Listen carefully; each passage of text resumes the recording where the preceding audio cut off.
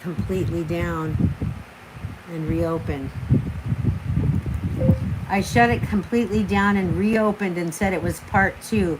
So we should be live, but you guys might have to pull out and rejoin. I've never done it like that before. I figured it out before that where I didn't have to do that, but I hope I didn't blow it. Full stop.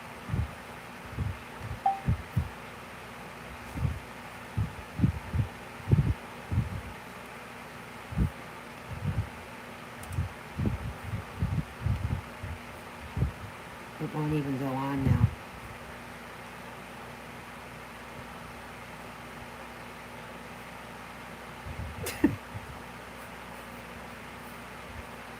I can't even post it. I can't post it.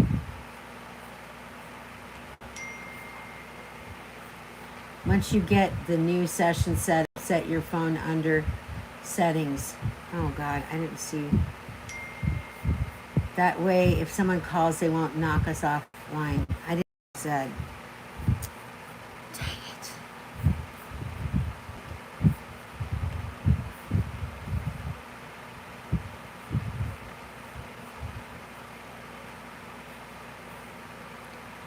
Jodian says you're back. Okay. Am I back for everyone now? Am I back for everyone? Mike Jones says welcome back. Who does? Mike Jones.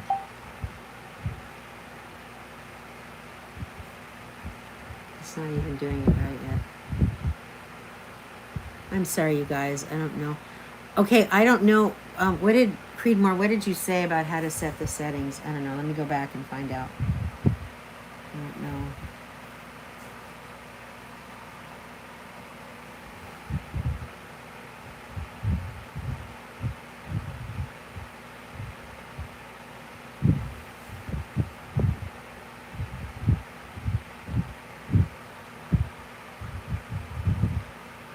Okay, let's see. Creedmoor. Can you guys hear us? Are we on? Oh yeah, we are. It's working for me. And you are back. Welcome back. Good in Connecticut. I think so. So I wonder if everybody got the idea. I mean, does it come up and say that we're back? Because now there's only 4 people on here. I feel terrible. Once you get the new session set up, set your phone under settings to do not disturb. Where do I do that? Oh gosh. The only problem is I'm a midwife and I'm on call right now. Let me see again. Are we good? Do you not? Yeah, I do have a computer. My problem is that I've tried to put it on my iPad and my, well, I don't know if I tried my computer, but anyway. East of Eden, how are you? We're good. Before starting a live stream, back out of all apps. Well, I don't have any other apps going. I mean, like I said, I have this on a phone because it seemed, my son told me that that's the best way to do it. But unfortunately, I'm a midwife, so I can't really cut off my phone. Anyway, I wish Paul had a phone that could do this, but his phone isn't a smartphone. But it's okay. Just pray we don't get interrupted. It's the same person that keeps doing it every time. So I wrote to her and asked her to be mindful of after 4:30 on Pacific time if she'd try to refrain from, you know, calling us. So let's hope and pray we don't get interrupted. Are you good, Tova? Are you being my good girl? Tova. Tova. Tova. Tova. Tova. Say hi. Hi, baby girl. Come here, baby. Come over here. Come over here. Come over here. Come here. Come here. Come here, baby. Come here. Oh, I know. She's intimidated by the wire. Here, Tova, look. Look. Come to Mama. Come to Mama, baby girl. Mama loves you. Mama loves you, girl. Yeah. We can't get back over there. Let's see, is there anything going on? Fingers crossed, Dusty. Try Carol sometime with your iPad. I did. Anyway, I don't know. I'm going to call Apple, I think, and find out. Yeah, she's beautiful. She's my beautiful girl. Everybody always tells me how beautiful she is. I wanted her to have one set of puppies, but I didn't have anybody to breed with her. And the community dogs were just, they thought she was pretty too, I think. Anyway, you have any other devices with video?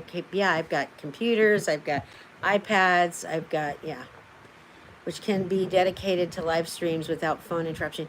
Yeah, I've been trying to do it on my iPad. For some reason, it's been not working. And my son, they make me turn it sideways. It's ridiculous. I think I'm going to call Apple and find out if they can help me figure it out, because there's got to be a better way.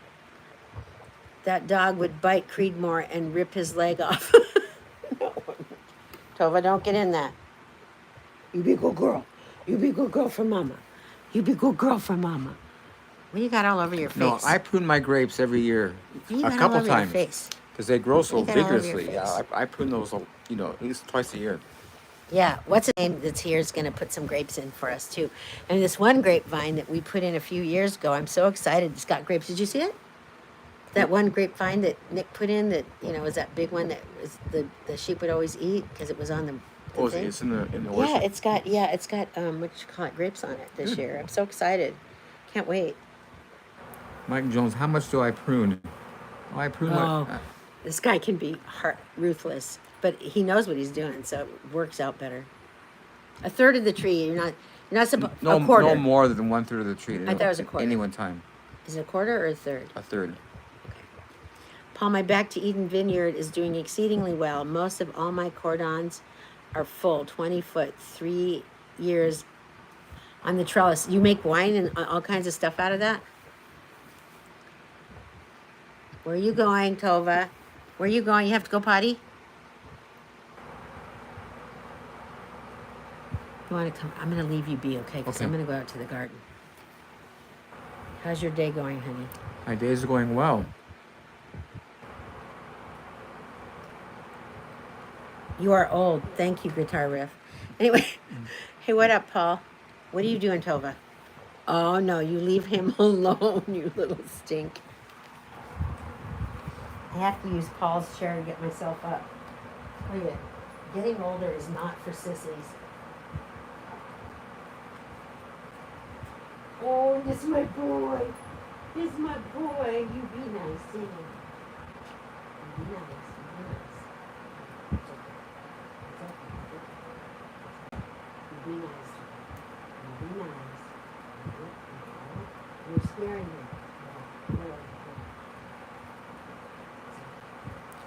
Hello, Stefan from South Africa. Welcome.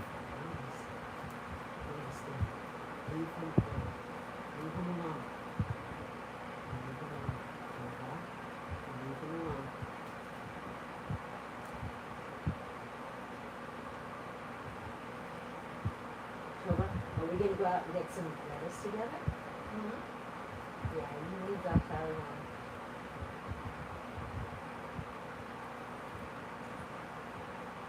Isn't that something how they can jump? You can't jump like that. You can jump, but not like a cat. Okay,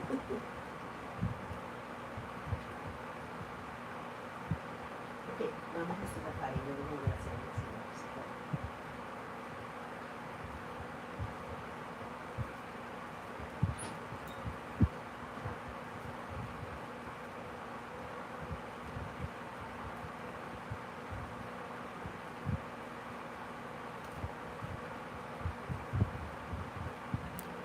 The hay's fine.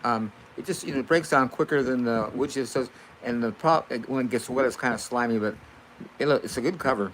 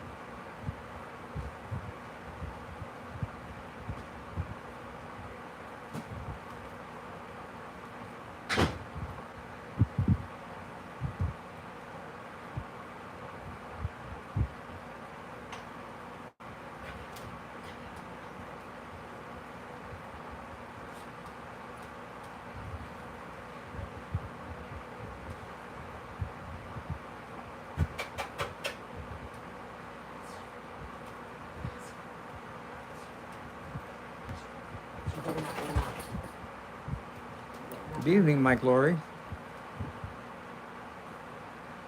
It's warm. It's not muggy, but it's pretty warm here. It's like in the 80s.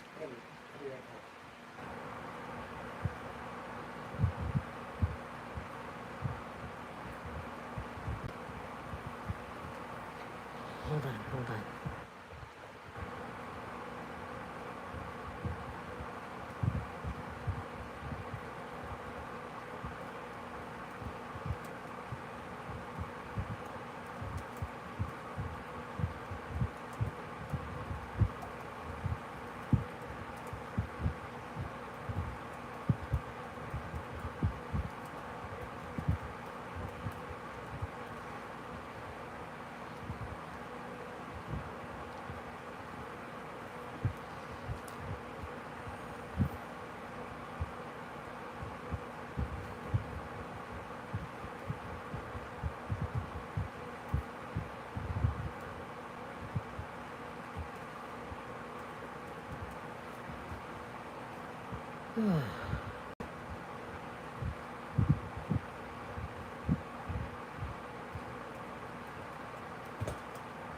No, no, no, don't do that.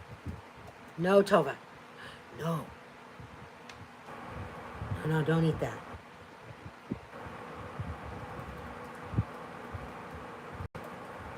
No, Tova. Good girl. Well, what's your question, Seth?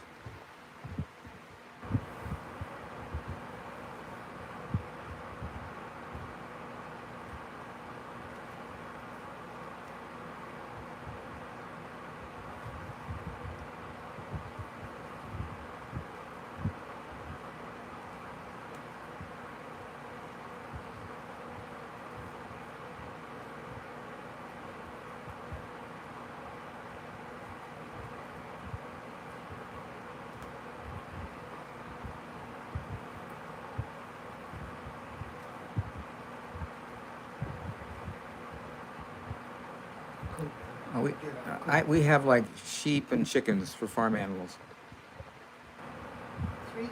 4 cats in the dog. But they're asking for farm animals.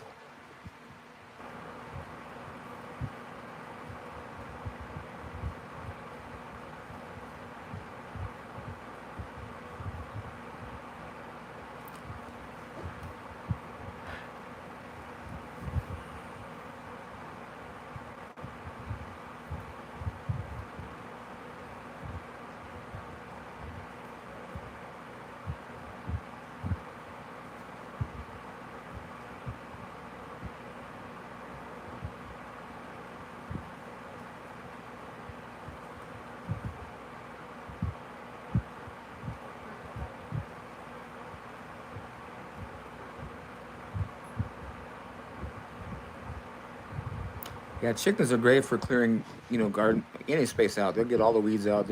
Chickens are wonderful.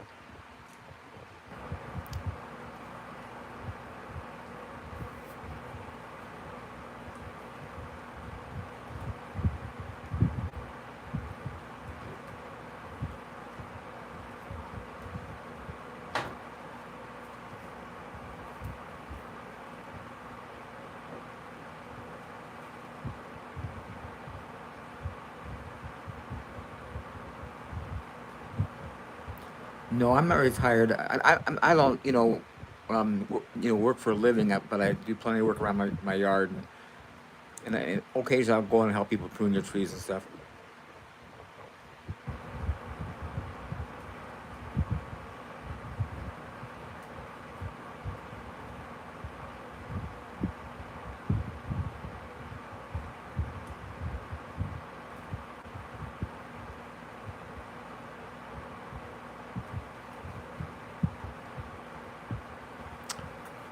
Um, how to, I'm not sure how to get rid of hornets. I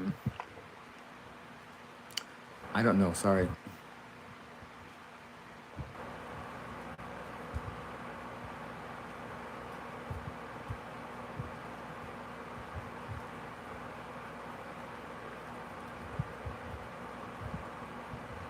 I eat I eat pretty much just what we grow in the yard here. Right now we're eating a lot of cherries because they're in. I love my fruit. When the apples and pears get ripe, they're really great. So I just, but yeah, I just pretty much eat what we grow.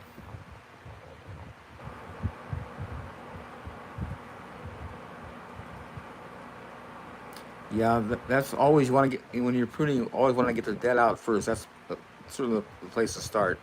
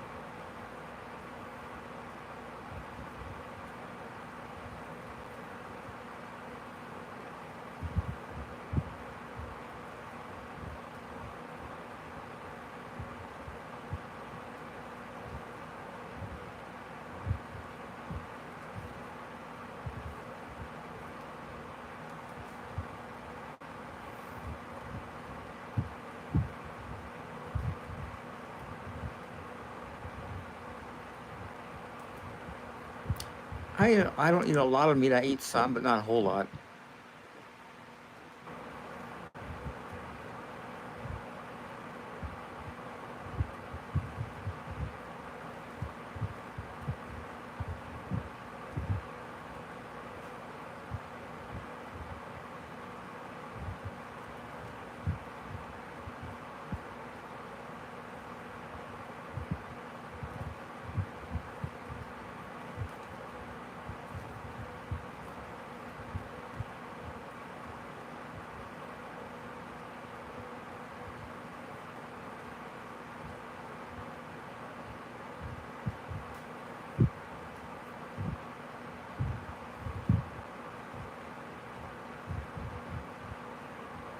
The point of this live stream is try to answer questions about gardening and people share their gardening experiences.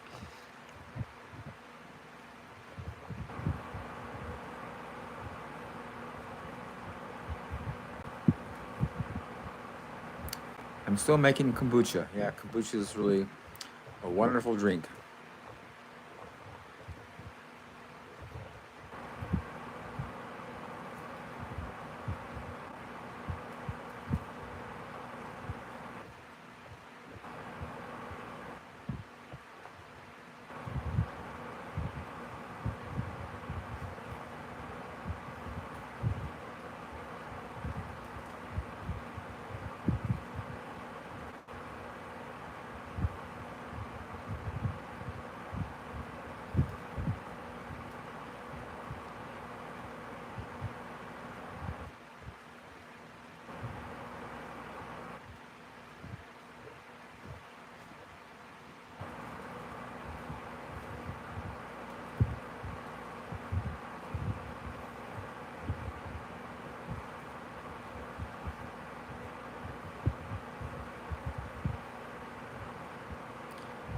Peaches don't do well here.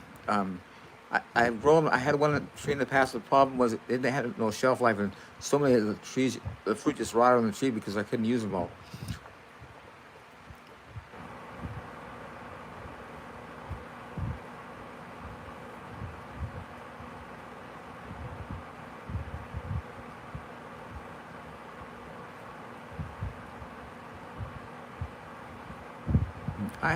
I'm not growing a lot of ferns. My wife grows some ferns, but I'm not growing any.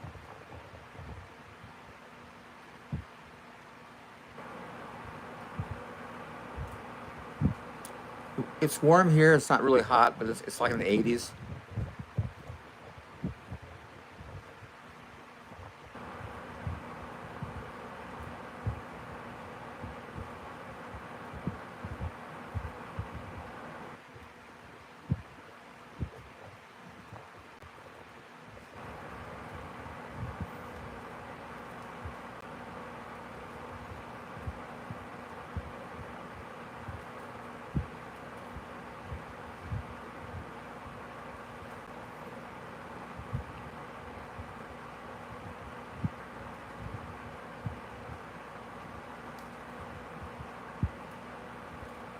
Well, if they're growing fast, give them plenty of room because it looks like they're going to get big.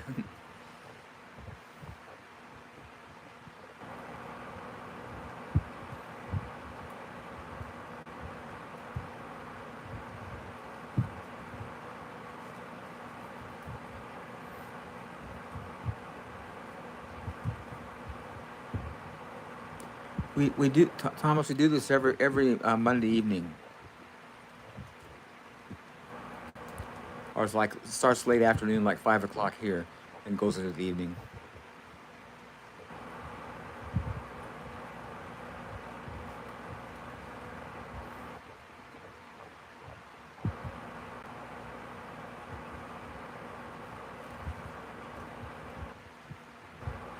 Um, Shadow, what are you talking about as far as having a male and female?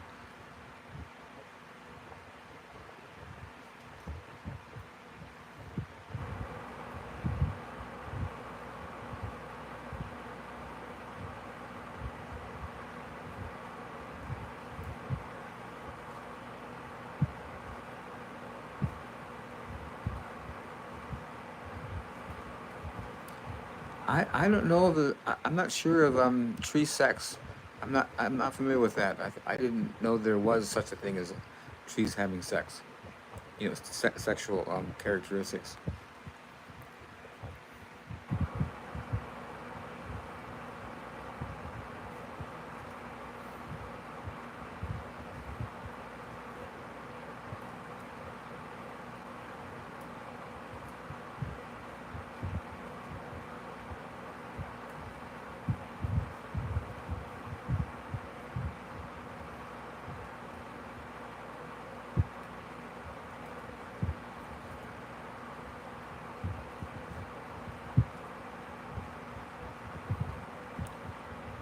Um, it'll.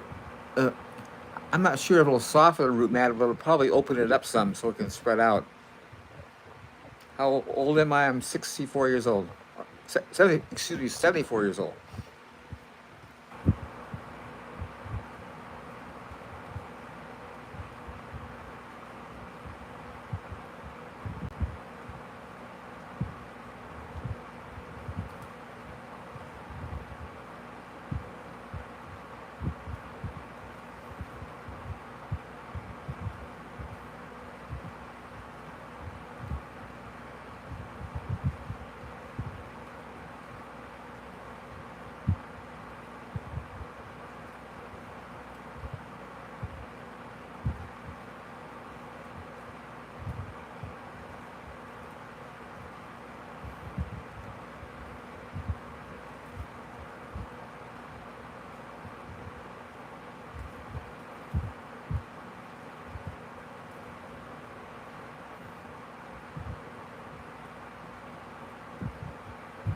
I'm not sure. My wife went out to the garden to get some lettuce and stuff for dinner. I'm not sure when she'll be back.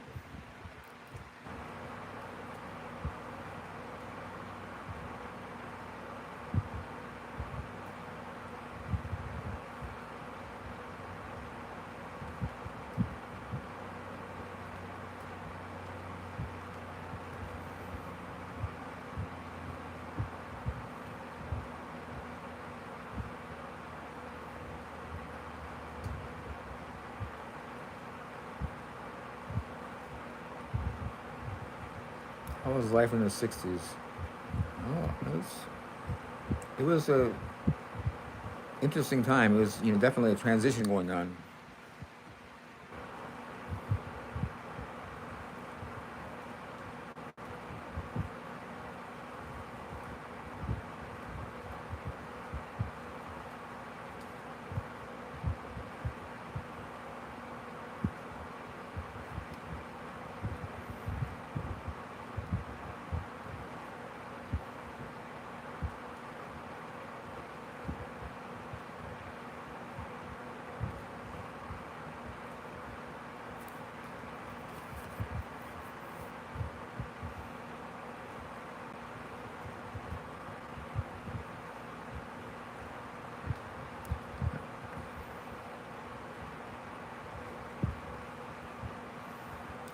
My soil is like a heavy clay and rock, but with wood chips, it's really been softening up and getting to be really, really nice, porous, nutrient dense soil.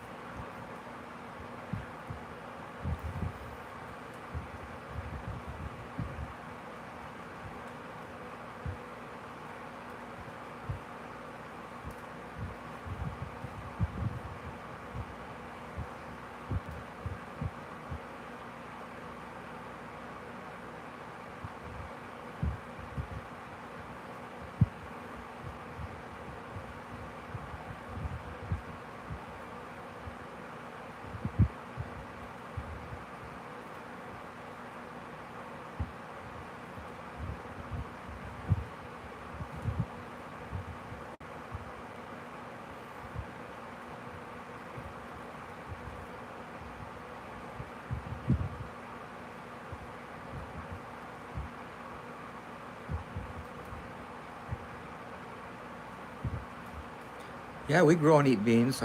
We have string beans. I really like.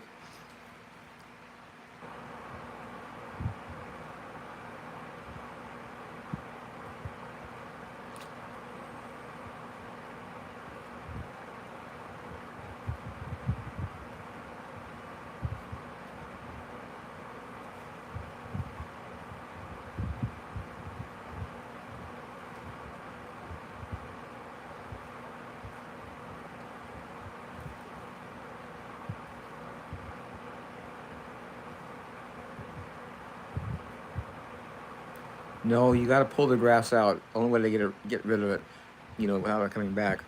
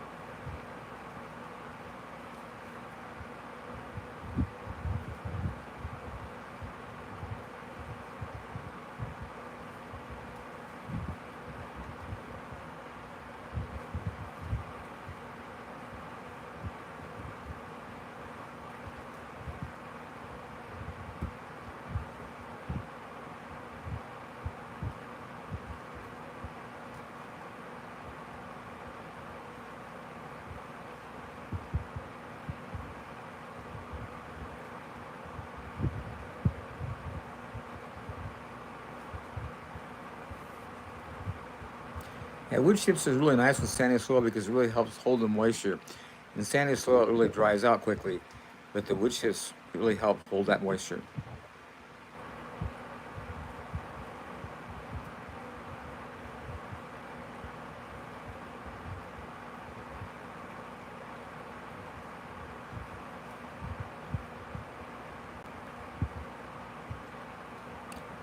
I'm not sure. Well, you know, um, I'm not sure what would grow well on oak trees.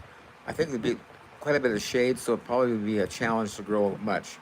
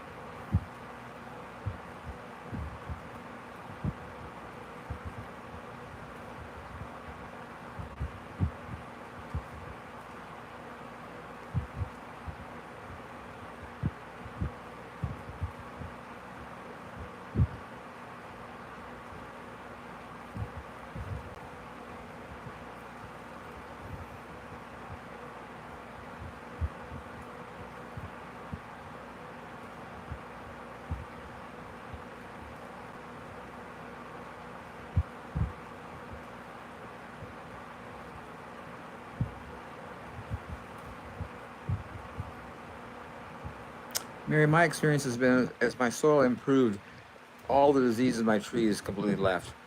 It was amazing how effective it was.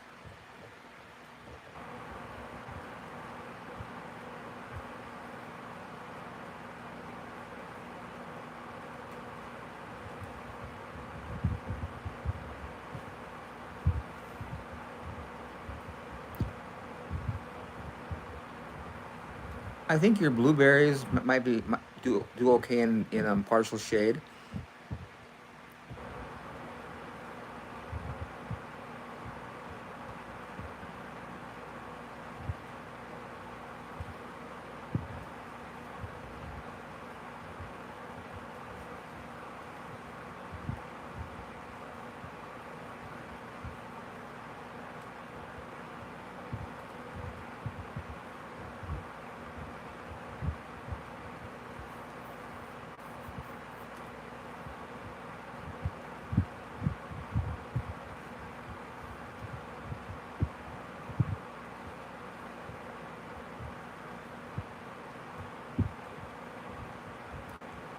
When I was in Vietnam, get damaged, they fed us sea rations. It was basically canned food. It was really like we all got dysentery. It was just, and I used to eat nothing but grass, and I totally was in good health. I didn't have dysentery, and I did really fine on just grass as a diet when I was in Vietnam. It was significant.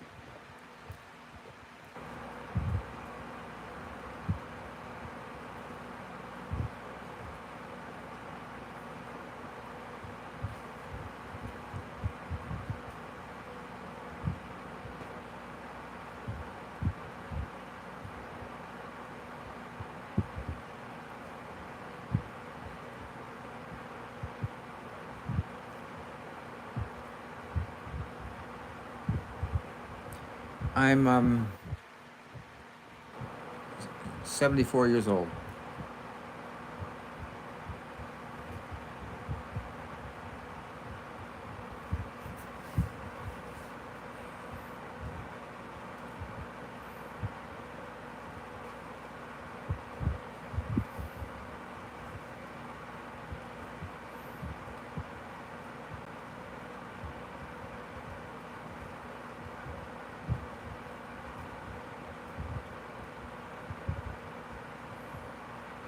Thank you, Mary.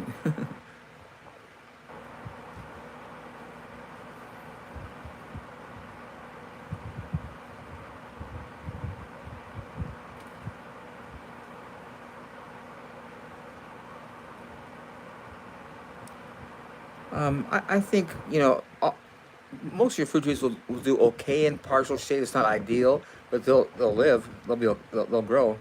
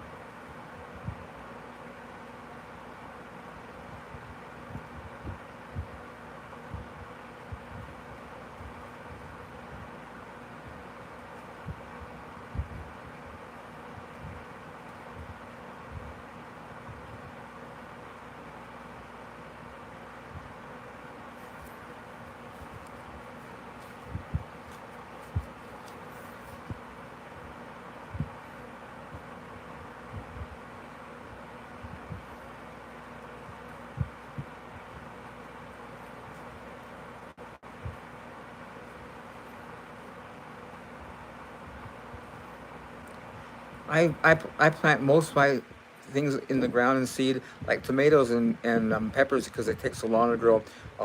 I'll use starts for those, but everything else I just direct sow.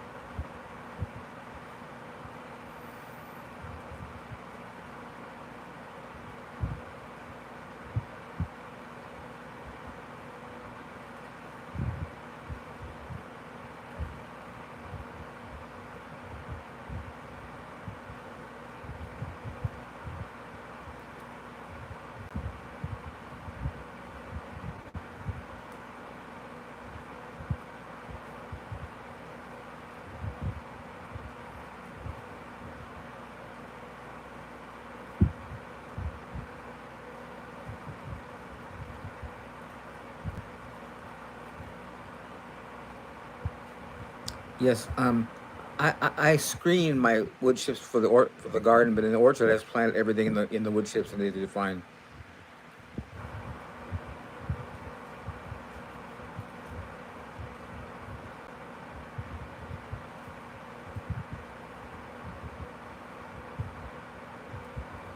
I don't think my gardening zone changed. I'm not sure.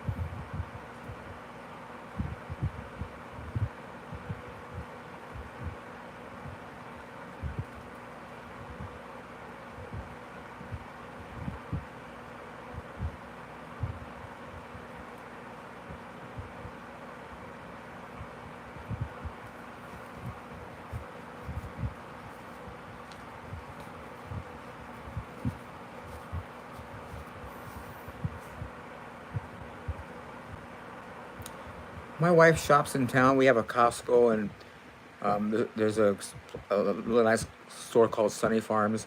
Has nice vegetables and stuff. But I don't do a lot of shopping in town.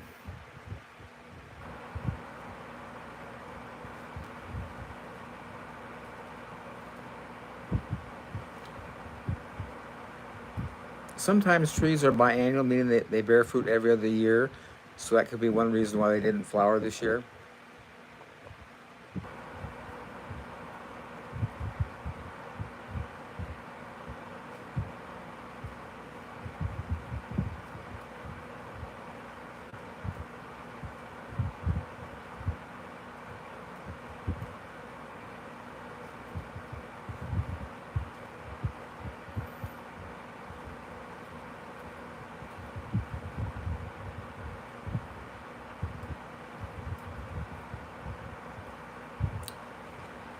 Yeah, Justin, that's unusual. I put wood chips really high up along my trunks. I've never had any roots develop above the graft line, so that's a new one for me.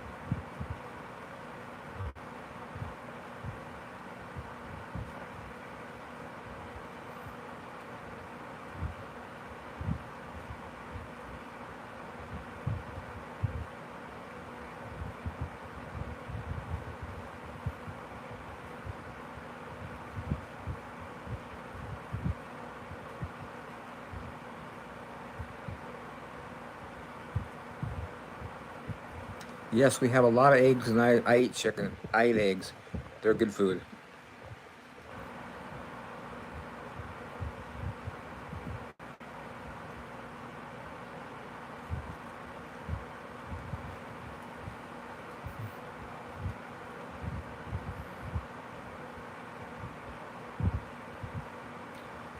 No, I didn't have water when I first came in. My well didn't produce much water, so I had to use wood chips immediately to hold water to keep my trees alive.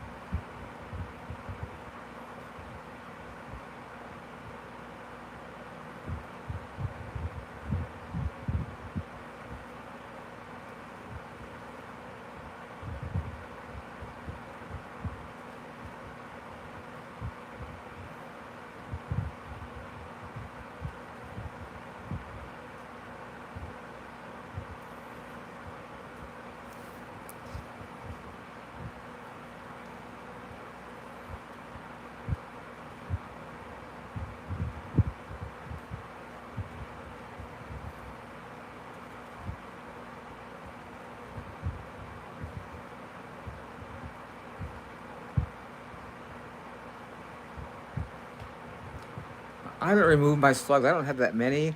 I found over the years, with my soil getting better, I just don't have that many slugs.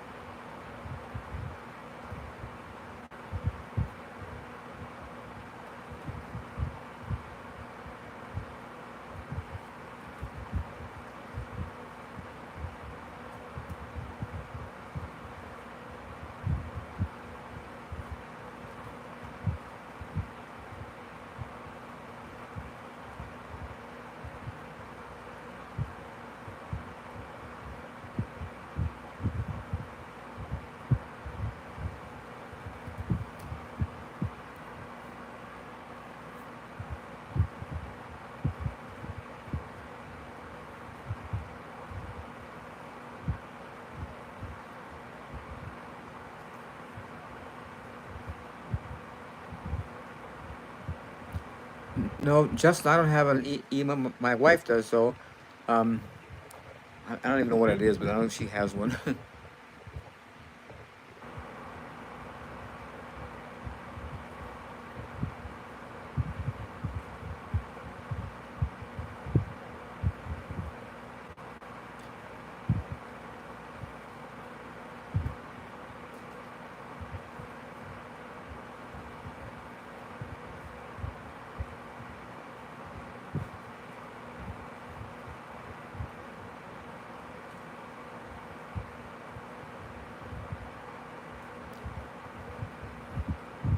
I think I can't post it, but her email I think is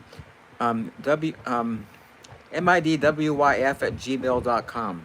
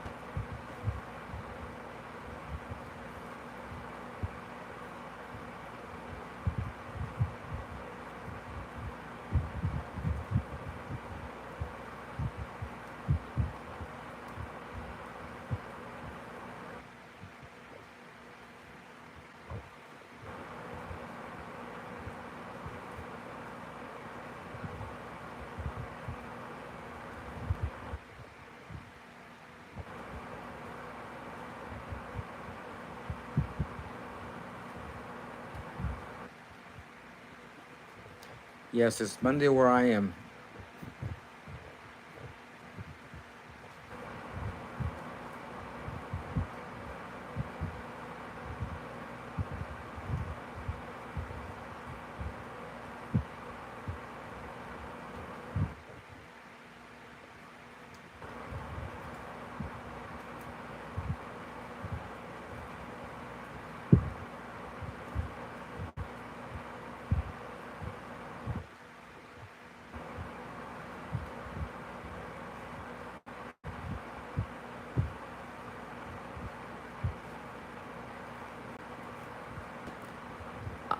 I like bread and corn tortillas. I don't eat a whole lot, but I eat some.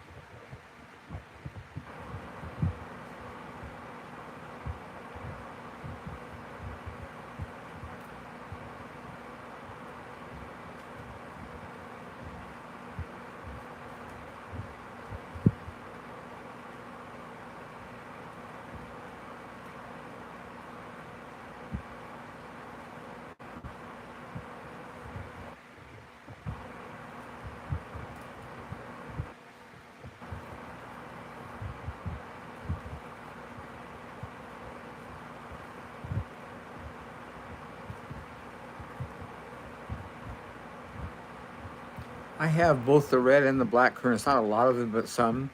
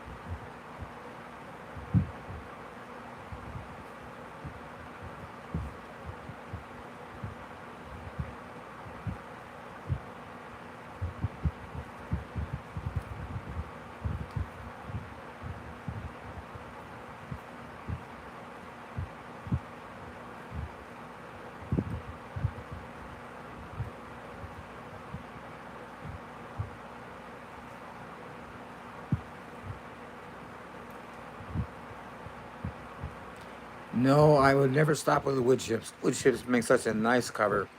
You know, cover crops they die back and they can get slimy and, kind of funky, but wood chips just stay really clean and nice and do an incredible job of building soil.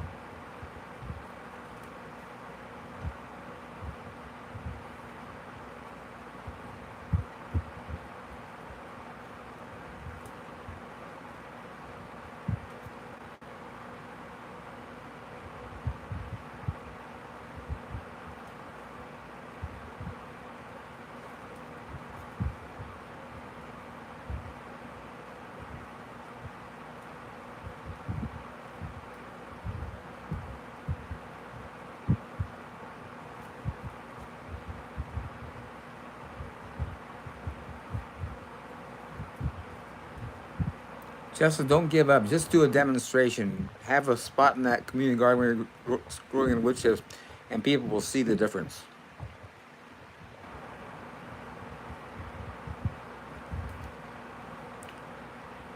I don't know what I would do if there's no more wood chips. I'd probably just use whatever I could find as a covering, anything natural like grass clippings or leaves or whatever I can find. But I just can't imagine it ever being a problem, so I don't worry about it.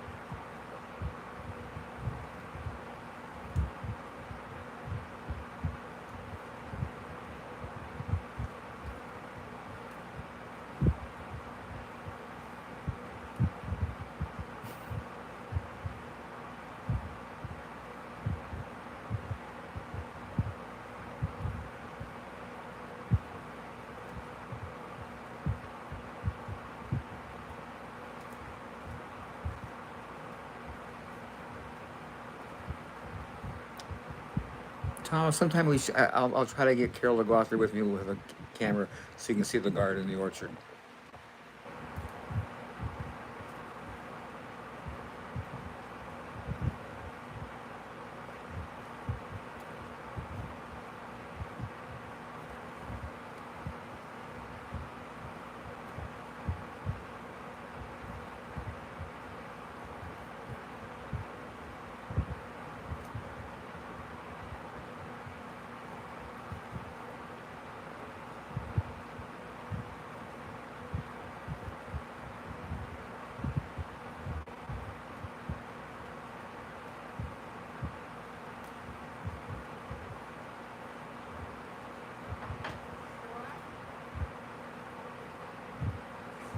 Yeah.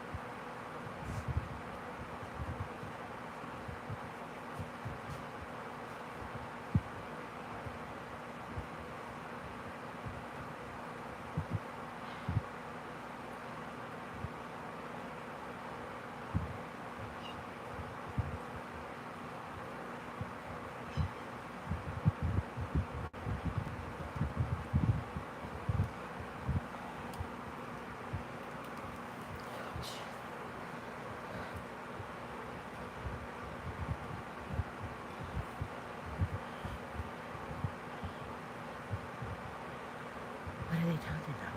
Oh, they're talking about stuff on YouTube that they can find on what I'm doing. What you're doing?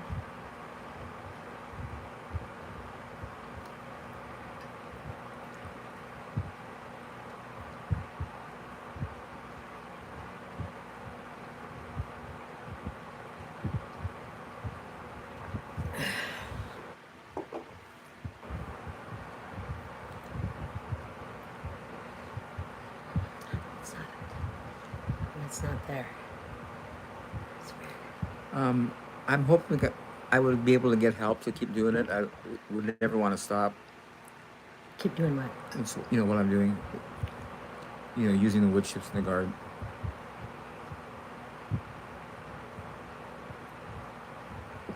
I'm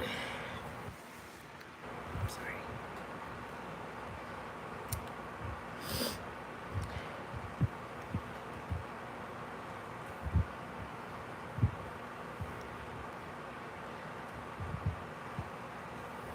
Who is that asking?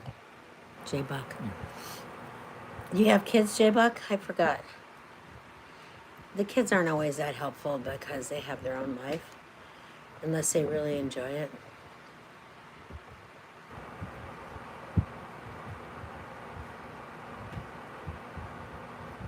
L to survive.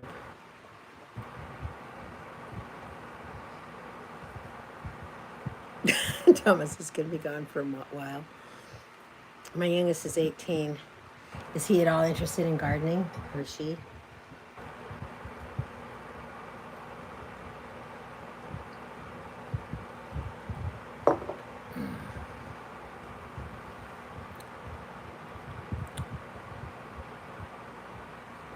Nobody helps me, yeah.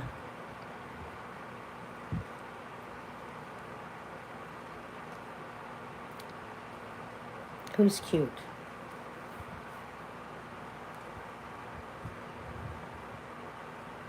Eclipse. That wasn't a real eclipse, though, you guys. You know that, right? I'd say just having that base layer of wood chips is great. If you can, hauled chips, just do chop and drop. Be easier on you. Everyone thinks I just garden for the fun of it. My 2- and 4-year-old love to help mostly. They just eat everything I grow. That sounds like a 2- and 4-year-old. As long as they eat the right stuff, right? You can search back to Eden as well as Paul Gauci and L to survive. The video is taking too long and don't want to miss out on the live stream. I'm back. The answer is compost. Why do you think I place such a high value on it? When the chips are dried up, compost will be the next best thing. You two are cute. You think we're cute? No. I think we're old. I never used to be called cute, but I guess I'm getting cute nowadays. Thank you if that was meant for a compliment. Chips don't dry up though.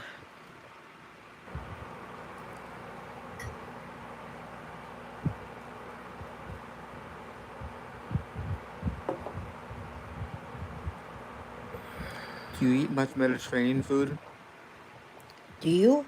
Um, Well, the ones I cook, when I cook it, I used to eat a lot more, but I love Mediterranean food. I mostly, when I cook something that's out of, a typical thing, I often cook Mediterranean food. Or I cook Thai. I haven't cooked Thai. Well, I used to cook a lot of tom kha gai soup, remember, honey? And what do you call Indian food? Anyway, they may by dry up, I mean unobtainium.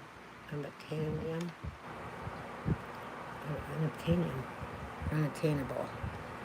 Do you have a RC plane, Paul? With great grandfather just got me one for my 13th birthday.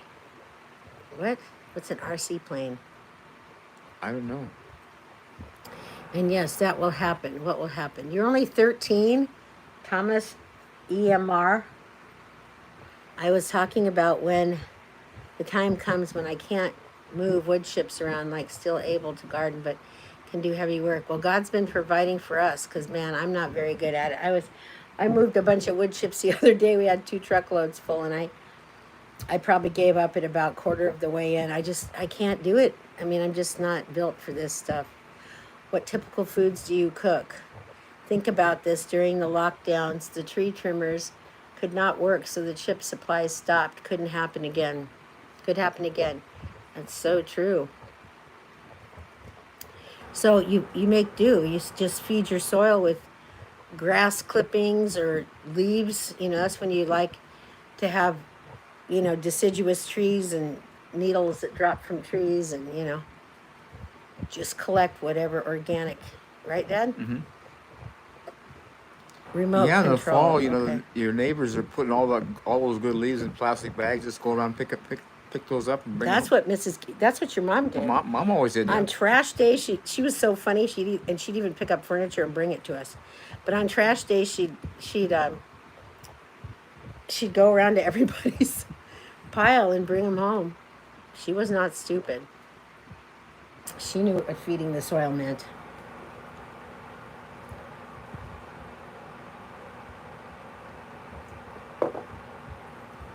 Well, we used to look better, I think. I hope we did. Do you think we looked better, honey?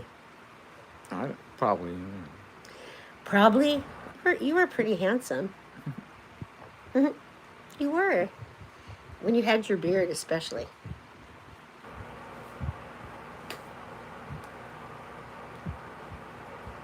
Let's see. Remote control. EMR. I am.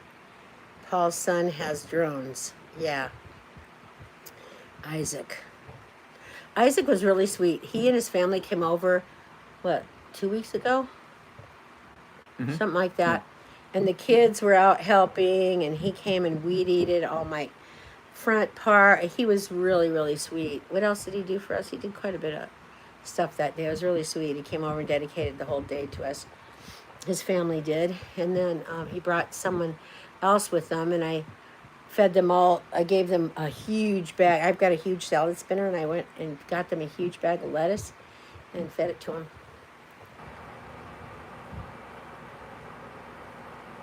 I don't know, I'm about 100% right on what. I love being 13 because on summer break I can spend the day working in the garden. Thomas, you are 13? Oh my goodness, I'm so glad you're here. Is it okay to cut off the okra leaves and the big squash leaves and leave them laying in the garden? Sure. It is? Yeah. Don't you think there's a reason? He's in a really hot climate. Isn't there a reason God put them on there for shade? Well, he's getting rid of them. You know, he's not eating them. Then he's No, that compost. compost them before the plants are done. No, if Fruit's I done. cut off the okra leaves and the big I squash don't leaves. know. We don't know enough to know what the true answer is, do we? Carol, remember we can do all things through Yeshua, who strengthens us. Boy, that's for sure. Okay, I rebuke myself. Good for you. Thank you. Straight. I'm working through 3 loads of chips since last fall. Wow, they must be big ones.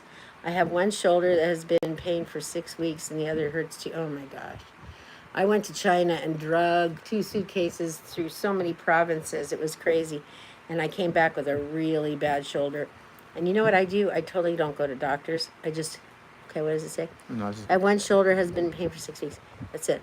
I used to cut the lower okra leaves and drop them. I don't know anything about it. The okra tells the grower what to do. Okay? It tells you exactly which leaves need to be removed. It means it turns yellow. I don't know where these guys sound kind of weird. This is really weird.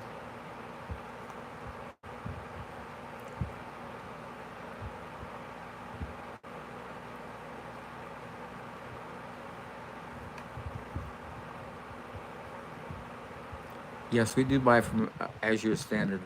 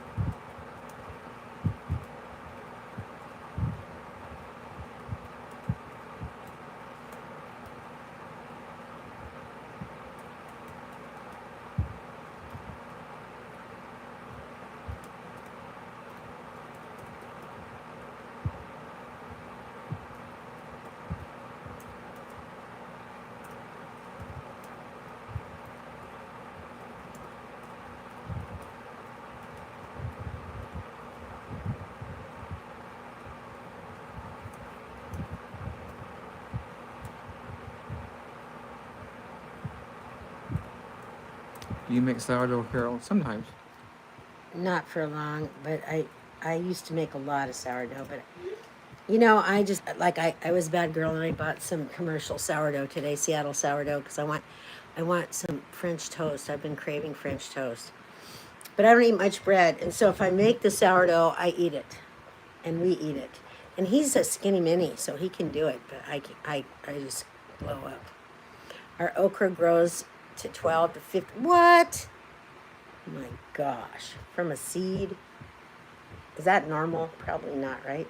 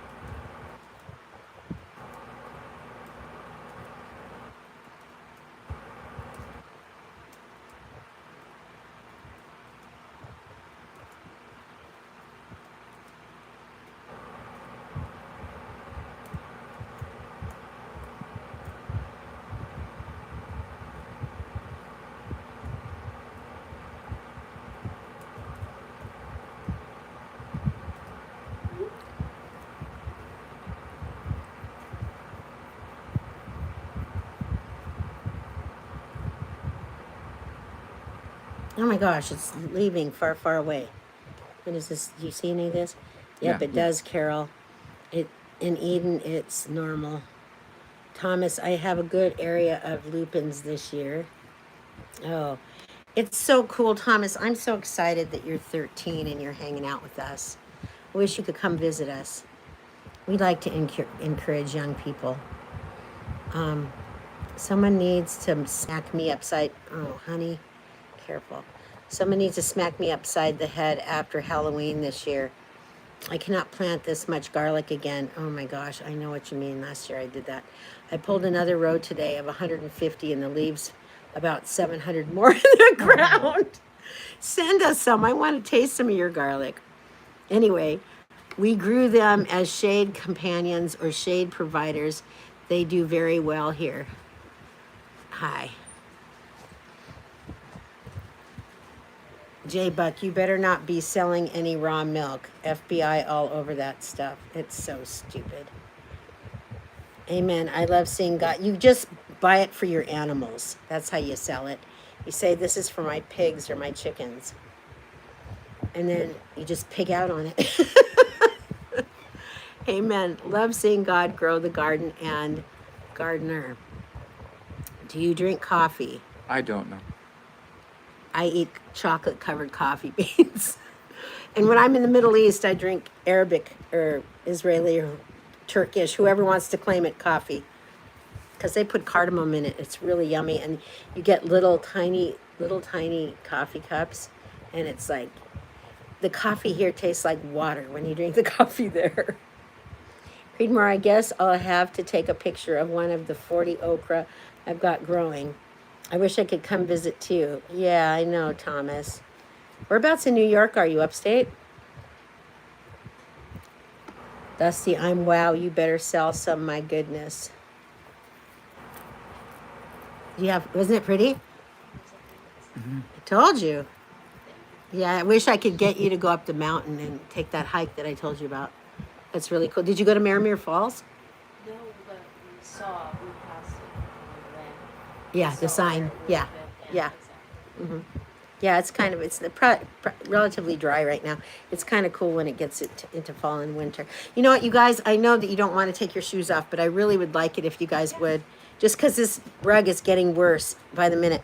I wish I could come visit too. Anyway, Dusty, I'm wow, you better sell some. My goodness. Thomas, EMR, what state are you in? New York. He's in New York. Anyway, it is not the planting or growing of the garlic. It is the drying and curing, just not enough room or racks. Oh, okay. Yeah. Yeah, you know what? Why don't you get one of those Amish clothing racks? You know, the hanger outer ones, and you can hang them on stuff, on that kind of thing. You can put probably quite a few on that. Let's see, sell it as fish food.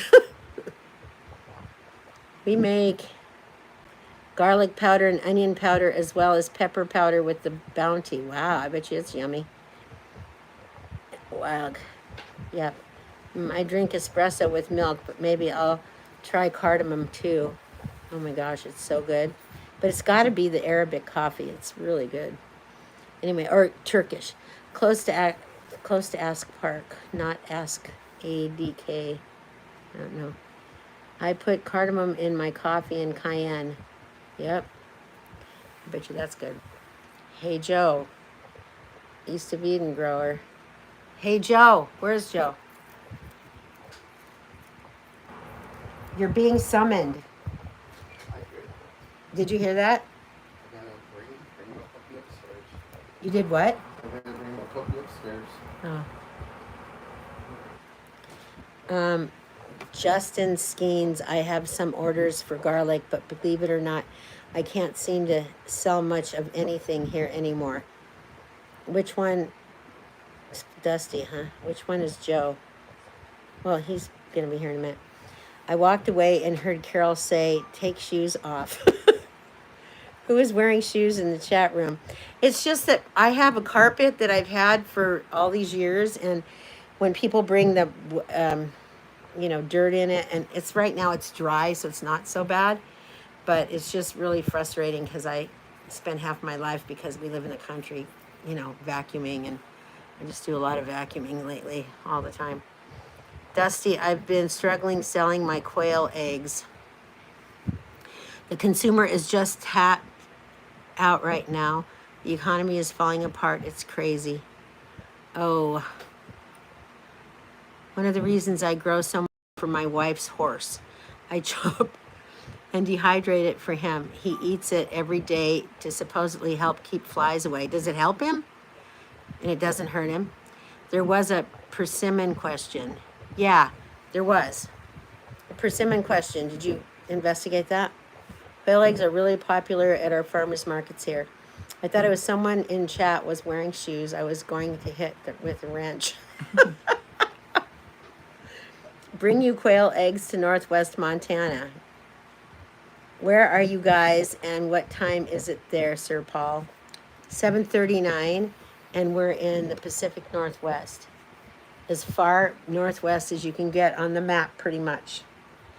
We're about, I don't know, 100 and something miles from Nia Bay, I think, which is the furthest you can get on the continental United States. In the continental United States. Hey, guess who's here? Joseph Bass. Come here.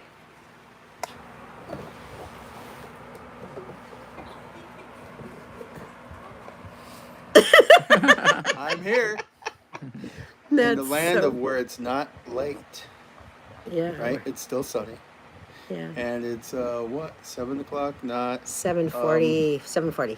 well, it'll be 3 hours. It's not 11 o'clock. So sorry, folks. We traveled a long ways to be here. I and know. help these people out. I know. You came here to move. You weren't expecting to help us, but it's so cool that you are.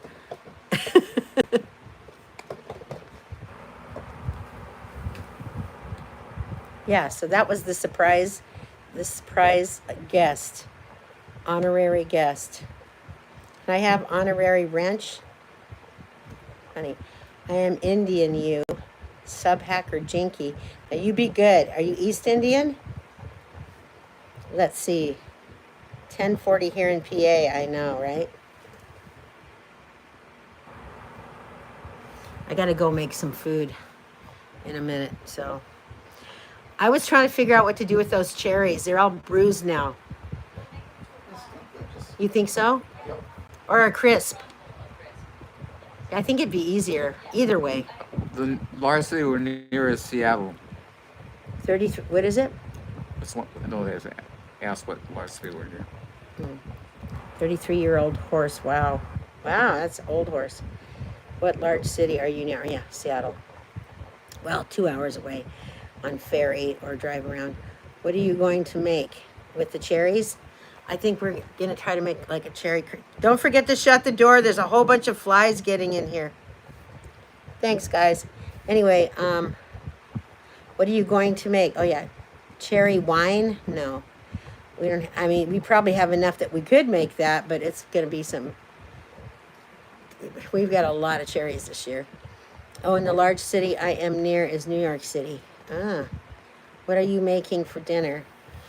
Well, I've got chicken gonna be roasting, and I'm gonna make a salad and probably some broccoli and potatoes because that's what's happening. That's what I've got. I just had to pull some broccoli that's gonna go to seed if I don't pull it. So, hello, cherry mead. Oh yeah, cherry mead. Yeah, mead is amazing.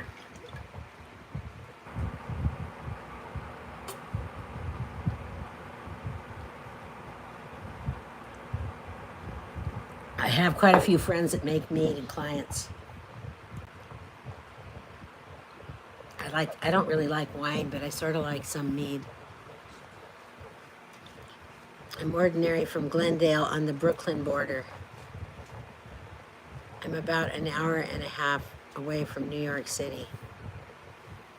Good night, all. It's Frisbee time for dogs before bed. Bless you all. That's all awesome, Jodine. Really, wait, is that true? Is what true? What does it mean, is that true? I don't know. So ask Dusty if he works with Madrone Tree. Who? Ask Dusty Splatters if he works with my drone tree. Hey, Dusty Splinters, are you still here? Yeah. Do you work with madrona trees? I don't know if they're over there, are they? No. It was 106 degrees here today in California. Only still here because my family lives here. You're the one that was always digging the chips or something, right? Can you say hi, Gigi? Volleyball balloon top 568. You guys, no madrone here. No madrona here, Dusty Splinter says.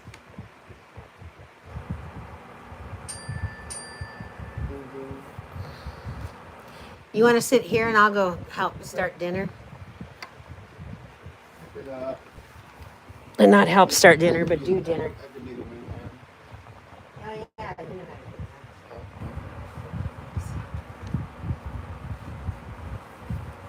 So let's sit on He gets to this. sit on a birthing chair. Hey. That's comfortable. I'm over here.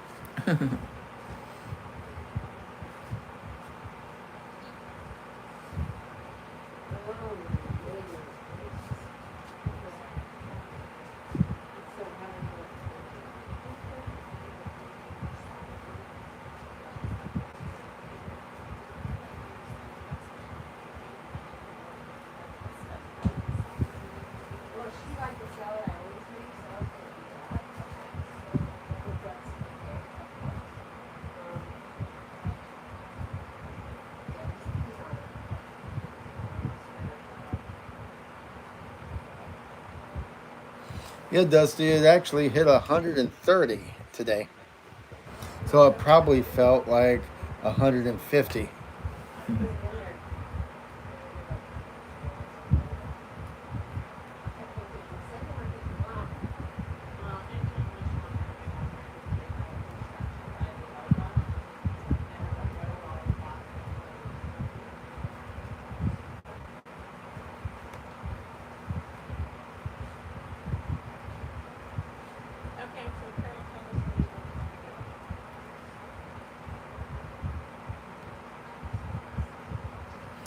The best thing to do when everything gets hot like this, you start your mornings, and I know a lot of people might not like this, but start your mornings around 5 o'clock and get used to it during the summer and the heat, and water around 6:30, about 45 minutes, and then have some more coffee. And do a little bit of garden work, weeding, anything before the sun starts to get hot, and then just shut down. Don't do anything around 11 o'clock to maybe 4 o'clock, and then go back home or do whatever you're going to do. Just spend the day either inside or around a lot of water. Don't make your summers unenjoyable where you hate life, hate gardening, get sunburnt. Save that for the beach. And then at night, when the sun sets, that's when you water your plants. And then they have 8 hours of no sun to absorb all that water. And by morning, they're done with that drink. And then you water them in the morning, and the cycle begins again. And then you don't have to water them in the day, because a lot of people forget that water hose becomes like 110, like bath water, even hotter than bath water. And you cook your plants. You cook the roots. So just make sure your water's cold when if you really need to spray your plants. But just wait until night or wait until morning to do the watering. And then all the mulch that you have covering everything just keeps it. And just don't worry about the heat. It happens every summer. And it's only going to get hotter. But yes, it happens every summer. Unless you're in Ecuador. But none of us are in Ecuador now.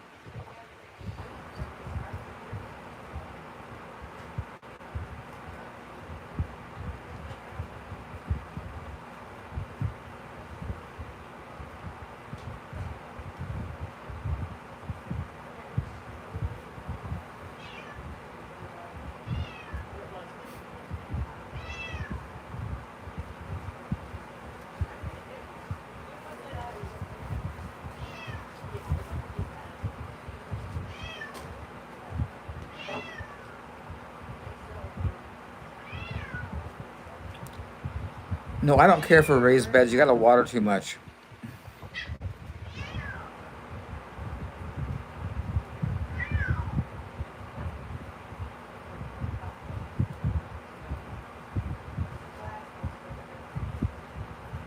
And raised beds also become condominiums for um, moles and voles and chipmunks. And it doesn't matter if you put the wire on the bottom, those things, they will climb up the side and then they will burrow down in. So raised beds are good in certain areas, but yeah, the back to Eden method, um, I've worked it for at least 5 years since I met Paul, and his whole philosophy on just mulch it and you put the stuff on the ground, and um, it does wonders. But you need to wait a couple years. It's not instantaneous. You got to build up things, but raised beds are more aesthetically pleasing for the neighbors. So, um, yeah, he's right. Just mulch it.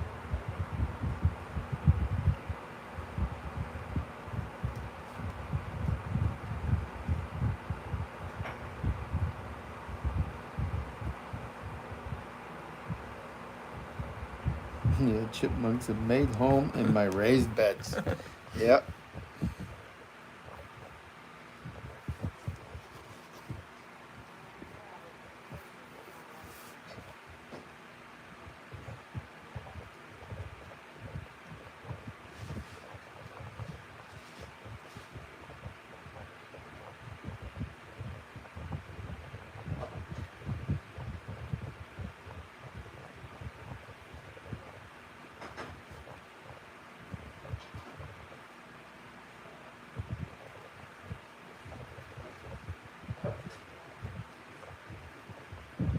Oh, that's not true. All kinds of things do fine in raised beds, but you have to water.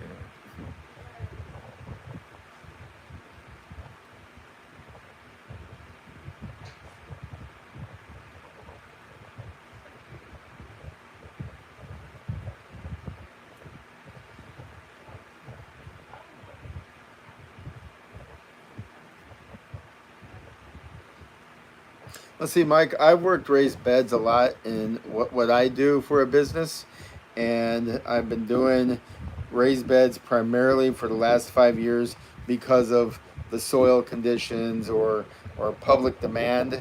And if you just pile dirt in it, the water that you the whole thing, it all gets sucked down to the bottom, and the raised beds are like 3 feet high, and it has more soil than you will ever need in anything. I mean, there's gardens that the soil doesn't go 3 feet down. It's only a certain amount, which is the first, what, 6 inches if you're going to grow carrots and Yeah. potatoes. That's about it. So if you put mulch on top of that, but below the whole lasagna thing and the layers, if you want to keep your beds wet, throw logs in there, but not pine logs. You got to throw hardwood that's been rotted, because it takes a long time for things to break down. And you create layers, and you put leaves in, and just like you do on a forest floor.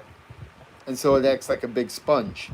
And then once you make your plants, and then you put your mulch on top of it, which that was the missing ingredient that, by visiting with Paul Gauchi here, Gardens of Eden, I learned the spark that it took to light those raised beds on fire and create food that was unbelievably big, while everybody else's food was like falling over in the garden because it couldn't survive in the dirt. But water's key, but keeping it from evaporating is even more important. And that's what mulch does, and it insulates it too. Yeah. So when the sun hits it, it's cold underneath. Roots need that cold temperature, but it holds the moisture in, and it's a perfectly working system. You just water at night, water at day, and in the morning, and it's perfect. You just walk away from it. No reason to put any type of being a manic organic. So You don't make yourself crazy, because all of that stuff goes into your food too if you're out there cussing at it because it's too hot or the bugs are biting you. Go out there having a good time and enjoying the food that God gives you.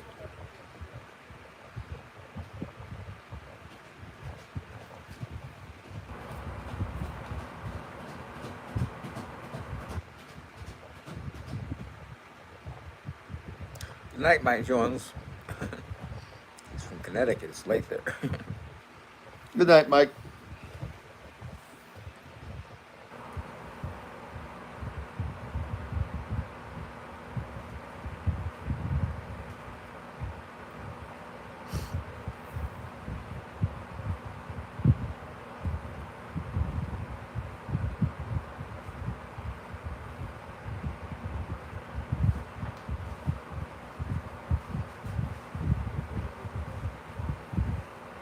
Oh, be careful about mulching with hay or straw unless you know the source that you're getting it from, because there was an issue for the last couple of years that they were spraying a particular herbicide on the hay, and for purposes which we all know, I won't mention it and I'll leave that up to your own discretion to find it. But what it does, it inhibits the growth of any type of nightshade family, which is like tomatoes or eggplants or potato. Most of everything we eat in the garden, just a regular garden, is nightshade related.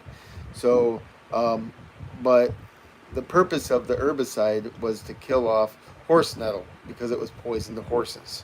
And they spread it all over the hay in the fields and everything.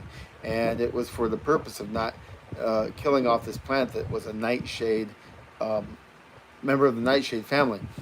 But in the long run, it started trickling over into the compost, which ended up going into the mulch yards, which ended up going into the compost piles and dirts, and going to Lowe's and buying it in bags. And eventually people were wondering why their tomatoes were dying and their eggplant was dying, and nothing was really thriving, because in the end they were being poisoned inadvertently, and it wasn't like some evil conspiracy.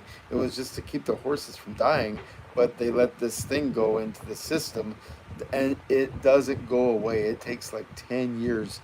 I had soil that was contaminated with this chemical, and we let it sit in a pot, and then we put stuff in it, and we try to grow things and seeds, and every year the seeds would just come up, sprout, bolt, die, turn yellow. And then the other organic dirt that we've created from the whole need, the stuff would thrive. But year after year, that same pile of soil would never produce, no matter what we put in it, no matter what fertilizer we put in it. Don't use straw unless you know absolutely the contaminants that are in it. That's very important. Or you will fail, and then you'll say, well, that didn't work, and the Back to Eden doesn't work. Be mindful of where your sourced material comes from, because Back to Eden does work. So actually, a lot of those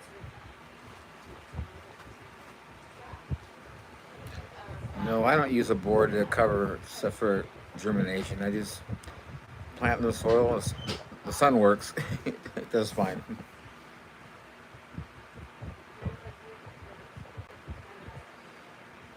Especially with mulch, because the whole reason for the board is that the carrot seed needs almost 100% contact with either the dirt or some type of wet surface. It can't have any air pockets touching it because it's so small, but it needs to be basically cuddled in and smashed. And that's why people put boards, so it ensures 100% germination. But if you put it in a mulch pile and just kind of walk on it, tamp it down, water it, you're going to get germination.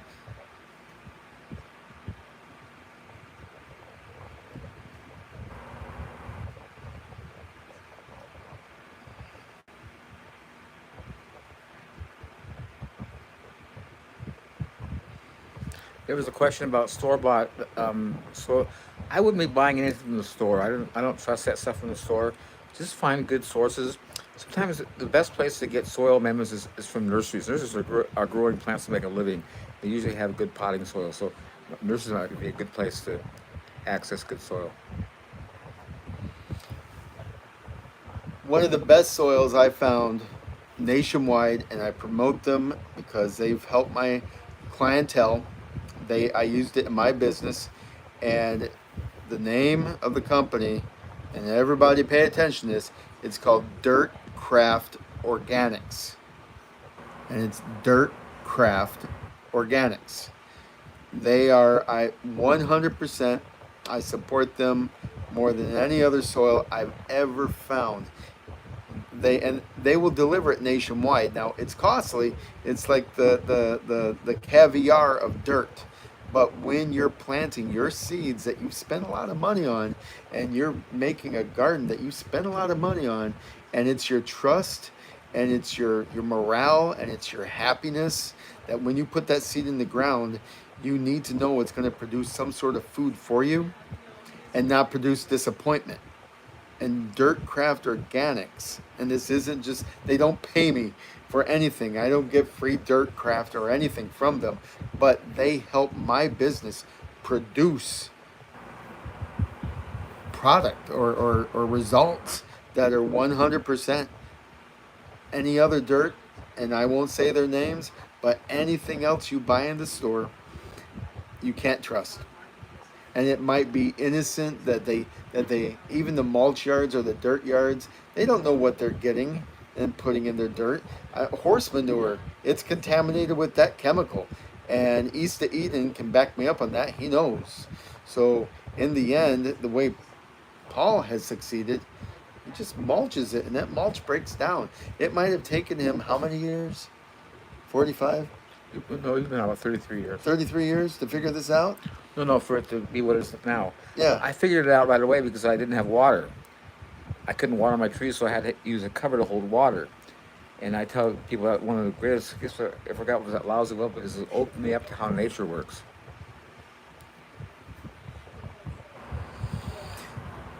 Well, the thing with this herbicide, Dusty, it cannot. Now, this might be by design, I'm not sure. But when I went up against the people who put a lot of financial burden on my company, because the majority of my gardens died, and that's why I went on the bandwagon of pure dirt and pure soil.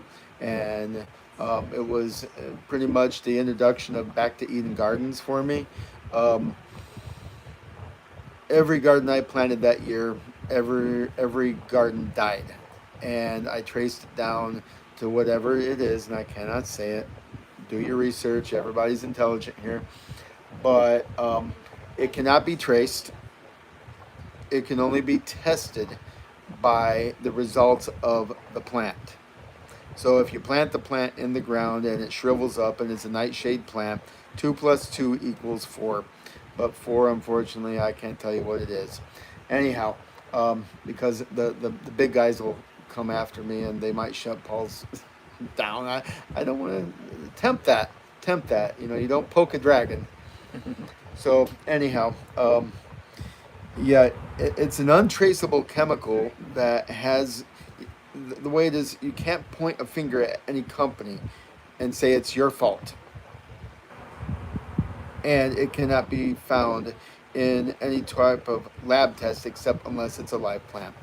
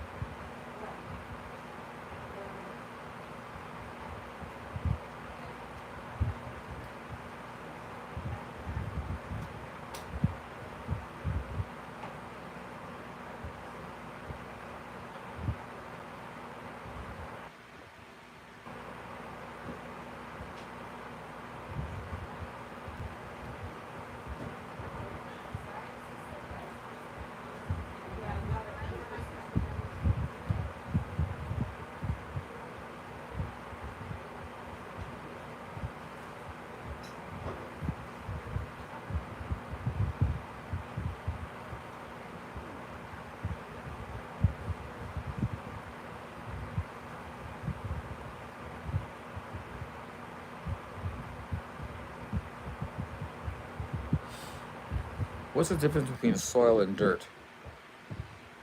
That's the question. Um, Dirt is inactive. Soil is alive. Soil has your microbes. Never hear of dirt microbes. You just hear something's dirty, but you never hear anything soily. Yeah, soil's alive. Worms and bugs and nutrients and everything in it is co-creative in what it does. And it's the best thing to work with in the wintertime during the cold months. It's whatever's above, whatever's below. But dirt, um, that is the stuff you see that when you're looking at your garden and there's no weeds in it, there's no bugs in it, there's no worms in it. It almost looks like sand, but it's dark because they put charcoal in it, which is biochar, but that's a whole nother different story.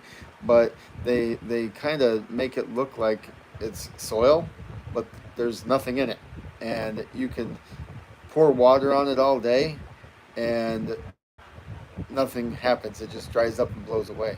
So the difference between dirt and soil: soil is alive, dirt is dead.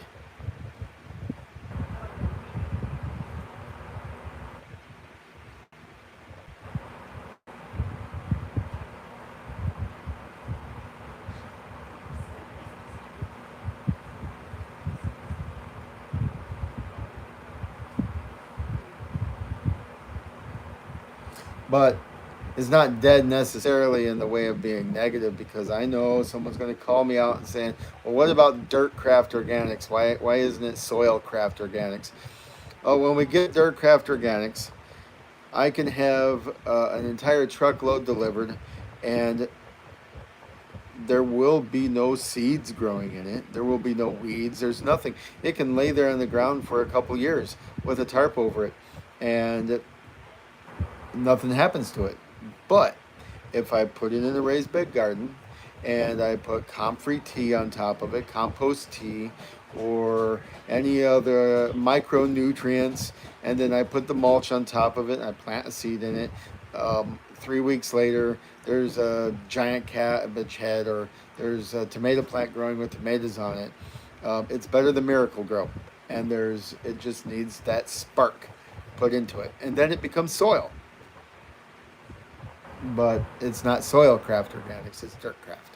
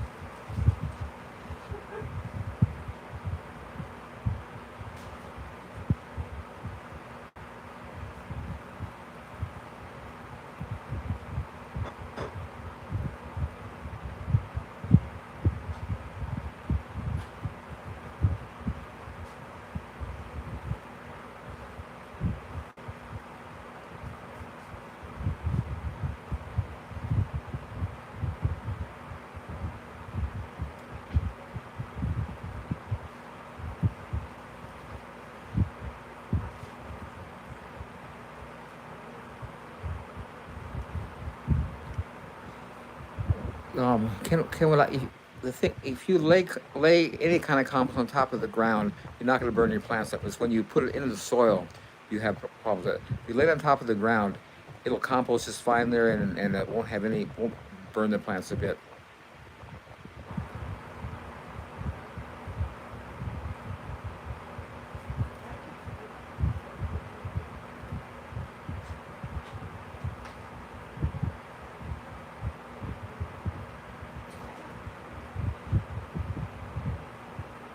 And Kenwood, if you're taking a look at what type of compost are you talking about? Are you talking about feedlot compost? that may come from a variety of different things such as pigs and chickens and all the above that could possibly be in the feedlot, or are you talking about something that you get off your lawn or with the leaves or the chickens out in the backyard? What type of compost are you talking about, to be specific, because it really does matter what type of compost you're using, because using feedlot compost and cow manure and all of that heavy urinated hot nitrate stuff, yes, that can happen. But like Paul said, you dress that stuff on top very lightly. It doesn't mean if you take a lot of it, it'll make your plants grow bigger. Just take a sprinkle, like a teaspoon of the stuff, and spread it on the ground, because I work with biochar and I inoculate it, and I can take a 5-gallon bucket and I can inoculate at least 5 acres worth of topsoil and mulch and ground to inoculate the entire area just with a 5-gallon bucket. And people are like, how did that's impossible. That a teaspoon or a handful can totally inoculate 5 to 10 acres of land. But every little particle in that dust of that biochar is like, if you take an agar dish and you touch a little piece of bacteria, and then with a Q-tip, and you just dot that agar dish. A couple days later, the agar dish is overflowing with whatever you've put into it. So it's the same way with the biochar inoculation. And then you add mulch into that, and the combination of it all, it's an amazing thing that happens. So you don't need a lot, just a little salting, and it helps everything.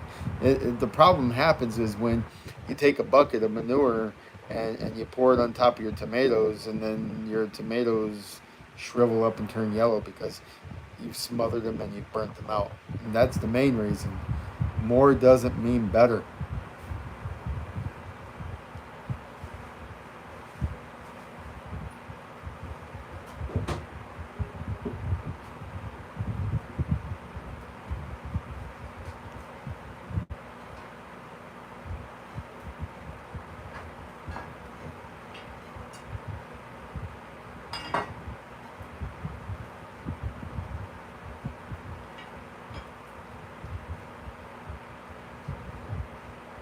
Yeah, Dusty, it's interesting. You're looking at nature. It's in nature when everything falls in the ground and compost. I think it's such an ideal situation because as a compost, it prepares the soil for the next spring's growth. Where it's so pathetic how farmers they fertilize in the spring. Well, it takes time for that material to get to the root level, and so it's just they're what they're should have done in the fall like nature does.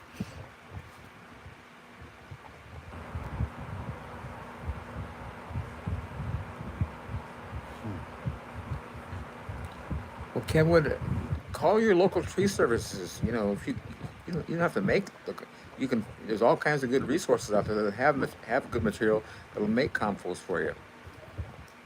They'll just gladly dump their mulch. Yeah, they used to have to pay to dump it in dumps. Now they're glad to find places they can dump it for free. Most mulch trucks have to pay at least $150 to bring their truck in every time. And once they know where they can, you're going to have to tell them to stop after a while, or you'll have a mountain of mulch. But if you have a space that you can put them or whatnot, or just keep an eye out, like by railroad tracks. If you see, like back in Carolina, they like to dump in various different spots down by the river or anything. That's free mulch. And yeah, just all it takes is 1 or 2 truckloads, and that's all you need for the season. Oh, and a good mulch fork and a strong back.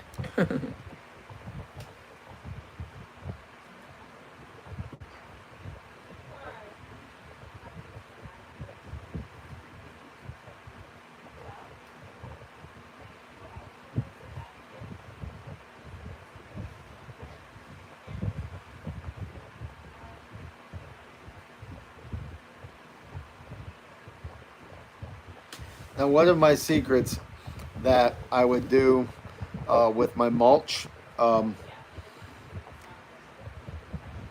I would stage mulch piles at different clients' house, and I wouldn't touch it.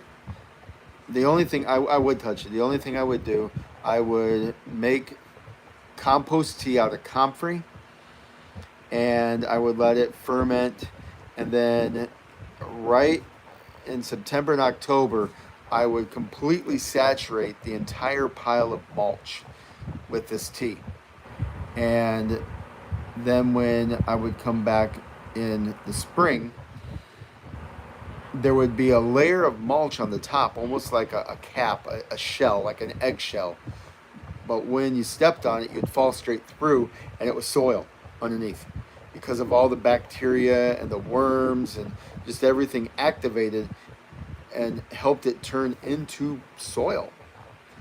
But the parts I tested that I did not treat with the compost tea, it was still mulch underneath. Nothing was happening. It was still wood chips. So if that can help you along with making a soil profile on your property, that's a good thing too. Because I use it for lawn treatments. People have like the red clay, the construction lawn that the only thing you can do with it is keep on putting sod onto it until it has enough dirt after the third sod application. The sod will finally begin to grow. Do mulch first on your front yard and then treat it with the inoculation, and then throw seed on it, some dirt on it the next year, and you'll have a thriving lawn. And if you don't believe in lawns, put clover on it to help out the pollinators. It'll work.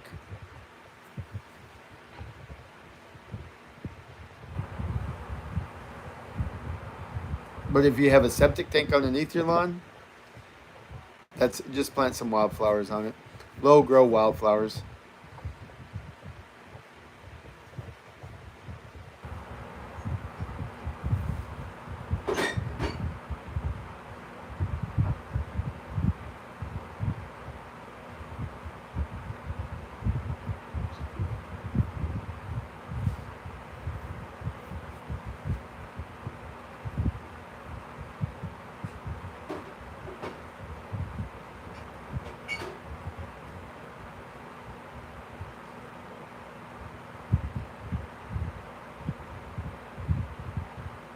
Well, Kenwood, where do you get your straw?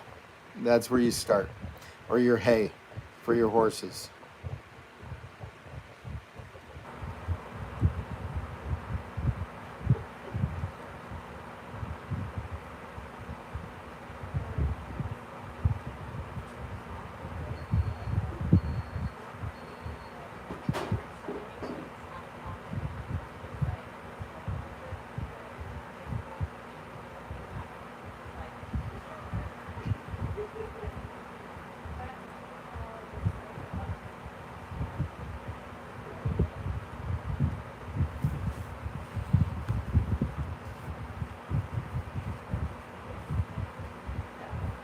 And so, do you have any problem with nightshades and the horse nettle in your Bermuda grass?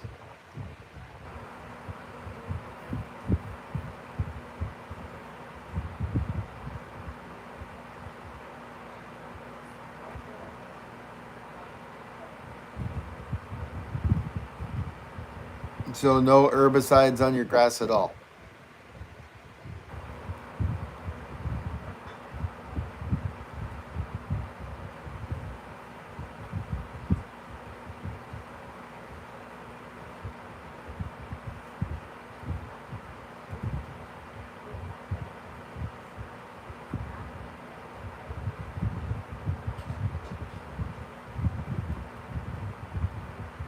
Yes, as in your pasture grass.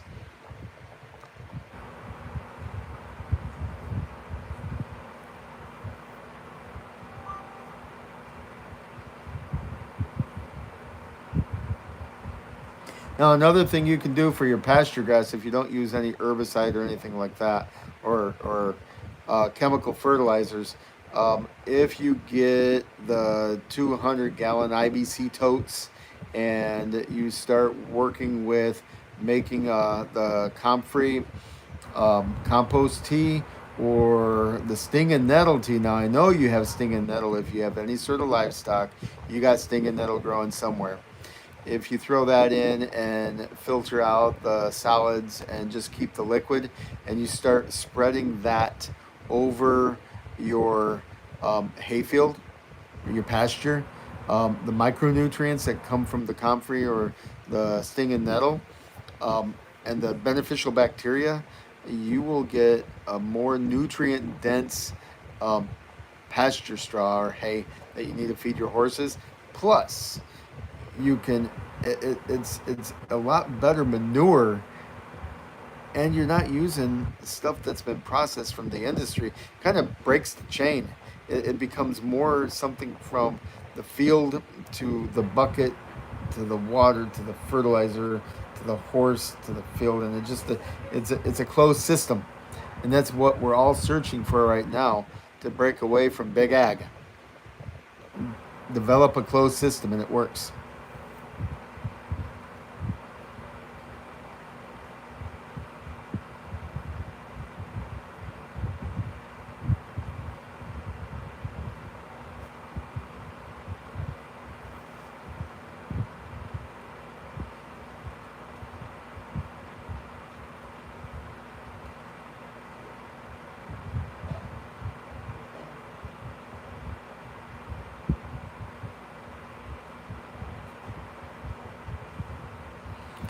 Are you asking about the horse nettle or the stinging nettle, which are two different, totally not related plants? The only reason they call it a horse nettle is because it's got spiky stuff on it and it hurts. But if you run into stinging nettle, you'll know it feels like a bunch of bees have hit your arm or they hit your leg, and it'll go through your pants, and you'll run through the field screaming what happened, and then there's nothing there. That's stinging nettle. When I first came here from California, we never had it there. And out here pulling the stuff out of the ground, thinking, what is this? What does this happen in my hands? I'm just barehanded pulling it out, having no idea what it was. Well, the side effect of stinging nettle, if you have arthritis or neuropathy or anything like that that causes you're not feeling in your hands at all, um, I love stinging nettle. I love to harvest it. And left hand, I really don't have any feeling in the skin at all. Mm. And when I pick stinging nettle, yes, it hurts. It stings. But minutes later, the feeling comes back in my hands, Wow. and I can feel again, and then it lasts for maybe 20 minutes, and then I figured, sometimes you just need to jump off the pier and into the ice cold water per se. Well, sometimes I roll in the nettle, and yeah, it's euphoric, and when you know that feeling, that all of the feeling comes back in your body, and it's not numb anymore, and you can button your buttons and zip your zippers and know where your keys are because you can feel the keys in your hand. It's an amazing thing. But nettle, yeah, it's a powerful medicine on all levels, from people to horses.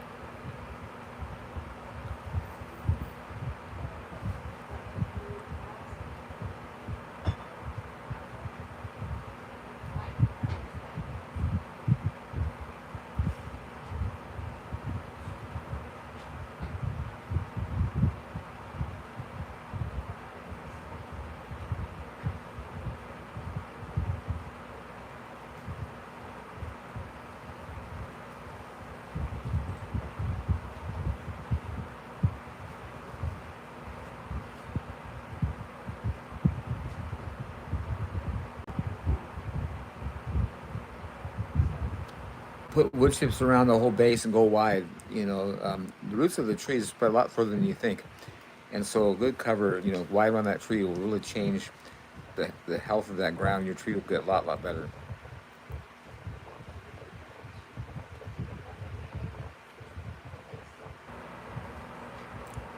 Yeah, it's amazing how far roots will spread. My trees are like dwarf, semi-dwarf trees. I have a plum out there that have roots coming out 35-foot radius, not diameter, radius from the tree. Roots are coming up 35 feet away.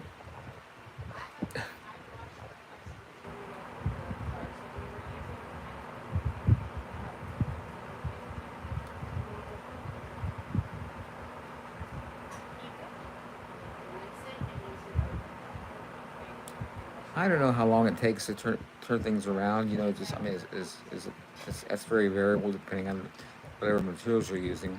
But definitely you start going in the right direction.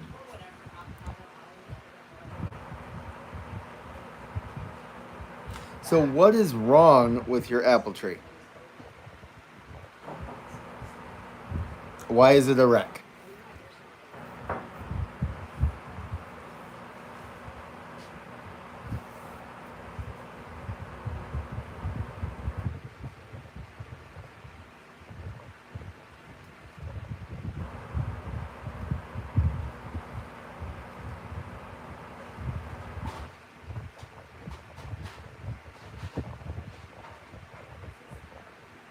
Coddler moths are destroying it.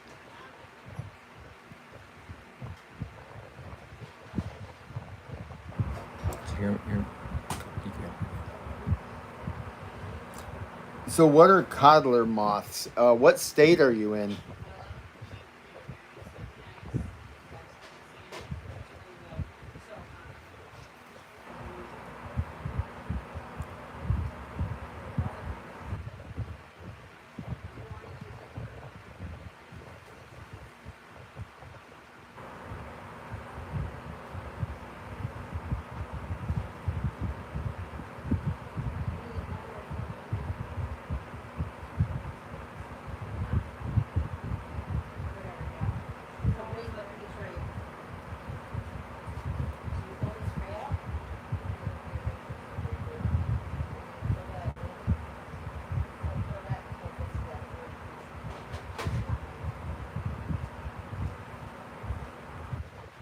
Hmm.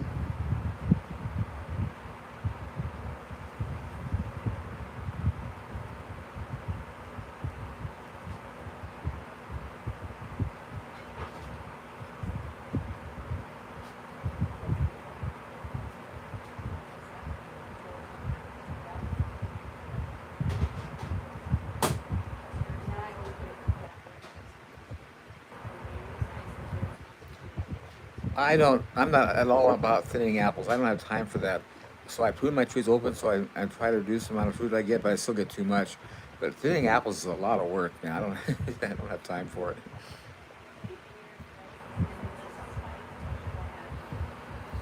Yes, Paul has a very unique, almost signature way of pruning apple trees, and you, the way his apple trees are pruned, um, I haven't seen anybody else do this ever in all of my travels and studies and working in orchards or anything else. And his apple trees are unique in that manner. I went to another place where he has done apple trees, and I immediately knew just by driving down the street that we were at a place where Paul had touched because of the way these apple trees looked.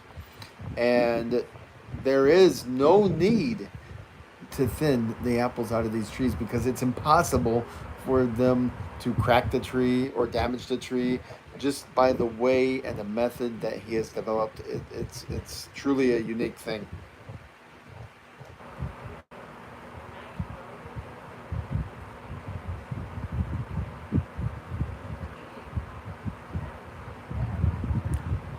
And the nature, you know, the June drop is amazing how nature just thins the apple trees. So you know, so many apples fall off in June. You know.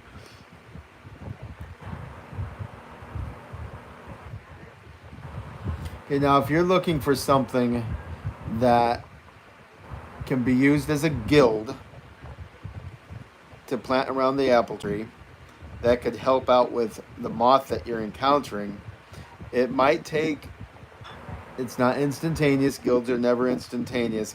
They take at least 2 to 3 years to become successful. So patience is absolute in this, but I have learned by being around Paul's apple orchards. He has potatoes that thrive around his apple trees, and to the point where he doesn't have to plant them anymore. And from research that I've used, by noticing guild processes and closed systems within orchards and trying not to use herbicides and pesticides and all that side stuff. Um, Potatoes in the leaves, they have a chemical that's called solanine. And solanine, um, by the production of just potato leaves, you don't want to take the potato leaves and mash them up and create like a compost tea out of them and spray them, because solanine is poison. But it's what potato leaves contain naturally. It's something that you put around the tree, and just by them being around the tree, it's a natural insecticide that keeps the bugs. If the bug larvae drop on the ground and the cycle continues from ground larvae to them going up into the tree and ruining your apples by boring into them, when they get on the ground, I there's not a single there's no bug damage in Paul's orchard. He doesn't spray it with anything. I truly believe an accidental discovery, which he just did by God's word, just listening to what's in his mind. That small little voice. Plant potato. Why do you plant potatoes around your apple tree, Paul? I just felt, why not? Well, let's see how it works. Just I'm looking at all this space. Potatoes take up a lot of space in the garden. They really. I got all this space here. Why don't I just use it? Right. So I just started doing it. But it wasn't because the intent to keep bugs No, away from the apples, no, right? that I had no idea it even did that. Yep. But Paul doesn't spray. There's no knots. There's no worms. There's no borers on the trees. There's no cankers on the leaves. The only thing Paul is having problems with his apple trees, like everybody else, is the extreme UV that is coming down out of the sky. Now, we can't control the sky. If we could, well, that's a whole different story. But the fact of what Paul has created here is a miracle in itself. It's a miracle, and I learned from him, and I go out like Paul Revere, or just a disciple, just preaching Paul's Garden of Eden method. It works, and I combine it with what I do, and I have had success across the board. So I truly believe in guild planting around any type of trees, whether you put your onions around your trees, you put your comfrey around your trees, you put daffodils around your fruit trees, and it creates a closed system, and you're nurturing this apple tree, and in the end it gives you an apple that you can eat. So the bees come and pollinate, and they make honey, and the worms are living underground, and the bacteria are living around the roots, and you put the apple in your hand at the end of the day, and you taste that sweetness, and you become part of that closed system.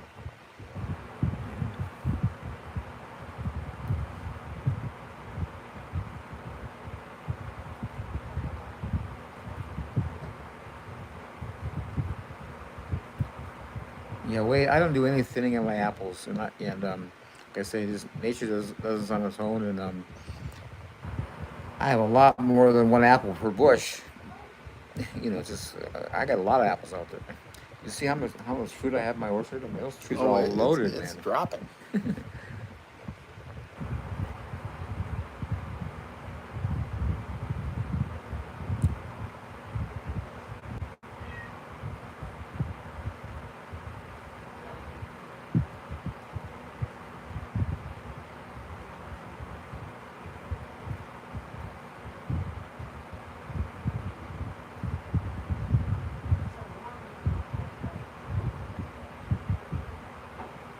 Wait, what do you mean the live stream has stopped? We haven't done anything here. Um,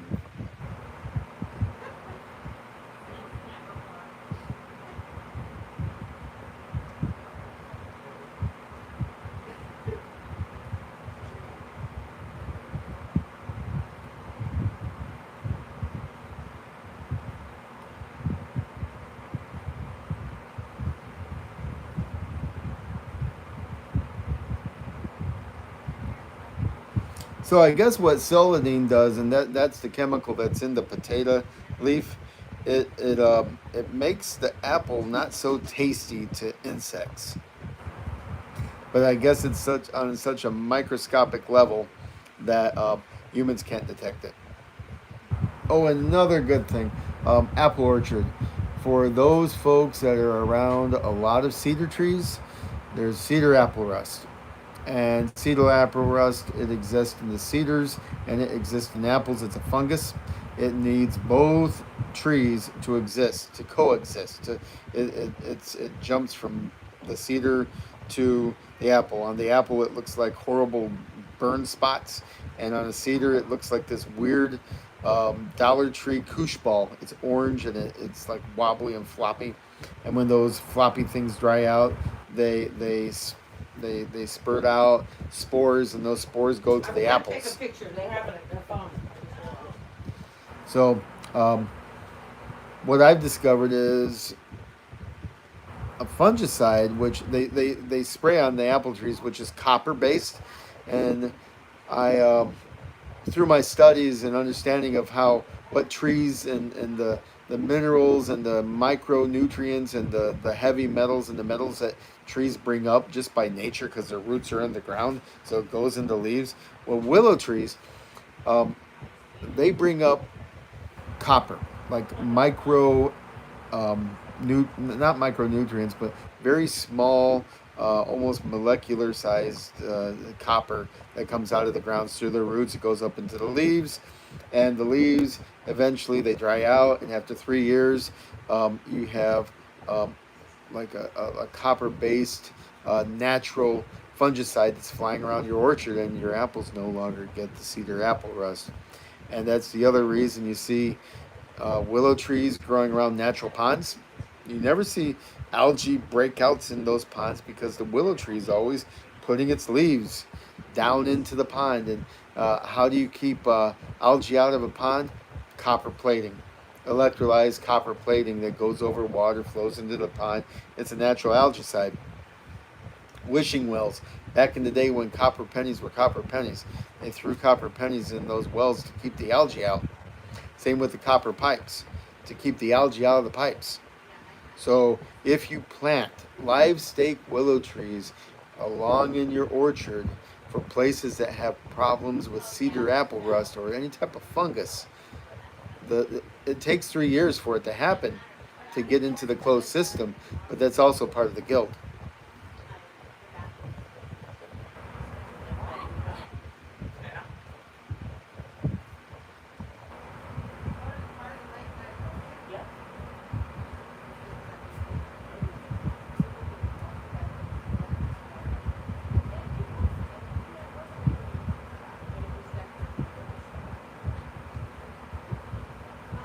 Not pennies anymore.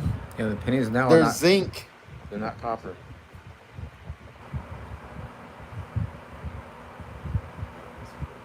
Now, if you take a small gauge, extremely small gauge copper wire and run it down your pipe, that might help.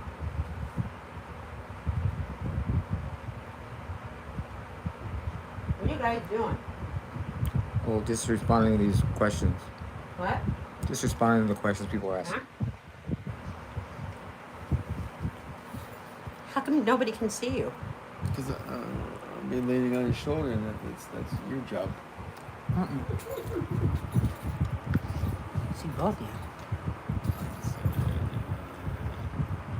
There we go. Okay. Is that better, audience? I'm going to give more of a...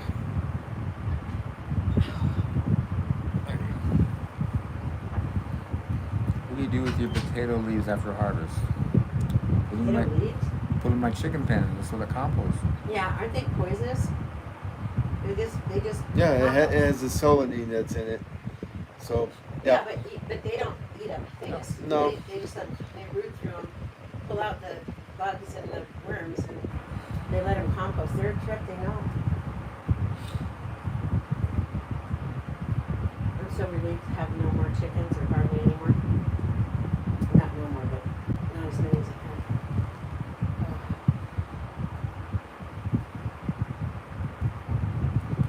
Shower my feet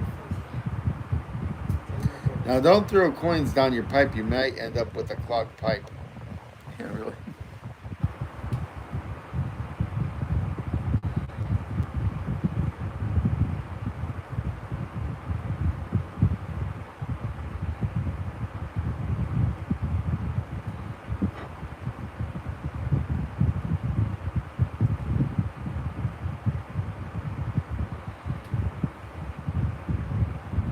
What do you recommend I throw down my pipes to keep them unclogged?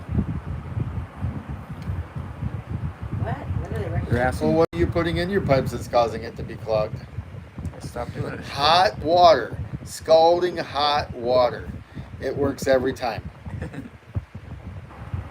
It's really the corruption. Yeah, it dissolves all the grease. And, see what you're eating too. If it has a lot of grease in it, or what you're putting down your pipe. Put a screen on your pipe if you're having a lot of problems with your pipes being clogged.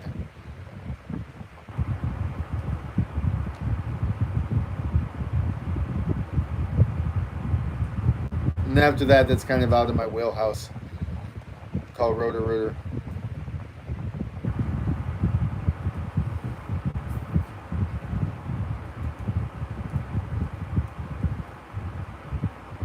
They're asking what pipes? Kitchen, sink, or bathroom?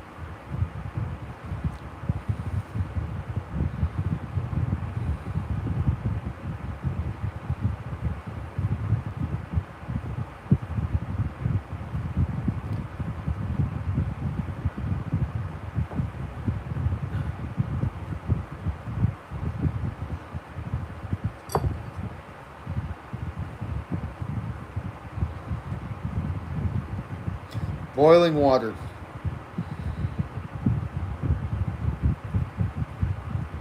That's good for kitchen pipes. Gets rid of all the grease if there's grease.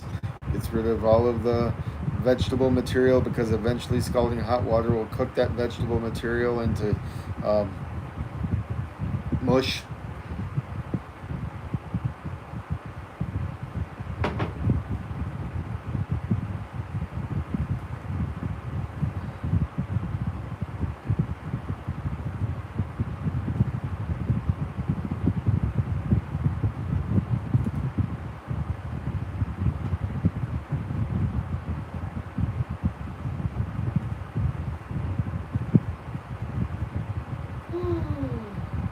No, I think I would keep pennies out of my pipes. Yeah. Yeah, they won't plug the Yeah, pipes. that I think if it would turn sideways or, yeah, pennies out of your pipes. Copper pipes are the best, or just put a small copper wire down your pipe.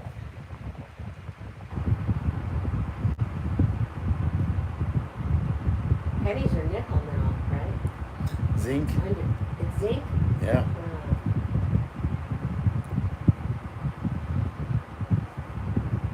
Can I trim my twisted willow instead of cutting off suckers? Well, you want to cut off suckers. You don't want suckers to be having, but pruning is always beneficial.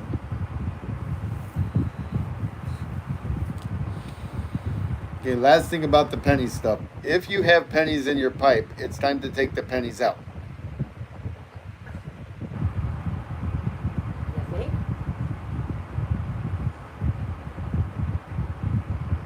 I think some kid put them down there? No adult would do that. Get a strainer or something to cover the pipes or something. Roto-Rooter. That'd be serious rotor rooting to get through. Zinc. I agree with Dusty. What are they saying?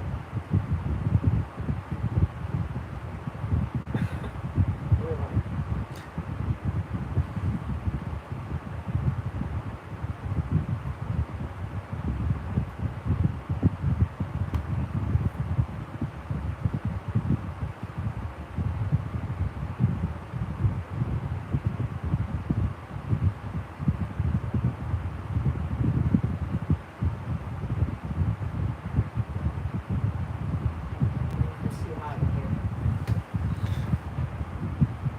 Such lightweights, man. Can't handle 80-degree weather. That's not the temperature, it's the UV. keep saying it must be by Willow. Yes. Yeah, I was swimming in the glacial water here, and it was beautiful, beautiful. We absorbed all of that cold, and as soon as I got out, I could feel the UV, and it wasn't the heat that was bothering me. It was the UV, and I had to cover up like I was A redhead. a redhead. That's right. And so I think you can see my red face now. That's from the UV today. Yeah. But the heat didn't bother me. It was the UV temp. Just felt like I was in a It's microwave. So refreshing. Every time I've gotten in Crescent, it's so refreshing. That's why people, that's the hangout. When nobody goes. Well, see, gardening and drain cleaning, it falls hand in hand because water's got to go somewhere. And if you're not responsible with your water, eventually it ends up back in your mouth as you're eating a tomato, whether it's coming from the sky, where they detected fluoride falling from the sky from fresh rainwater, because it's in the system, and they think rainwater doesn't have that stuff in it. Well, if they put it in the water, and it's going and you're drinking it, and then it's going into the back into the septic system, or it's going into the back into the sewage, and then it's recycled, and then it goes into the river, and then it's the whole water cycle. Where do you think that fluoride goes? It just doesn't evaporate. It goes somewhere. So plumbing and water and gardening go hand in hand.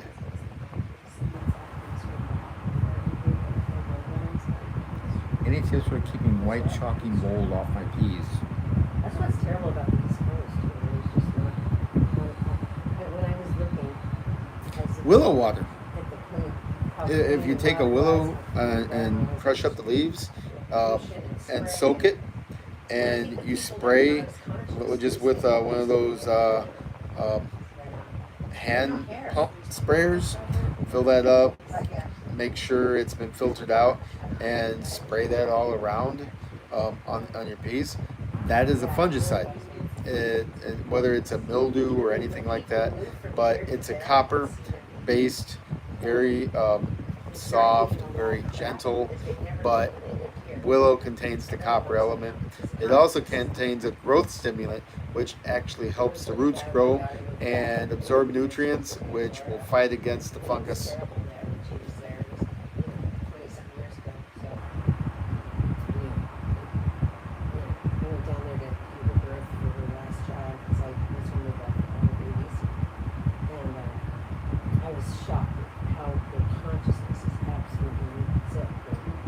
I think they changed, so it's not as bad, but it's just dealing with all the pollution in the waterways. Well, Dusty Splinters, you're a man of the woodcraft. So, I think you're out of Pennsylvania. So, if you know that, you have a feeling for it already, and you can identify your trees.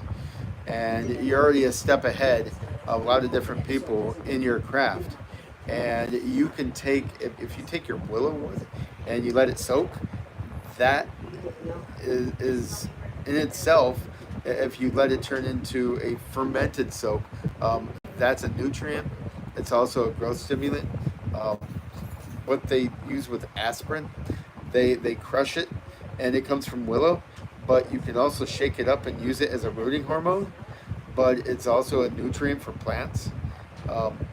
If you take a look in streams, one of the main things you find growing in streams are willow, whether it's ditch willow, red willow, box willow, yellow willow, white willow, black willow, any of that stuff. But then if you look at the other denizens of that stream or creek, there are elderberries, and there are nine barks, and there's all these other different type of trees that if you cut them off and you harvest them in November, when they go dormant, they become live stakes, because you can stick these things in the ground and they will grow of their own accord. Sticks in the ground in the middle of winter sometimes, and then by spring you have your elderberries, and you have your willows, and you have your live sculptures, and you have your living hedge And that's all because of what Willow puts in the water. It's a growth stimulant, and it's a nutrient for everything else that grows in that stream. And it keeps that stream healthy because it draws up the copper and it keeps the algae, which sucks all the life out of the water and makes it poison and steals all the oxygen supply from all the other plants. If you see a healthy stream, it's got willow growing around it. And it's almost like a filter system. You got willows, you got cattails, you got elderberries, everything else. It's a living, organic, thriving filter. And you take that away, and you got this ditch that's dirty, and it's full of nasty chemicals, and it's full of like the bacteria that kills things, and the algae that's poison. But all you need to do to remediate these things and clean the water up is put these things back into place, and you walk away, and it becomes once again a closed system. And these things feed the bigger systems, which are trees, and then we can take those trees and take the bark and turn it into mulch and put it on your garden, and it becomes a bigger closed system. Julian, yeah, willow water is a good growth thing. It encourages growth.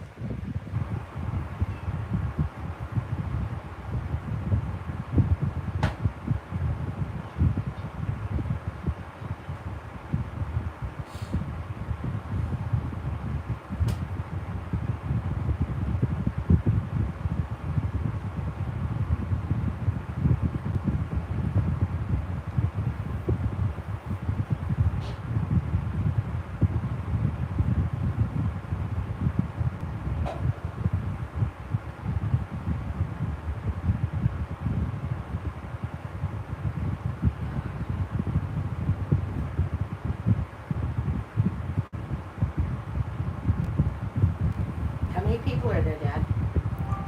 10. Only 10, but 20 likes. Good.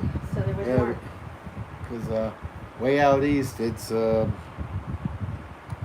midnight. Yeah. Yep. Yeah. So to all those people that are up very late right now, we appreciate. I was one of those late people in North Carolina that stayed up until maybe, I think it was 1 o'clock in the morning once, listening to Carol and her wisdom. I think Paul didn't make it that far, and I understand that, but we learned to gauge how late it was by the light in the window back here. So we knew we were up very late if it was dark in that window. Yeah. No Yeah, kidding. but in Washington, Especially that light stays in the window till about maybe 10:30. Yeah. 10 or 10:30. So yeah, it's the way the sun, and then it gets light at like 3:30 in the morning here. Yeah. That was the other adjustment we had to make. When we first came here, we were in our tent and we woke up and it was like, oh, it's morning, and I looked at my phone and it said 3:30. And I said no. So I learned to sleep another 2 hours or more because I normally get up at 5, but I usually get up when the sun comes up. But I get up at 5 so I can water the garden in the heat. So I don't have to water the garden in the heat, correcting myself there. And I can drink my coffee and enjoy just standing out there watering, and it's nice and cool. Not wondering if my skin's going to fall off my bones because it's too hot. And I'll be like that frog that looks like it tried to make it across the garden, but it's like petrified mummy and frog jerky. Because the sun got it, because it came out from underneath the bush in the summertime.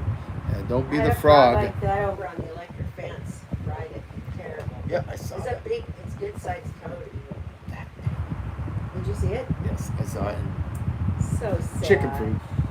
Oh, you gave it to the chicken? Yep.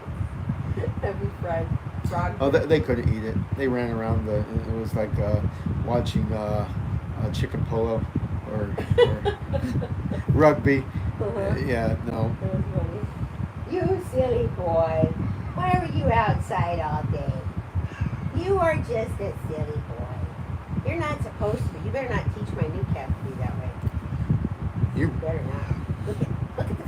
Where have you been? You see the dirt coming off of him? That's scary.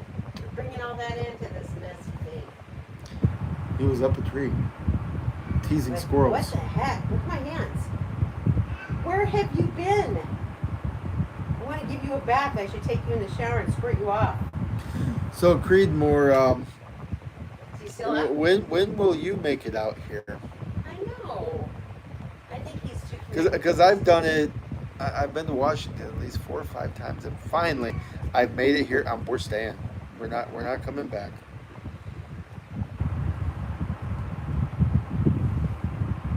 I know. I'd love Creedmoor to come, but I don't think he will. He's got so much invested in that place. Now in 10 years, Creedmoor, the water's going to come up, and you're going to have to come to the mountains up here. And you won't be able to cross the Mississippi because the waters will be too high. You might have to take a boat and fight the pirates to get here, whatever. But yeah, you need to get to Washington before the waters rise. You got 10 years. I'll be waiting for you. We'll be waiting with open arms for you and Terry.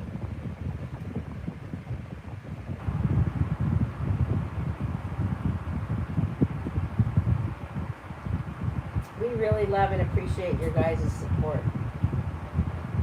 It's really a blessing. We've made it up, believe me.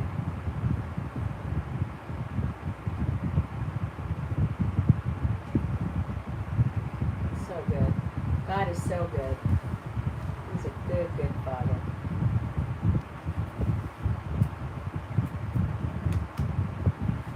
That's Zata. Zata, come see Mama. Come see Mama. Zata, come here. Mama rubbed you.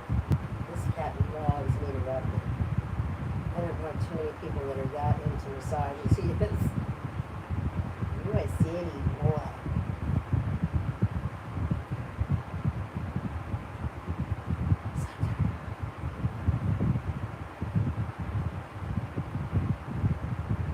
Oh.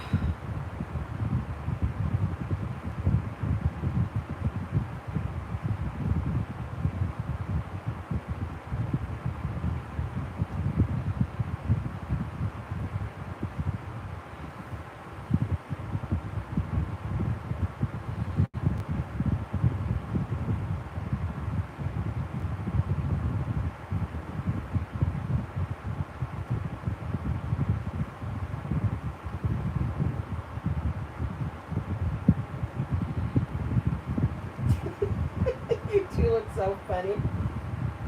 Eating everything.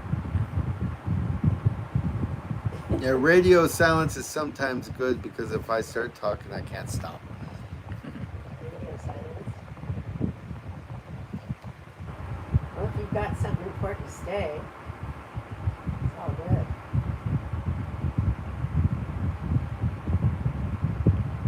We do have a body on the compost. What's he talking about?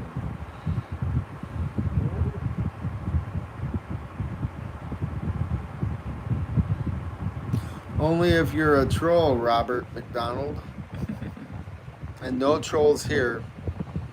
Is it coming up on the iPad or is it not? Okay.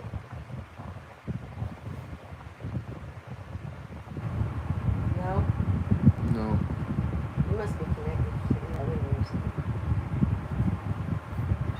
I'm serious. And the only body that would be in the compost, Robert, would be the body of God.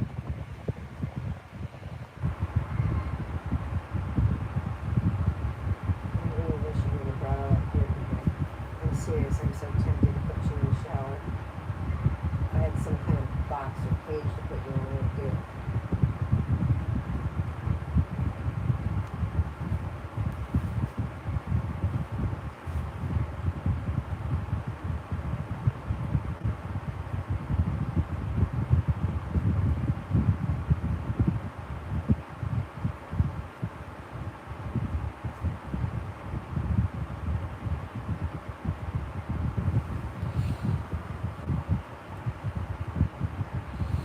Hey Dusty, have you ever worked with gopher wood or come across the Spanish wood?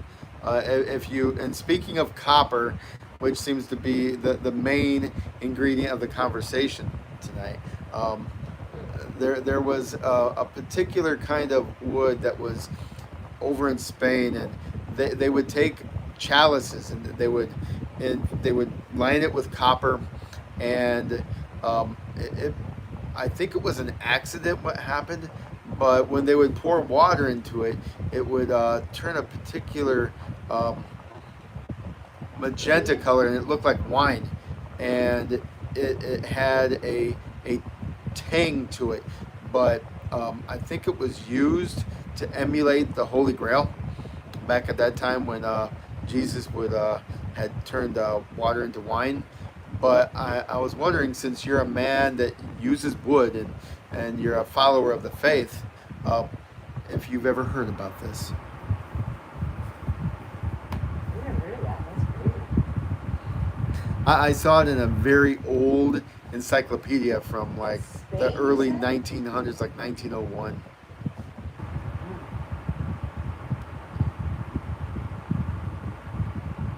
Smile, boyfriend. Let him know you know how. I think you're just studious. You're looking at the tiny letters and trying to read it.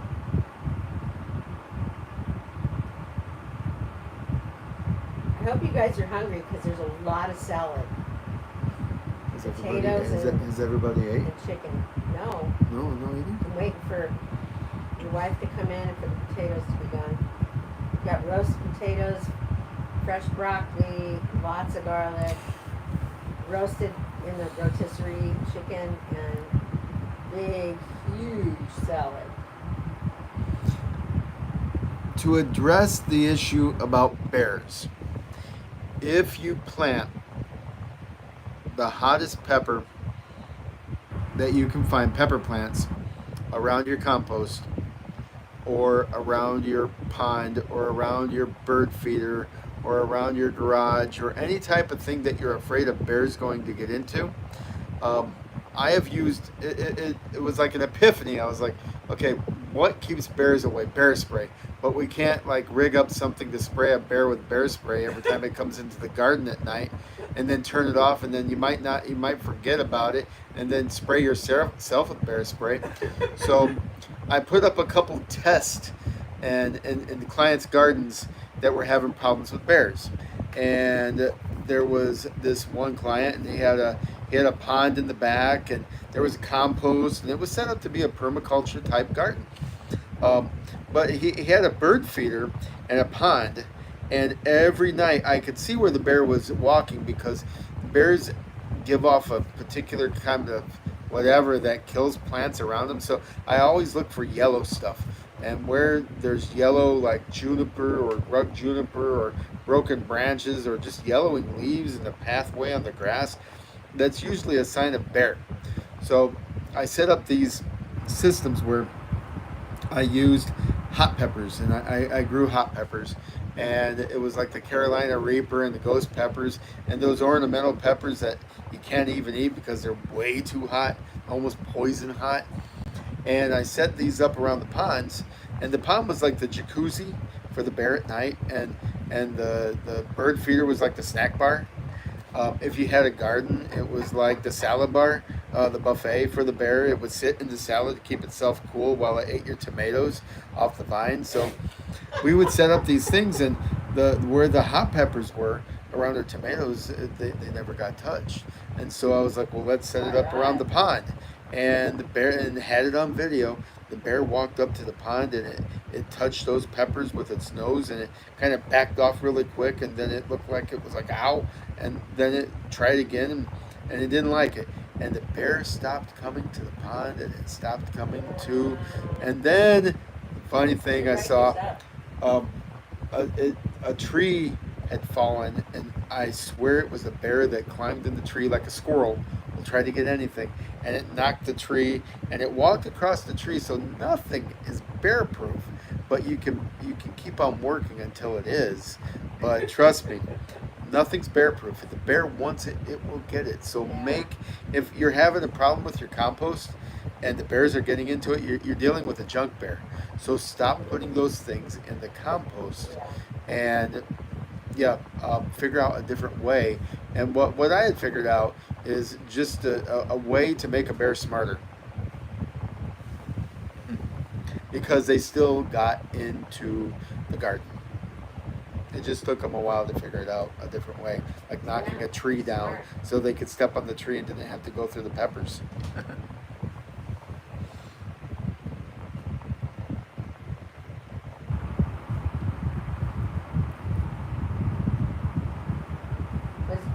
Was there eggs in both places? Which one? I had a feeling. How many were there? 11. Oh, so it didn't slow them down any. No. Only thing I had to fix, they won't go inside the barn to eat their meat. They won't? No, so I had to bring it out, like outside by the compost pile. Oh, And as soon as because I poured, there was 2 bowls in there. I poured in there, right. nobody would come. I took it outside, poured it, they all. That's because they're used to that. Yeah, they all. I'm just gonna have to coax them in it because what's gonna happen? Ah, is, so you're saying a light application of lead solves just the they're bear not- problems? Perhaps that light application of lead, as in, I get the joke, like, don't like apply the 3 S's as the other joke, but maybe if you apply the lead in a different way, it makes the bears a little bit more stupider, right?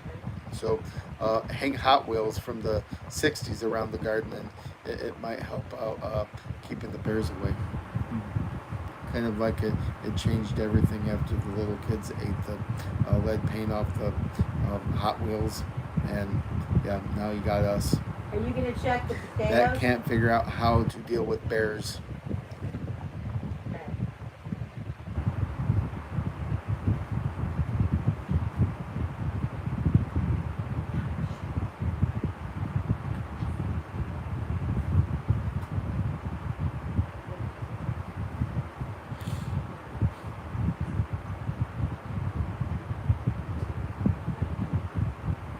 Jeffrey, bears will figure out an electric fence. Unless you have, yeah, like I said, they will figure it out. A solar powered, they'll touch it, and then something in their brain connects that the sound that they hear every time they touch it, they get the pain. There's another bear that's with them, or they figure it out, and then the box they will destroy. They will tear into the box, and then they'll tear your fence down. And not only will they tear your fence down, they will completely drag it through the woods and make sure it's destroyed out of spite.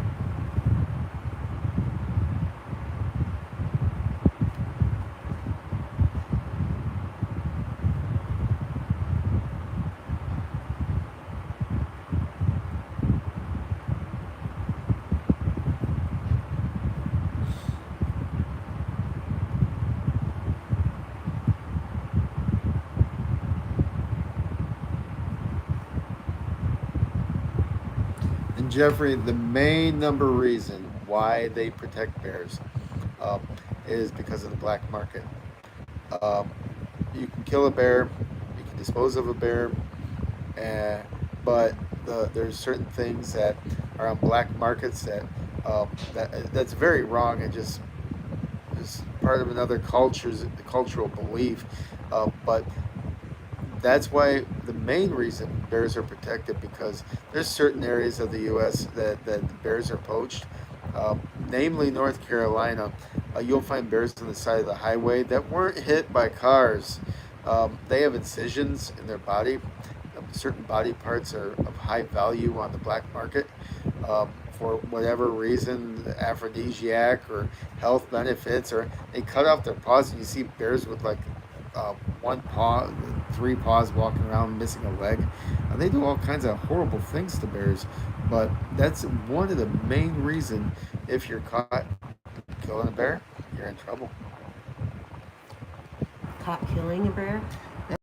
They're protected in many different areas because of the black market harvesting, and the marketers, they just throw the bear out on the side of the road or in a ditch, or and just, you go with a 500-pound black bear on the side of the road. Yeah. It costs a lot of money to remove that thing. So what do they do with the black market?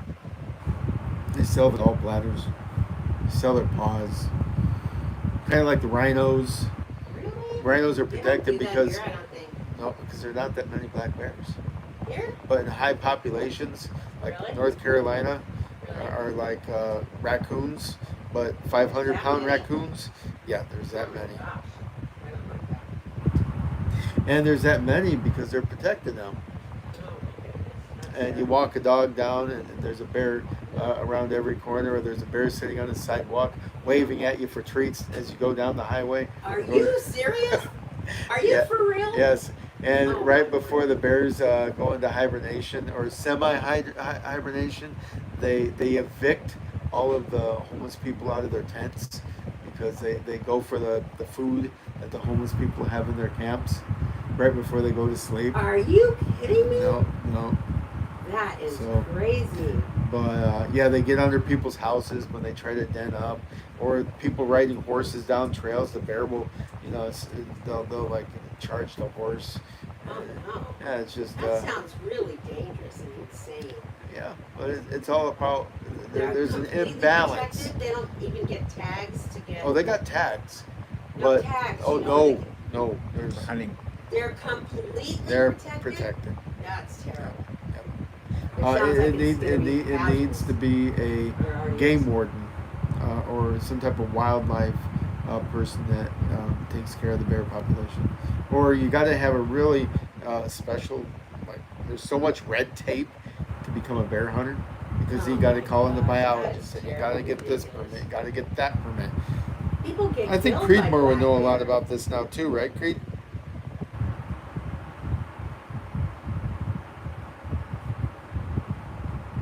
I wouldn't like that. That's terrible. I guess maybe we don't have that many black bears. You're right. We have a lot of deer, especially in Fort Townsend. And where else do they roam wild? In Port Angeles, I think. I guess in Sunland and Square all over the place too. So they're kind of protected here, but not bear. I think if bears here, you got to fight fair game to get rid of them if they're destroying your property.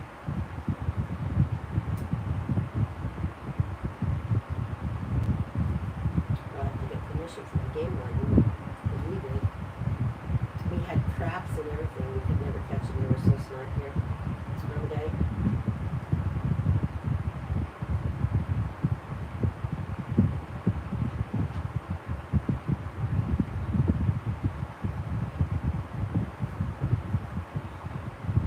Oh, that smells like dinner time.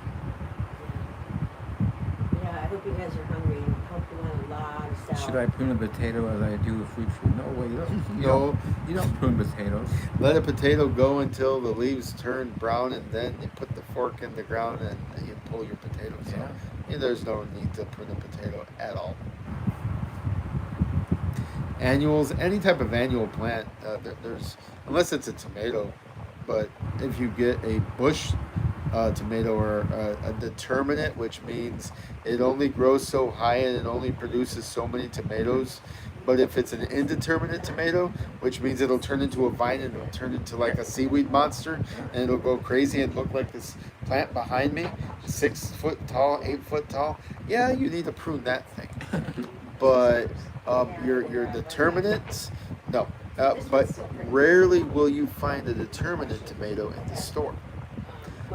You would have to go to your local farmer and ask him if he will sell you a couple determinate tomatoes and bush tomatoes. And those are the tomatoes that get super big and you see in the supermarket that really don't taste like tomatoes because they keep them over here and they keep them green and they make them turn red by their own chemical process. Yeah. So, yeah, cozy up to your farmer and see if he can give you Real stuff. a determinate beefsteak tomato. Or you'll end up with something that goes all over the place and it's 10 foot tall and you got like beefsteak tomatoes of some variety growing everywhere. Judine says the best burgers I ever had was a bear burger. Well, we got many people of different faiths on here. And to honor everybody on here and not because they're in certain faiths, bear is an unclean animal. Other people that if it's the only survival food or food that is available. Bear is capture it a that well. very good nutrient dense, but it matters if you're dealing with a city bear, it is unclean. But, If you're dealing with a country think bear it's out in gonna the be woods, done roaming pretty soon. around, eating the herbs, eating the plants and everything, and you absolutely need to eat it because you're starving, eat the bear if you have to. Eat the bear? Okay, but if not, and there's other options, don't Tastes eat like it. pork. Yeah, it is according to Yahweh, it is an unclean animal.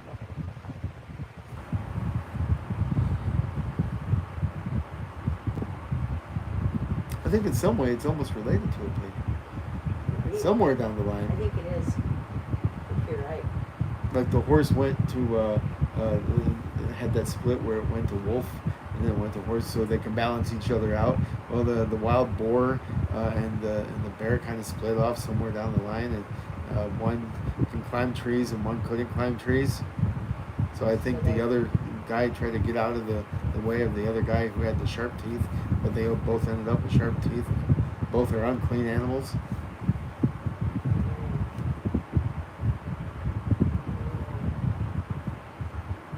So you guys want me to bring you a salad? They won't care if you eat it.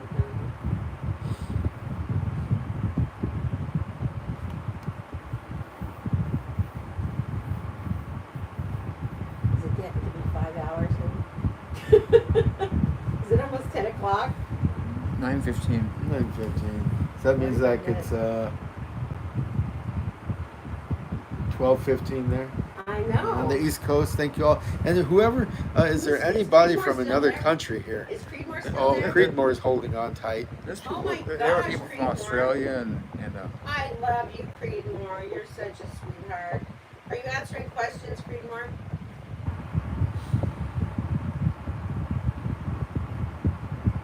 He's been so mega supportive. I mean, he's like, I'm so appreciative of him, and then now you, Joe. Oh, you guys, you're such a blessing. David Siva, where are you from?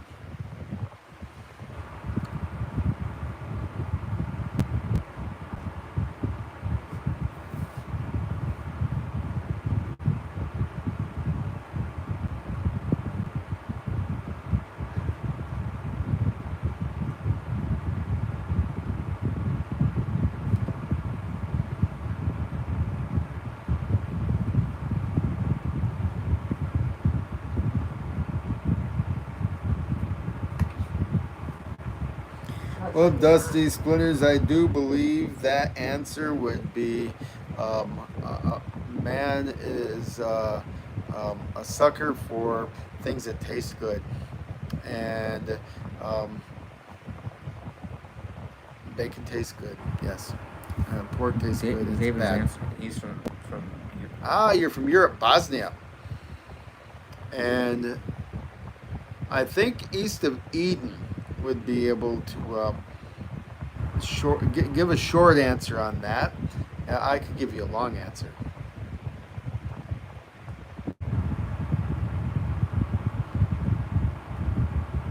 And the question is why do all of your plants seem blighted over in Bosnia?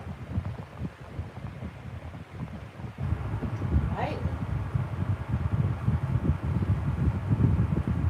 Oh, hey, there you go.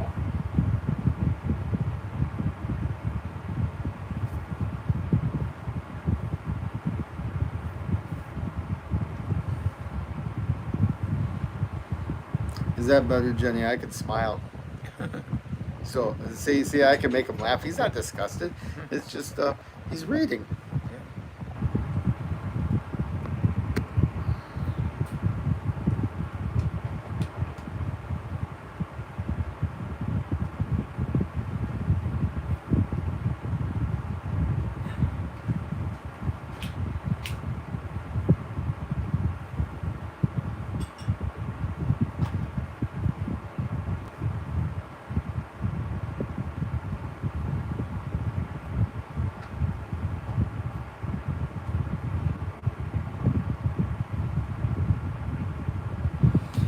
See, the best way to get rid of trolls, I heard, was to lay a used tire out in the middle of the woods You can figure out that there's trolls out there somewhere, because wherever there's trolls, they love to chew on used tires. So if you see a used tire out on your property somewhere and it's all chewed up, it's because there's been a troll roaming around your property, and that's an absolute indication, because everything gets like chewed up and messed up because trolls love used tires. So I think that's how you can get rid of trolls on your property. They don't like new tires. No. They love tires. If you don't see, That doesn't matter what if you, age. yeah, and if you see tires that haven't been chewed on, they're laying there for generations and nothing goes anywhere. There's no trolls on your property. It's troll free. But once you start seeing those chewed up tires, yeah, you got a troll problem. You need to deal with it. Dusty Splinters, you're from Slovenia, your family? Gosh, I love Slovenia. That's one of my very favorite European countries. It's like being in Switzerland because it's right, over the hill. And then it's really close to Italy too. So beautiful there. It's kind of one of Europeans' best kept secrets. My favorite though is Switzerland for sure. I just am a mountain girl.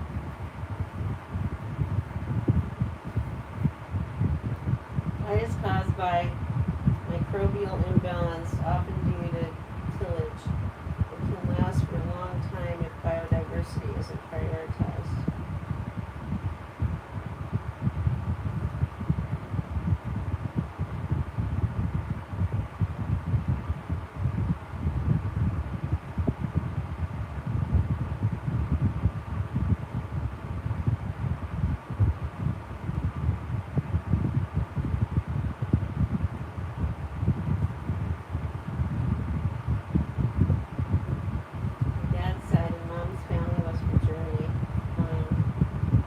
Have you been there, Dusty Splinters?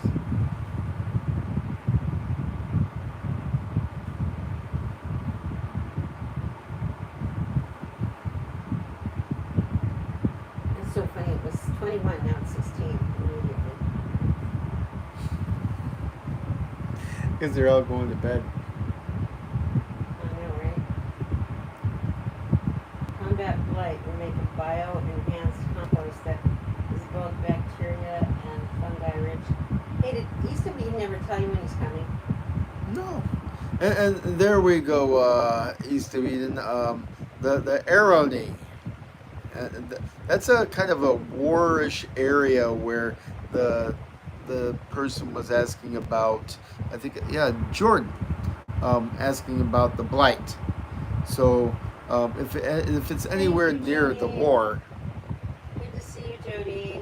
that might be the issue. Gonna let the hungries eat dinner. Good night, Palm Carol and new guy. My belly's who I growling. haven't met. That new guy is Joe Bass. Yeah, Joe Bass. Everybody meet Joe Bass. I thought everybody knew who he was. Stay for the tofu. I'll be here all night. Except for the tofu. Yeah, stay for the tofu, not the veal, because veal is wrong. It's mean. It's cruel. Fat thumbs. And so just stay for the tofu. I'll be here all night. Aerobic soil. You're saying that the fall is the best time to travel. Okay, so you're thinking you're going to come in the fall? Gosh darn it, I bet you if I go to Russia, you're going to be here then. Maybe not. If you come September, October, you're going to get the apples and the pears, right, Daddy? Yeah. If you came now, if you came in August, you'd get the figs.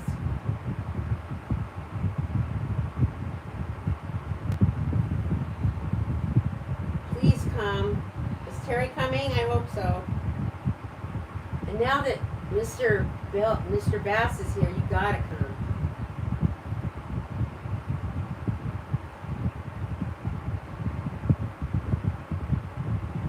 And he'll take you all around and show you, and so will I. I don't know, we're gonna fit everybody in one car.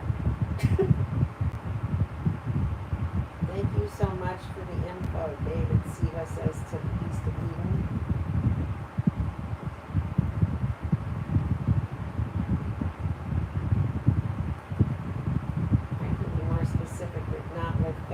Just find me easily. These fat thumbs mean what's he talking about? Fat thumbs means you can't type that quick, and you can't type, and you got a lot of different typos. Oh. But being next to Paul and in front of this camera, you don't have to have thumbs. You just got to have a big mouth.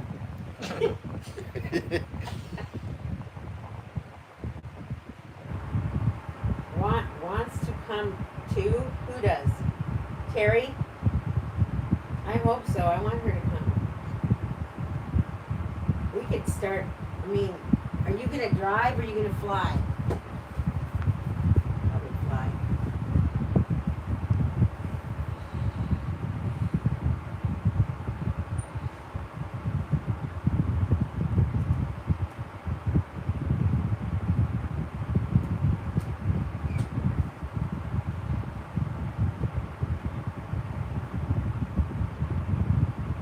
I don't think it's gone off yet. It seems like it's been more than 7 minutes.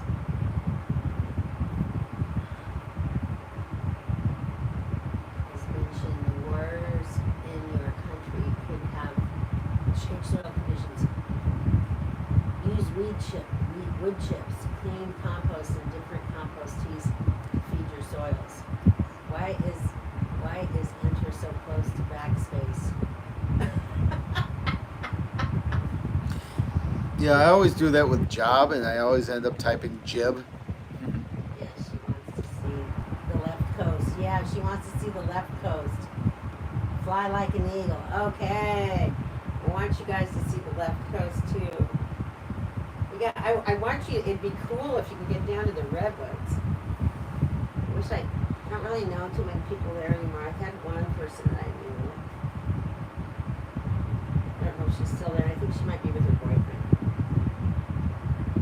Does it seem like it's ready? Is the timer didn't go off? Oh, I must have not heard it. What a goof. I'm coming. Wait, I'm coming.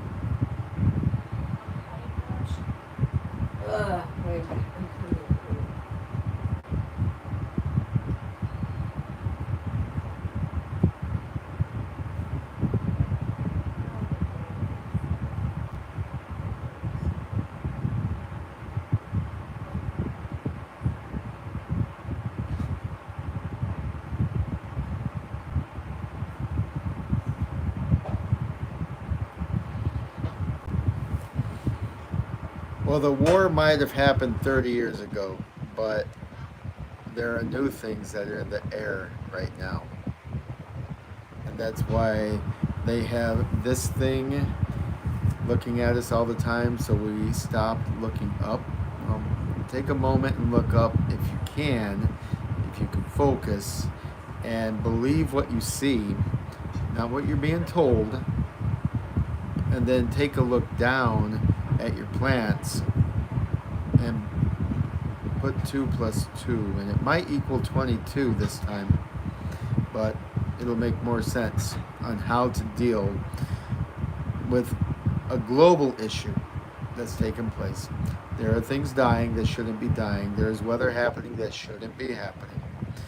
But instead of going into the doomsday spiral of the world is ending, no, this has happened many times, even within our recorded history back in 1900s, 1800s, 1700s, every 100 years or so, something like this happens. And we still have vegetables, we still have trees, we still have people. But if you want to make it through, be mindful of what you do and keep sense about yourself. Do not go into that prepper, the world is ending. But yeah, keep it tethered and keep it healthy. God bless, folks. Dinner's calling.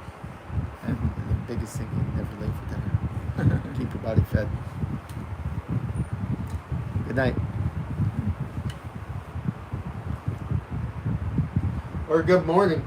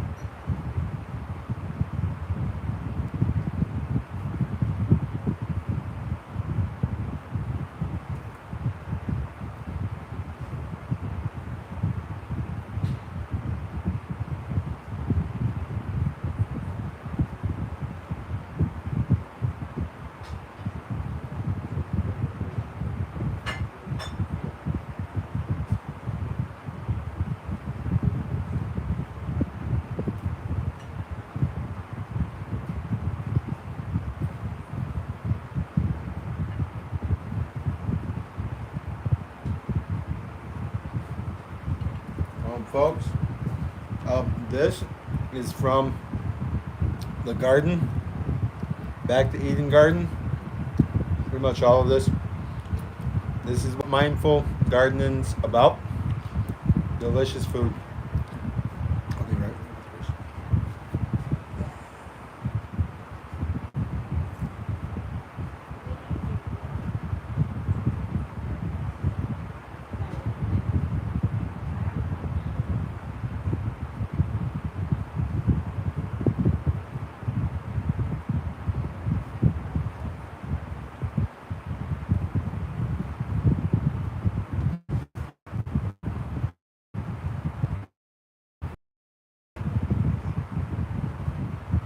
Thank you, Dusty.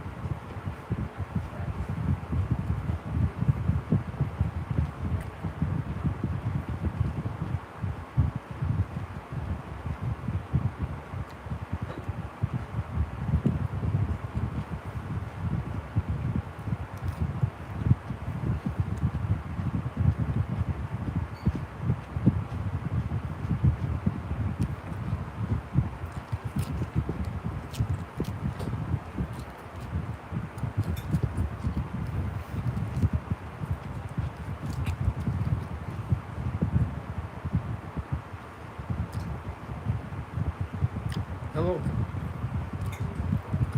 Cario.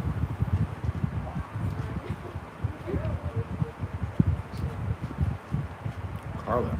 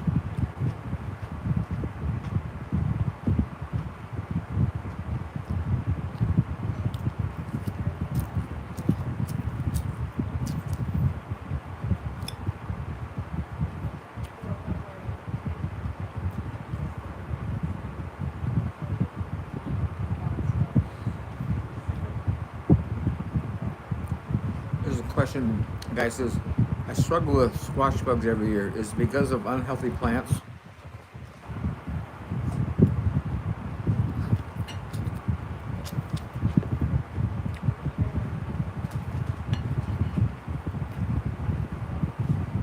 I'll take a small break from eating here.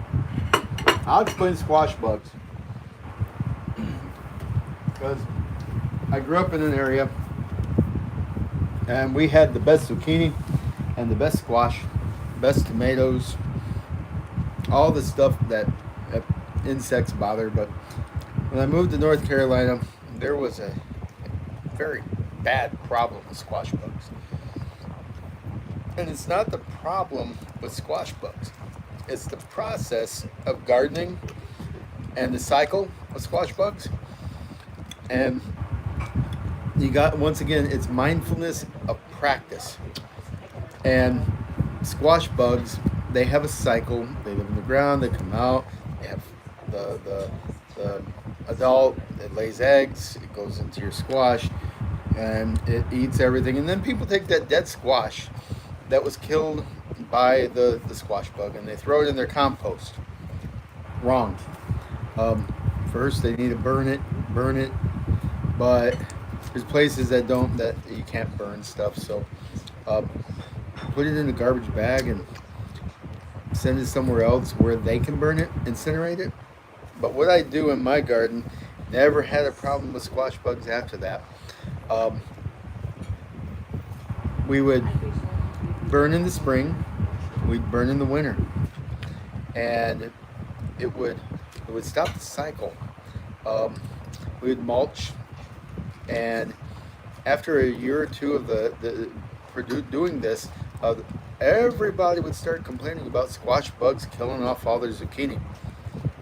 We still had zucchini, and we produced more zucchini, and we produced zucchini all until we got just sick of it. Our pumpkins and all of our other squashes thrived. But people that were in the city, they couldn't burn. They couldn't do this. So the squash bug thrived in the cities. Urban gardens where you can't do certain things like burning, out in rural areas.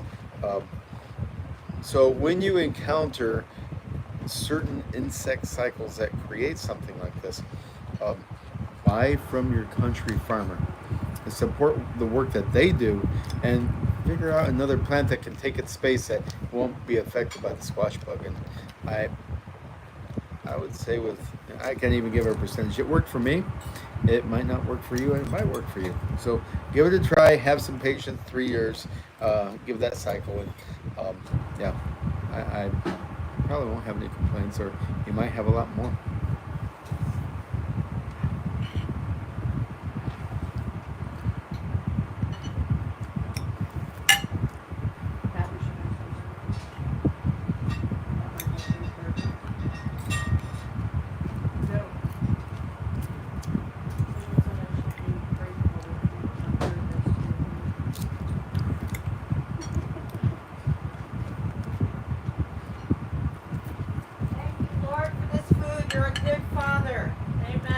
Amen. Bless you, God.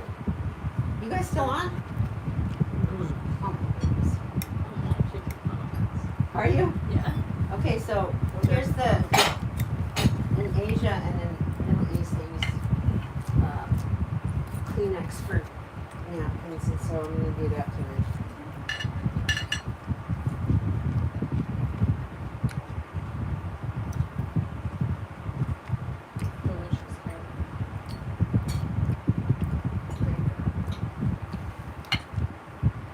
Hey, you guys, we're sorry for eating in front of you. It's getting late.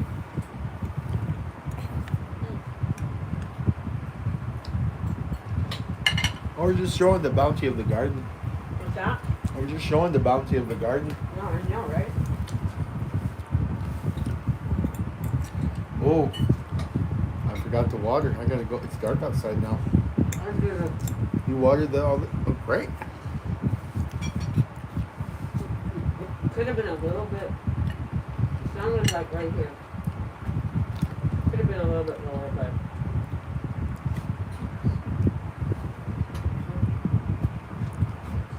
I know. Someone asked, how's dinner? Good.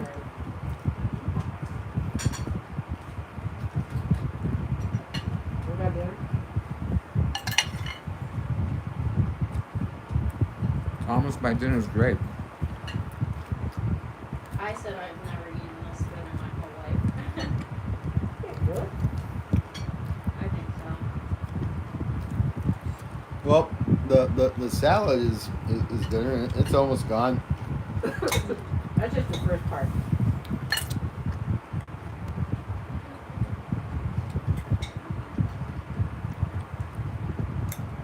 Abby likes my salad dressing. She liked my salad. And she said it was the best salad she's ever eaten in her life. Yeah, seriously. So That's funny. it's so good. Food.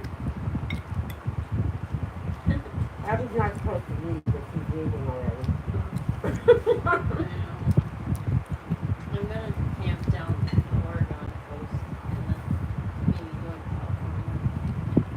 I'm gonna see if I can- I'm gonna text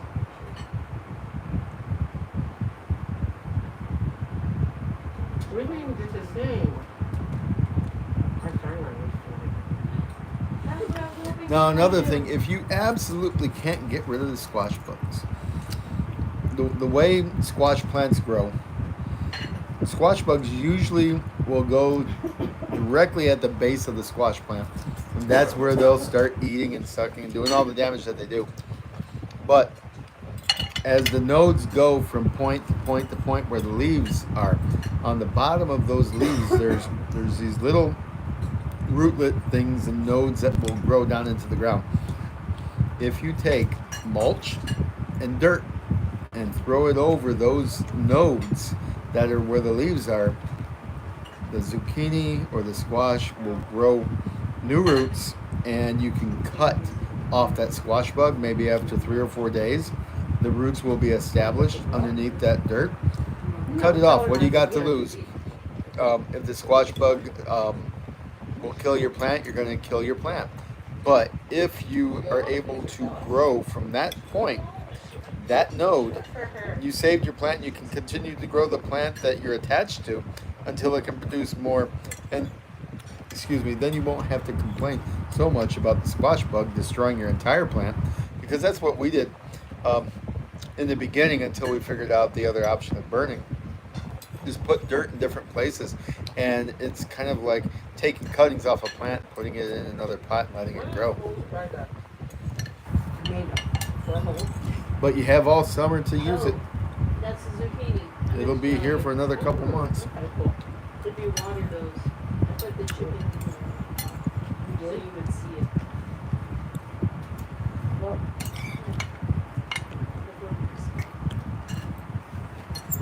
I'm gonna make those little hamburgers. I saw that. Guys, didn't that want those good? We don't need bread, they just make zucchini. And I would imagine they probably fast fried them or something really awesome. Yeah, and they put hamburger and melted cheese and like cheeseburger. So bread and zucchini. Oh, no.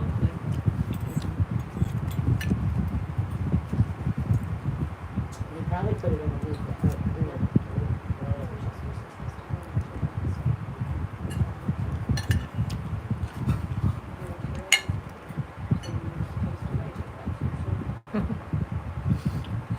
Okay, now to prove this is 100% organic, I hope people can actually see this. There's an inchworm. You see that little guy? That's an inchworm. All right, no pesticides, no herbicides, but it's not gross. I didn't eat it because I'm mindful of what I eat as I eat it sometimes. But I'm gonna put this little guy out somewhere. All right, but yeah, it's an inchworm. Not anything bad and gross, but yeah. In the store, you buy this stuff. You don't know what they spray on that salad. And there's more than thunder coming out of those machines at the stores. Yeah, more than thunder. Just think about that. Grow your own, and yeah, be mindful of what you eat, because you might have a little bit more protein in your salad than you really know. If there's inchworms, that means it's organic.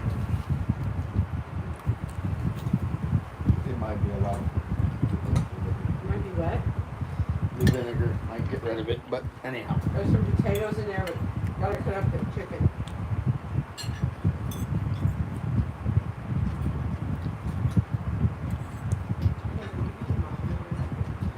Yeah. Yeah, good. Three more, yeah. Good too. And since we're on food and talking about food, Is Creedmoor still there? this is from the cherry tree. Look at all these. 100% organic. Delicious. Delicious. And sweet. Chemical free. And pit free now. But yeah, Not pit we food. love it. Having to do the pit food. Yeah, that was fun. I was thinking about doing some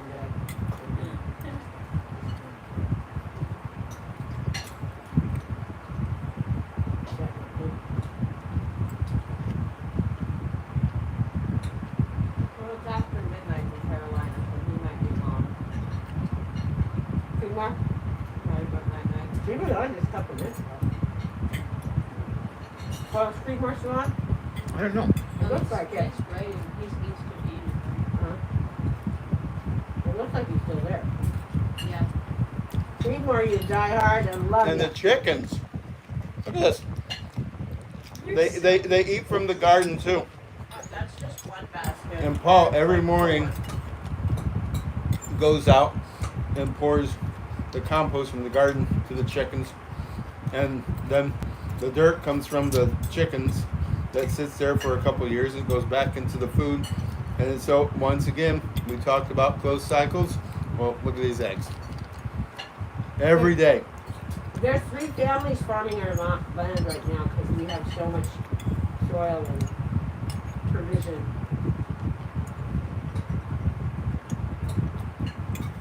About to be full. No, it's 3, I'm telling you. Oh, okay. Well, I don't know the last name. I think they Who? found us two. Who? The ones at the pond. Oh, yeah? There's 10 of them. No, Right. 12 with like kids. And Paul's potatoes. Yeah, I'm the hand that's coming out of Paul's ear right now.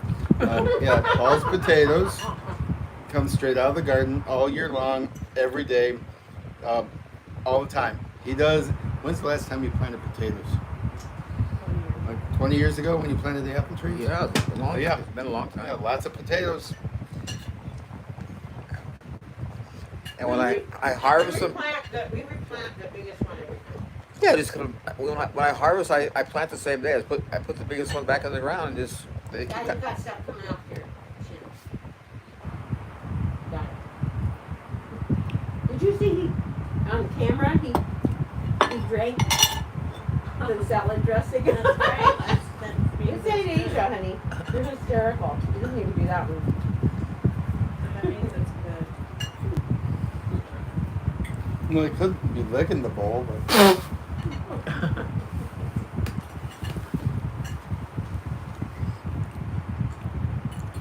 And the second dish with the chicken, the onions, broccoli, that's all from the garden too. Really? Garlic. So the proof is in what we've just shown you. No herbicides, no pesticides, just faith, prayer, patience, love, service.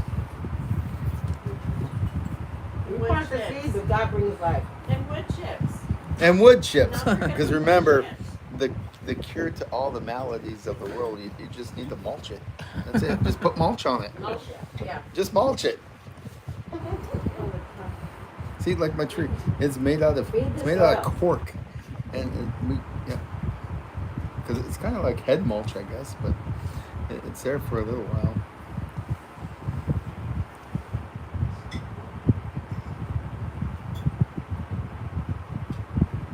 Anybody else get inchworm? I didn't see Not yet. I can't see it, so. I put a slug out earlier. but- A slug? A baby slug? Oh, no, I'm not even looking. I bet you I need it. Now, see, back in North Carolina, the healthy environment, fireflies, their main number one food source, the slugs. Fireflies? Wow. Yep, fireflies. But our slugs were only about this big. Now, We don't have- if the fireflies, if in size comparison, to eat the bugs, that eat the slugs in Washington, they would be about the size of bald eagles. Yeah, because the slugs here are they're the size of cigars. They're monsters. They're like a Snickers bar crawling up those the big wall. yellow ones, yeah. Snickers bar.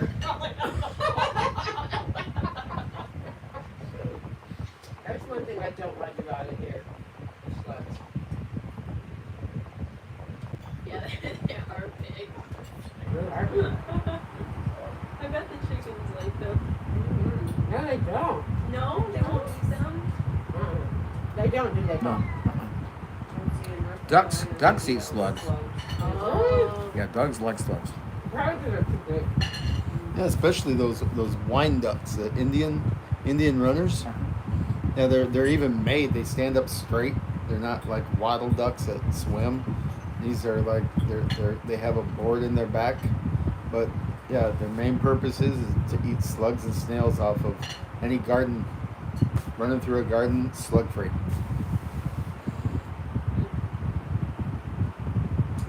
How many people are left on there, guys? 12. Are you kidding? Been 5 hours, I bet. Oh, somebody asked what kind of dressing. You want to tell them how to make it? Yeah, it's good. I mean, I like it. I've used it for a lot of years, but I like it very well. So this is it's important to use white wine vinegar, and then twice as much good olive oil. Make sure it's real olive oil. And then I put about as many garlic cloves crushed as humanly possible. And then I put a squirt of prepared mustard, organic. Just plain old mustard. You put on your hot dogs or hamburgers. And then kind of as much soy sauce as you want, and then I'll put a little bit of pepper in it. Fresh ground pepper. And then you put it in a good bottle and shake it up really good and let it sit on your counter. If it's real olive oil, it's going to get all hard in the refrigerator. But most people like it. Yeah, and if you don't like the vinegar taste, you can put a tiny bit of honey. I usually don't because I like vinegar.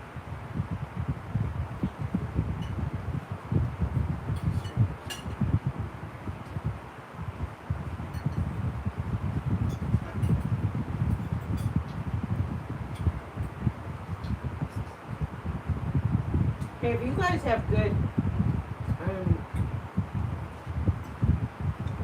recipes, put them on there. They're simple. Like, how do you make your salad dressing, people? Probably have good salad dressing. Yeah. Yeah. Yeah, I mean, I did that Sometimes before, but I just got really into. I really like the salad dressing for some reason. I like to crush up avocado sometimes and put it in there and cilantro. And I mean, what peppers in the cabinet in the kitchen? I remember salad dressing was really good. Remember that one thing I made with the parsley and the cilantro and the really thick green stuff? I haven't made it for a while, but that was my favorite before this one. Robin or Kia, remember that? Yeah. Willow's favorite one that I did was like one with Greek yogurt, cilantro.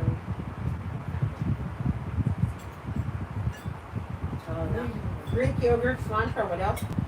garlic. I put a little bit of honey, a little bit of lemon juice, A little bit of honey and lemon juice. I don't know if you're talking salt, about pepper. It was kind of like a spin-off of the Green Goddess one.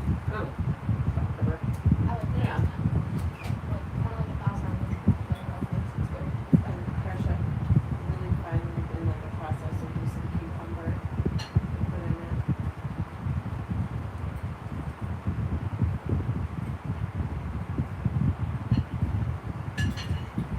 Have you been talking about salad dressing? No. How come? Creedmoor, what kind of salad dressing do you use?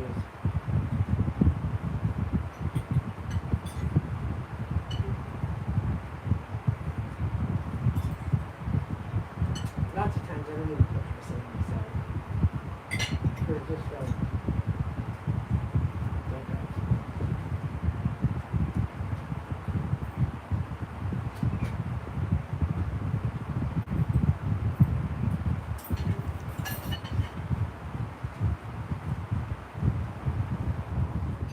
perfect, we'll cut up that chicken. Anybody eat the potatoes? What do I have to do? Really good. Yes, I will. Is that yours or mine? Yeah, that's fine. The rest of the garlic that we put it in like chunks and potatoes. So they're big. Well, you might have to stop for gas if you eat some of those sunchokes or the Jerusalem artichokes, right, Creedmoor? And they love them out there in North Carolina.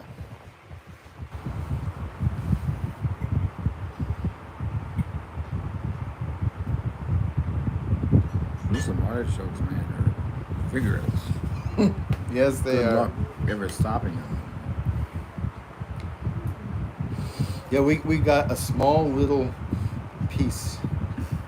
It was the size of our thumbnail, and we put it in the ground, and no matter how much we take out to spread all across the United States, they continue to grow, and they love the more poor the soil is, the better they grow. And we had this bright orange Cecil clay that is basically decomposed granite and iron, and it thrived. But it's a beautiful thing to put in the dirt to break dirt up. And Go health first. opa, and it's a native perennial.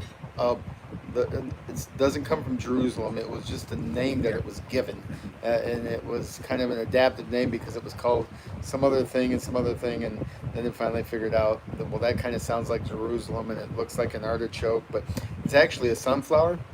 And canaries, wild canaries. I'm not sure what the scientific name for them are, but it's one of the birds that are in America, bright yellow with black wings, and they love to eat Jerusalem artichoke seeds. Wow. So it's really good for birds, and it grows up 12 feet tall. So if you have a part in your yard that you want to dress up and you want to make some wild food for birds and pollinators, plant these things in like the part of your yard that you want to forget about, Yeah. but make beautiful. But the part of your yard that doesn't produce anything at all, it will produce Jerusalem artichokes. But yeah, it will come back every single year. You don't have to do anything. You don't have to till it.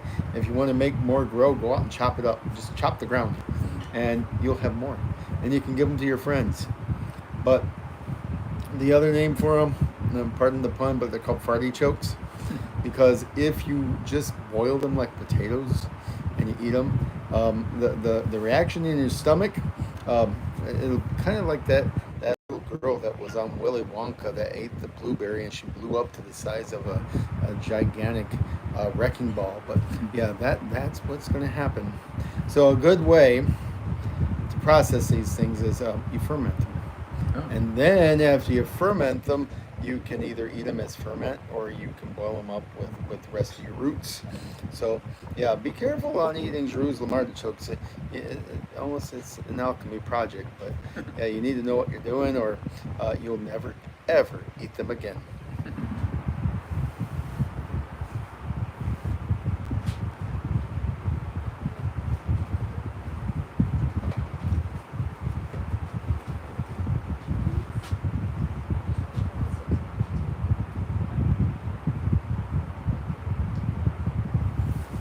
Creedmoor, what's a shadow grower?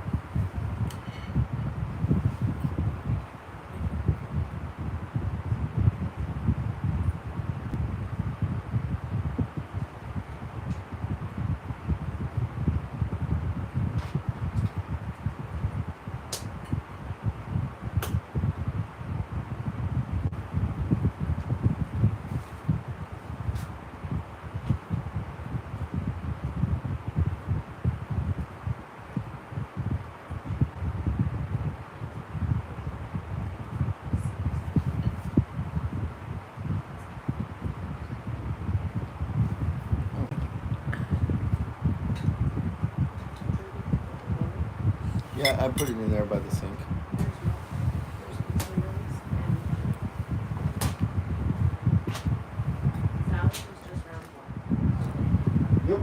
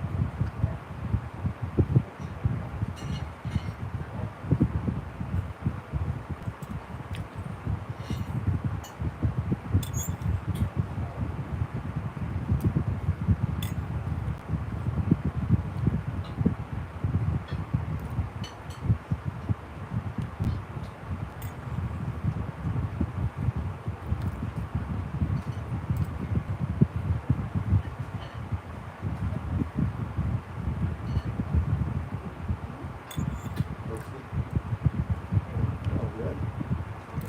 Sun kissed.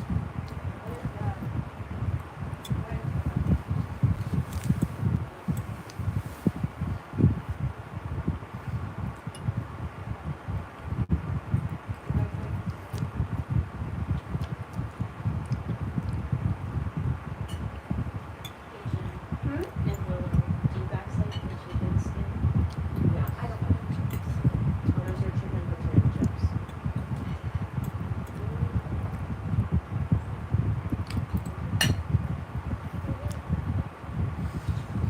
So please explain, Creedmoor, what is a shadow grower?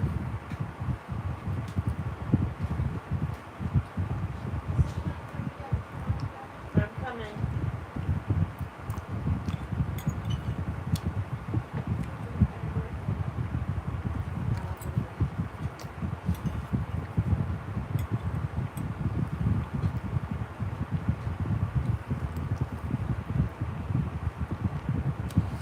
Stick around still, Brett, and you will figure out what you've walked into. You've walked into a blessing.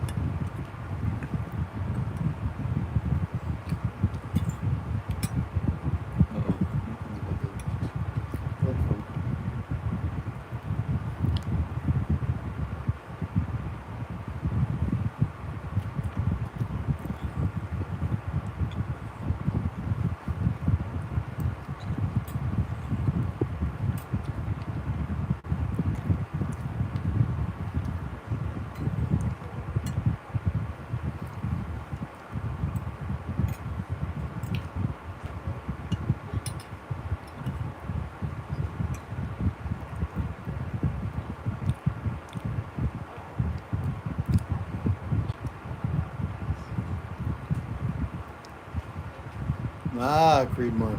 That's right. We are breaking bread.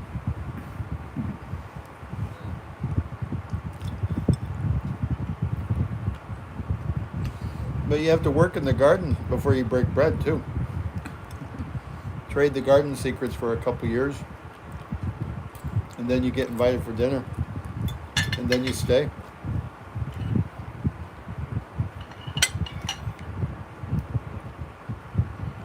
And work in the garden for a couple more years.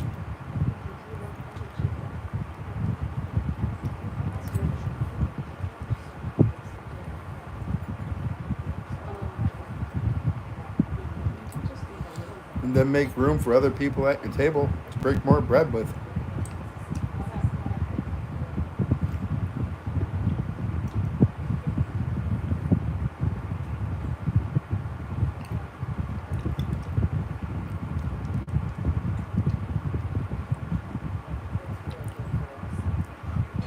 And it's truly a blessing, this channel, because there's so many people around here that have been brought in to the fold from this channel. By Paul, by Carol, by Yah. We're all here giving thanks to the bounty that the garden right outside the door, 100% organic, has given us.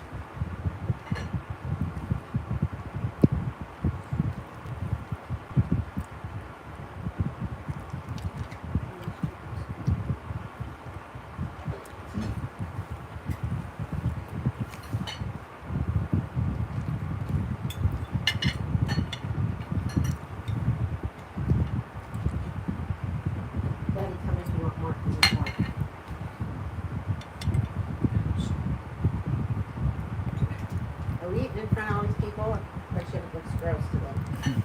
They said it looks kind of good. What do y'all eat? Now, the grossest part might have been that little inchworm crawling around, but that's just proof that we're not eating insecticide-laden, chemical processed straight out of the garden. You're gonna get some dirt. You're gonna get some grains. You're gonna get some little inchworms. I ran to the store when you guys left. So we could have the chicken. What store is this chicken from? This is Costco. But it's organic. Yeah, but This is Costco's chicken, like their whole chickens? Or their organic whole chickens. Now I know where I can get these are tasty. I'd rather make, grow them. I just don't know what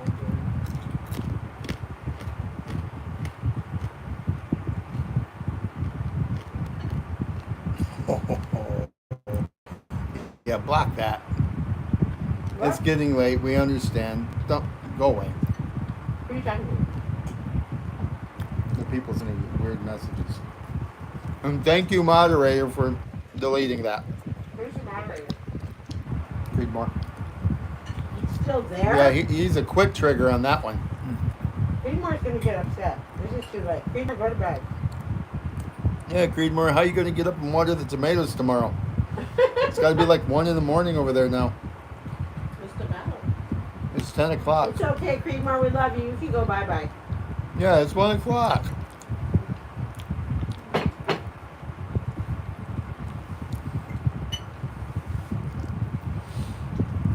You got about 3 hours of sleep till you need to get back up, Creedmoor. This is a goodbye dinner with Abby and Joe and Abby mostly, but these guys are leaving. Everybody's leaving tomorrow. I've got clinic, so I'm worried about that's cool. We'll be back on Wednesday or Thursday. So, Well, Abby's going away charged Yeah. on a God-given adventure what about and it? a God-blessed adventure. What about it? When she goes, she's gonna be led by the Spirit. Abby? Yeah, and look at the food in her belly that comes straight from the garden and washed in the waters of the glacier of I Washington know that's our water. Where's your water? It's so and blessed with the cold. Doesn't it taste good? Yes. The water here is so good. And the odd thing about it, It's 7 foot. at 5 feet underneath the water, the rocks were warm on her feet. It was like the warm water was Are coming you up talking about in the? in crescent. Yeah. Like present. Creedmoor, you gotta come, honey. You and Carrie.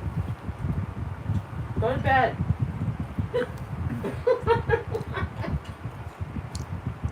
I'm being his mom. He's gotta be cross-eyed by now.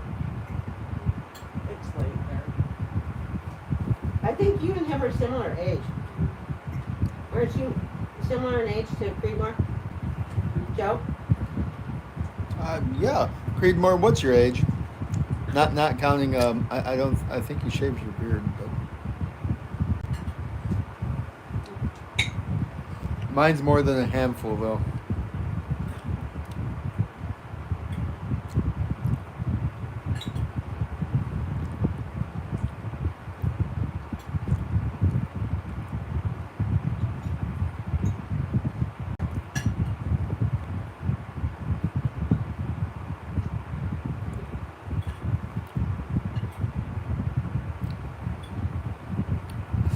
Is there any way we could get a live?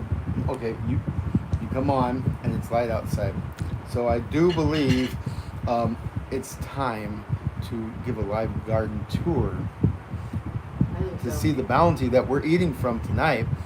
I know, but I want it to look a little nicer. It's kind of, they're Oh. so, we have According to the news out there in the commentary, you got the best garden of all, except for maybe Creedmoor. I'd like to see Creedmoor's garden, but yeah, everybody else's garden's blighted out. Yours is thriving. It's got weeds in it, but that's part of the whole system. And weeds can always be pulled, and we might prepare it. You might what? We might prepare it for the show. Right. Let's do a garden till light next week. Okay. When it gets light. It's pretty dark out there. No. We're getting Yeah, Yeah, it's pretty chill. I'd like to see it get a little more full, but if you guys think we should do it now, we can, and then maybe later. I mean, I want to show them like the figs and then when the apples are roasted and stuff, but we can do it now too. Or you can show them the progress from next week. Yeah. They're all ready. Which won't be long. Because right now, a lot of people out there need hope. They need to be encouraged. Yes, they need to be encouraged because, yeah, people's gardens are suffering. Mm-hmm. And, yeah, they just need to see, with the proper mindset and guidance, they can have a garden just like us.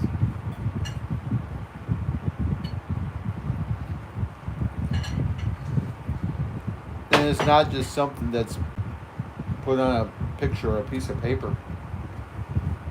Mm-hmm. Or read about it in a book and you try it yourself and it fails. Is that it might not look as fancy as it used to right now, but I think the nutrient density and the flavor is really good. Because a lot of times you get, gardens and soils that have not been happening for 50 years.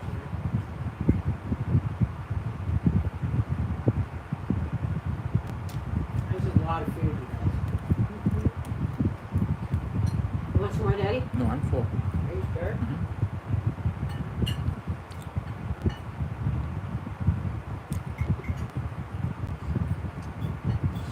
Oh, that's because you use a lot of that AI, right, Creedmoor? Yeah. Yeah. Nobody believes it's real. I know. I think Creedmoor deserves an award. We never saw your guys' garden. Well, Our garden is fallow right now. huh? It's fallow. Well, Yep. for obvious reasons. And we just let nature take its course.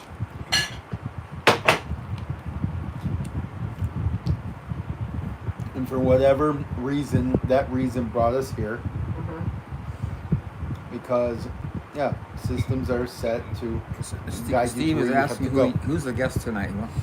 My name is Joe Bass, and I'm coming from the East Coast, North Carolina, but I'm settling here with wife and child, Jennifer and Willow, and we're here to stay for a while until we're led somewhere else, like everybody else is, but we're helping out Paul and Carol do what they do, and they're helping us in return.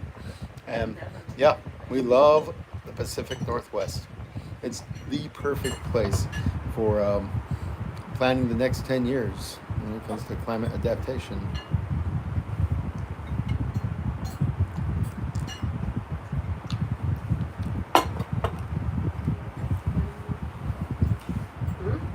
He said climate adaptation. That's what that.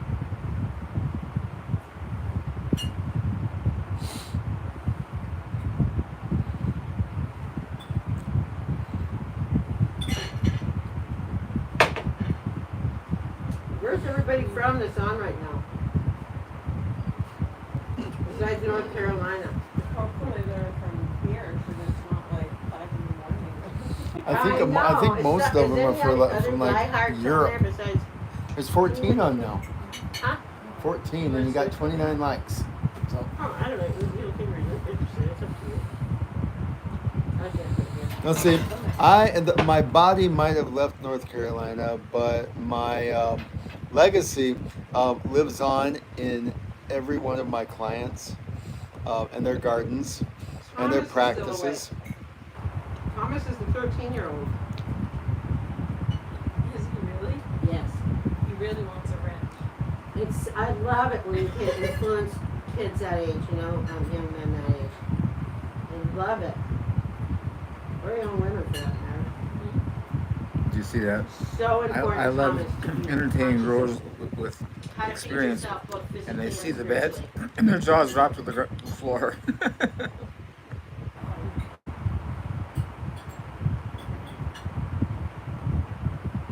Well, Creedmoor, I do believe you might have to give Thomas a wrench.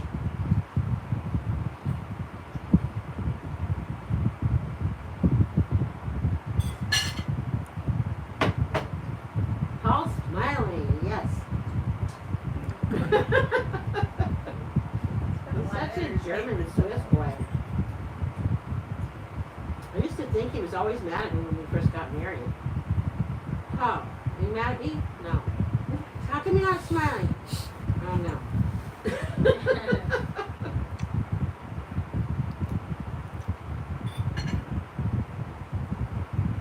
Yeah, I scare people when they smell.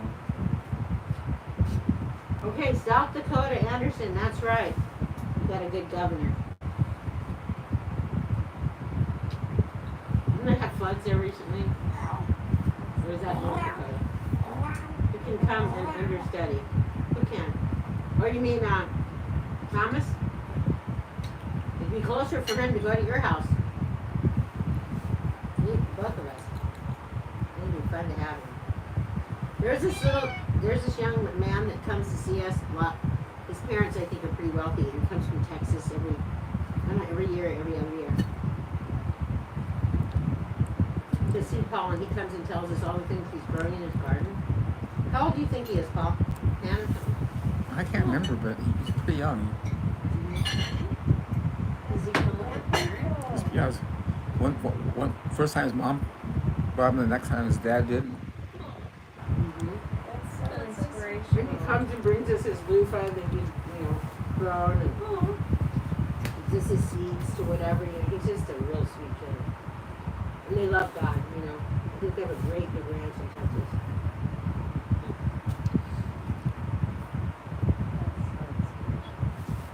Yeah, That's really- I mean, loofah is a master. You have to be you have to know what you're doing to grow a loofah. Yeah, we grew it really easily in California, easy to grow. In California. That's it's in really California. Yeah, so easy. Not here, it's not hot. Of course, in Texas. Well, the vines will get huge. Yeah, just spread all over the place. I say we use cattle panels to grow the loofah, and that's when we finally figured out the secret of how to grow those. They have to be suspended. I know. I'm trying to free them. But I saw the price of cattle panels here, $50 here now. How much are they? No, I saw 100 on Marketplace for cattle panels. One cattle panel? One cattle panel, No $100. way. I just bought I those. was like, that's- Those were, I got them on sale. I think they're like. So if you can get your cattle panels in stock, and they're not like over, they should be like $25 or $35. But lately I've seen the price go through the roof, Everything's going up. and I don't know why. Well, I do know why. I can't say why. They'll stop the video. And especially probably with farm, they feel more like having to attack the farmers. Just like they're saying they want to make diesel obsolete. It's like what? Oh, 2066 Yeah, for Washington. And they say that, of course, that's what drives all our produce and our food. These trucks. They have flying cars now. They look like drones. Yeah, I saw that on a video today. Yeah. It was like a motorcycle, but Yeah. it could fly in the air like a boat. Yeah. I'm sure Monsanto will buy into that for crop dusting. Yep. Department of Defense supporting. Monsanto stuff like though that. it's not Monsanto. It's bought over by Bayer. Oh, they changed their name. The ones You know that, what they sold? What they paid for it? $1. $666 million. Oh, there it is. They're making a point. On purpose. They're telling you who they are. Oh, well, obviously. Yep. Oh, dear. That's so evil. Yeah.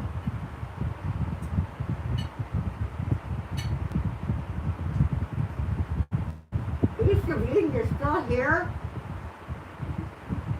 Master Young's son made me snatch a squash bug with chopsticks made from corn cob just to touch the wrench. What are you talking about? You need to go to bed. Great one. Oh.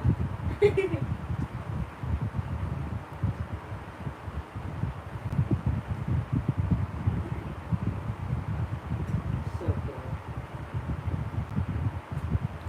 cool. So is the wrench palladium or mithril? Creedmoor.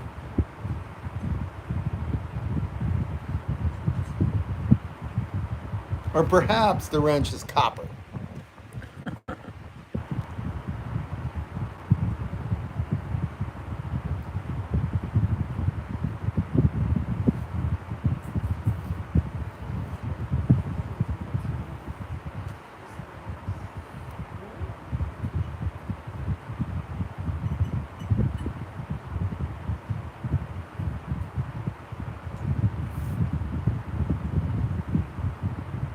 No, it's Unobtainium. Ah.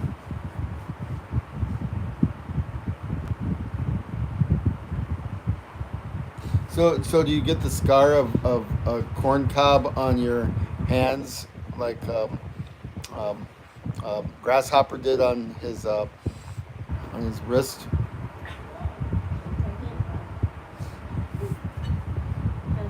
They get, they're nocturnal, so they start getting excited.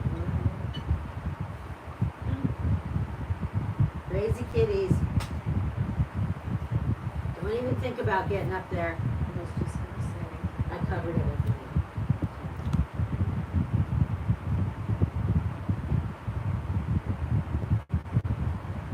Joe, what's your favorite thing to grow? What? What are you looking at me for? I'm trying to figure out. Oh. Oh, I know. Tick seed. That's my favorite thing to grow is a tick seed. Castor bean, mole beans. Castor. Castor plant. That's my favorite Why? plant to grow Well, because it's a natural insecticide, and it was a seed that was carried from all the way back to the 1700s in my family. okay. And I think I brought some too. I did. I brought a bag of it. Did it grow here? Yes. What's your favorite? castor bean grows here. Is it? Yep. Is it Annually. invasive? They grow like just like weeds in California. Yeah, I was gonna say, is it invasive? For 3 years, yes, it's invasive. After the third year, there's something in the soil that just says I'm not growing anymore. And then your gardens, because Jen just, when I would grow it in the garden, I grew it because my mom grew it and my grandpa grew it, my great grandpa, and all the way back. They And brought it here? they brought it here. And so I used it as an insecticide. In the end, it just made the soil, it killed all the bugs in the soil, and so the moles and the voles wouldn't go in the soil.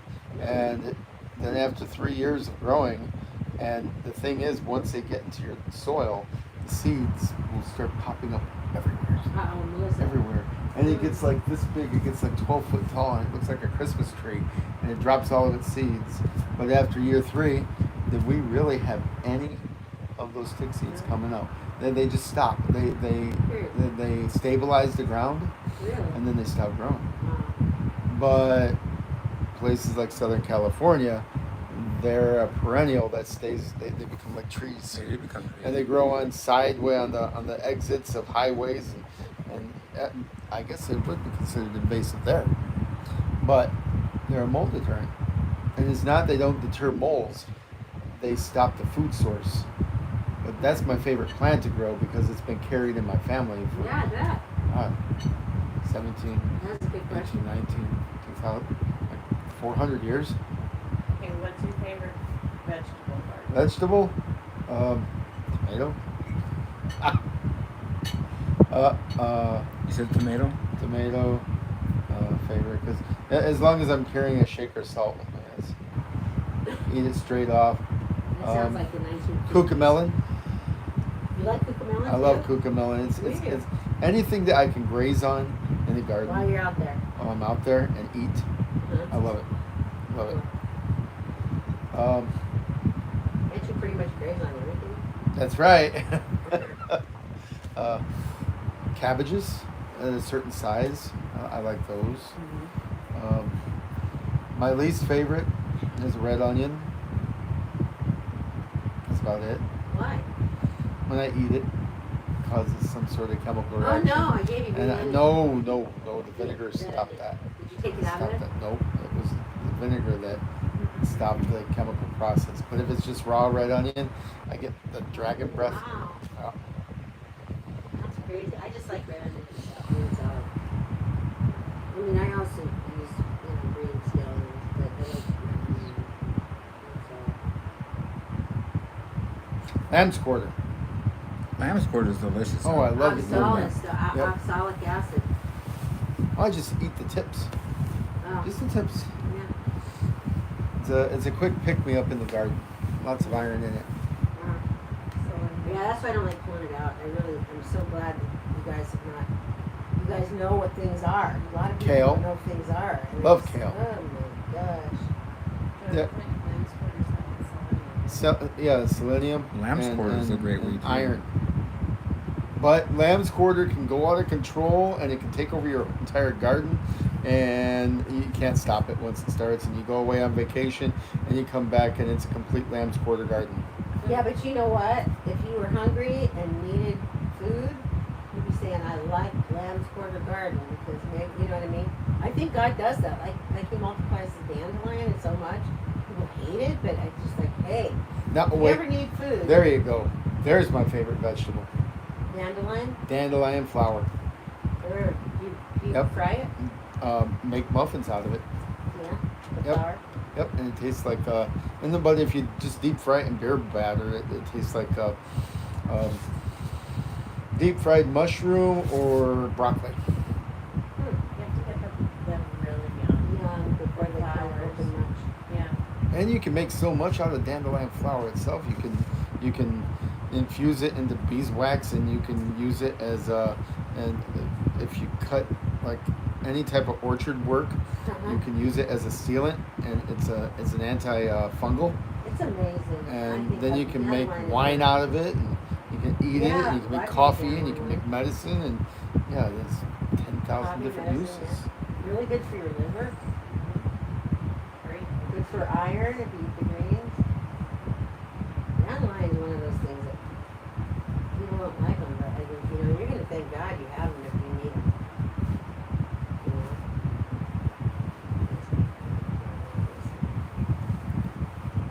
Starting to fade. Yep, after dinner fade, and it's 11, it's 10:30, Here? and yeah, What? and I've been up since, yeah, And Creedmoor's still here? yep. Oh, Creedmoor, go to bed. Where's your wife? Yeah. Oh, we dandelion go to jelly too. There you go. There's another one. Dandelion honey. It's kind of like Forrest Gump and shrimp. I feed dandelion greens to my rabbit. bed. Oh, He he's, really likes he's them. waxing. We're custodians to the life. It's true. My 12-year-old makes dandelion jelly every spring. How cute is that? Give me another clue. What are you doing with him? Focus on that life. Are you influencing this young Thomas? I'm glad you're here, Thomas. Well, Thomas is on the quest for the wrench. For the ranch. For the wrench. And only Creedmoor holds the wrench. Yeah.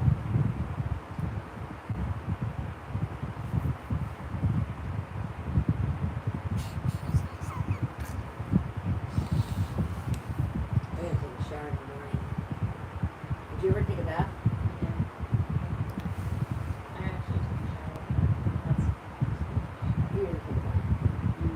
Oh wow. not personally that. It's boring, so Yeah, I know you gotta. It's just not be off and running.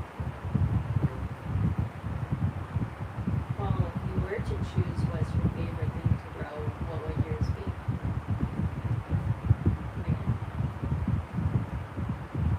I like the apples. I knew you were gonna say that. And figs. It's what you grow the most.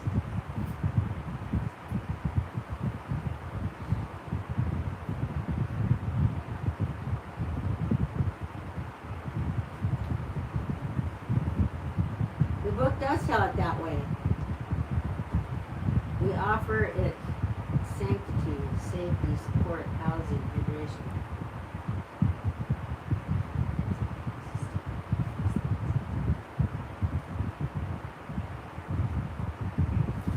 Now, favorite fruit wise, yep, figs. That's on the top of the list. Now lay the wrench upon me. I am worthy now. What are you guys talking about? This is the 13-year-old. The cream one. What are you guys talking about? Lay the wrench on you. What the heck's a wrench? It's the person I can block the moderator. Oh. Oh, really? Yes.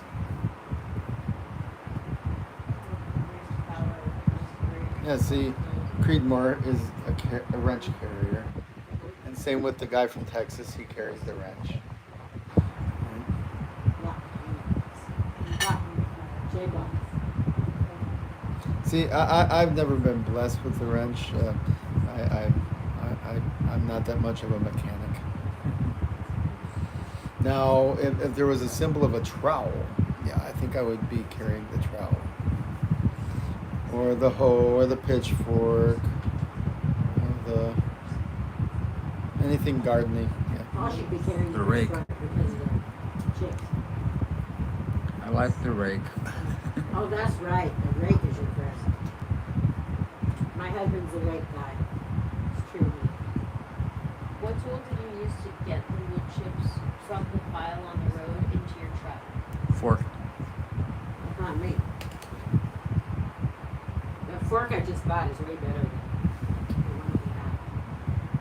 Because it's got narrower, what do you call it? Tines. Yeah. It really, I think it really worked well with that chip. Don't you think? It was good to use.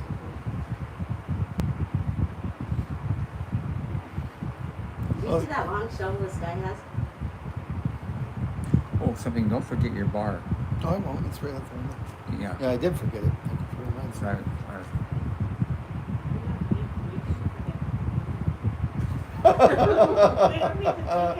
Yeah. We're gonna forget You a should dump, you should we're- take stuff out of your truck. We're gonna forget a lot of stuff. Yep. We got a dehydrator in the back. I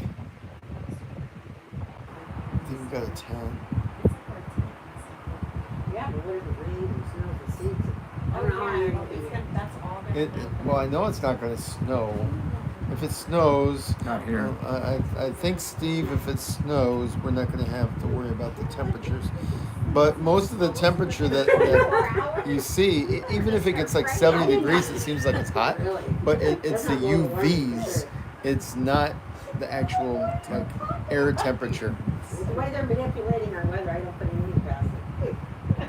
True. You should show them the Fibonacci. That's for the con. Stay tuned for next week. Stay tuned for next week.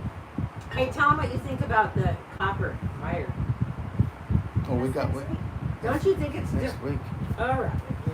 So stay tuned for next week in a brief history of electroculture. Again. And little lessons and just an upgrade in what you can do. Straight from Washington State, which is kind of like the mother It's of good to have you here electroculture because- and electroculture technology. Take a look up Port Townsend and the Great Reset, and yeah, figure that out. It's an interesting rabbit hole to go down, but it does touch upon electroculture and gardening, but many other things like Cabbage Patch Kids. Cabbage. What is he talking about? Yeah, Dad, what do you mean Cabbage Patch Kids? What are you talking about? You can tell a true farmer when his arm is not tan. It's almost. They can't see Somehow that I'm line. getting tan through my shirt now. Are you? They can't Yeah. see that. Well, do you have that too? Farmer, see this? Farmer tan. That's a real farmer Yep. there. Yep. Potato skin. And inside potato skin. Unboiled potato, boiled potato.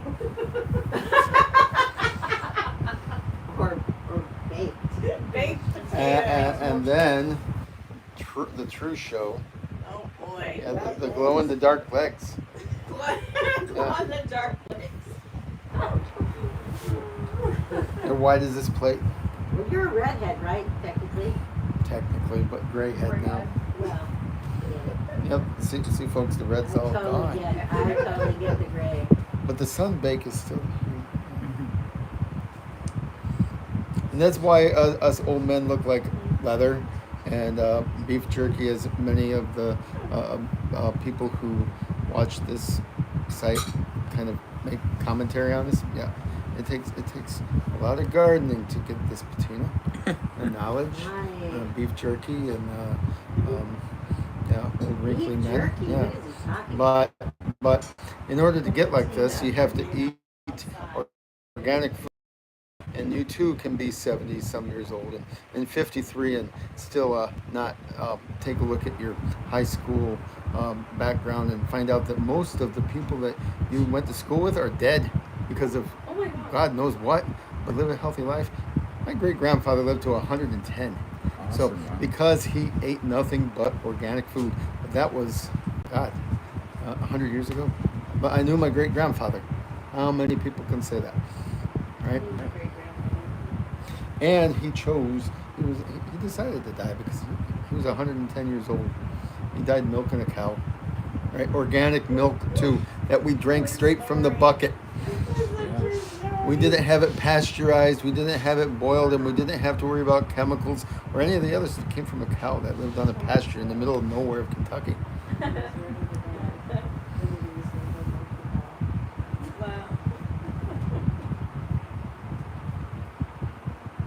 What a great way to go. Telling my wife I'm ready to go, I'm gonna go milk the cow first though. Yeah. Bring the flowers, Myrtle. Wear your best dress. Did the cow react? Like, do cows? It was over there. It was over there just minding its own business. It had milk. Milk was there. He was leaning up against the wall. He was 120 years old. And he had like 5 different wives and outlived those Grandfather? wives and great grandfather. 5 different At the ones. same Mormon? time? No, it was one at a time. But, yeah. His last wife was. We went the same His last wife was 45 years old. Her name was Myrtle. She's still alive today. And He was 100 and, what? and 110 when he died. And my great uncle, when I was 8, my great uncle was 4. So yeah, because he had his last child when she was 45 years old. He was 110. What? And Who he can was guess what he was. state Joe's from? Is that Kentucky? Well, how do you do You that? had it. What is But the why say but about the, that? my grandmother was like the original Mary Kay of the mountains because she made her own makeup from natural products, and they would ride around on the back of a horse, and the horse's name was Vanilla because it was like a white yellow white yellowish horse, like a butterscotch. But whenever it would run through the pokeberries, it would get stained pink and purple. And so she was like the Mary Kay of the mountains because driving around in a pink car. Oh no. But yeah, they would. Her mom would ride side saddle, and they would go over to different people's, and they would make everybody their makeup with whatever natural product was the clay or the berries or the flowers, and they would dress them up and make them look nice.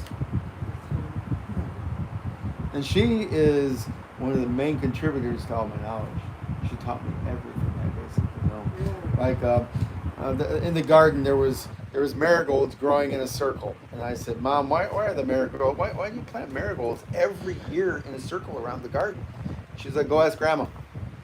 I went and asked Grandma, and she was like, I know. my mom used to plant, Okay. and she was like, why are you, stop asking questions, just go plant some more flowers. And then later on, 20, 30, 40 years later, after everybody asked questions and finally figured out, kept the bugs away. Yeah. Kept the bugs out of the garden. You could go into the center of the garden, not get bit by mosquitoes. And the rabbits would never go past the marigolds. And then they labeled it permaculture. Oh, okay. Yeah, back in the 70s, that wasn't called permaculture. It was just called gardening, according to Grandma. Right.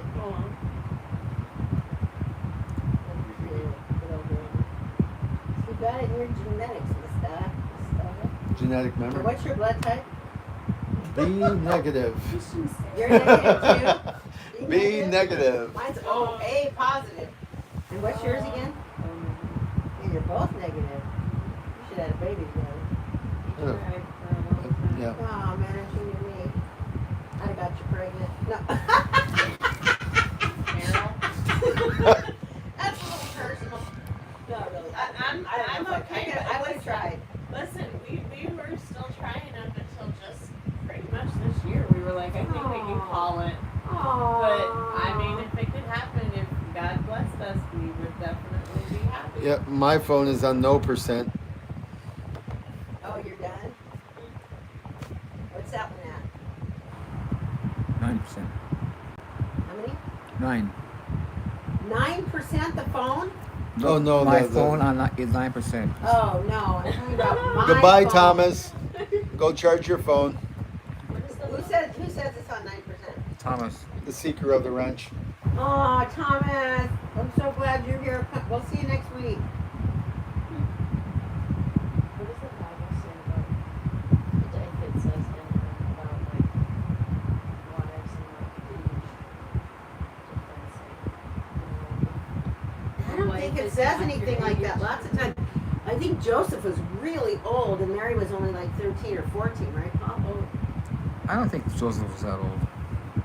Well, I mean, I think he was really old for her. I just Maybe in his 20s, or do you think he was 18? I don't recall any I guess you're right. I don't think there's anything. I always got the impression he was quite a bit older than No, her. I don't Maybe think so. I'm off base. I don't know then. Don't delete what I just said. It's not right. Mary was 13. I think so. Yeah, she was She young. was about 14 when she had Jesus. Well, think about when you have, when you start your moon, when you start your period, that means you're ready to have babies. Yeah. And in those days, women were a lot more mature and a lot probably more whatever, and they probably knew how to do homemaking. They knew how to be a helpmate. And I thought there was something in the Bible that referred to Joseph as being older, but maybe But a 75-year-old man, no. huh? No. No what? Not a 75-year-old man. No, not that old. No. Unless Mick Jagger. No, I was thinking quite a bit older than her. And that could have been 18, who knows? I don't know. But, like in those days, people, got married in a dowry, and also married cultures and all this other nowadays. And then they get married. Yeah, I mean, some cultures now they get married young. I mean, look at the Muslim culture. Lots of their children marrying adult men. Which is upsetting.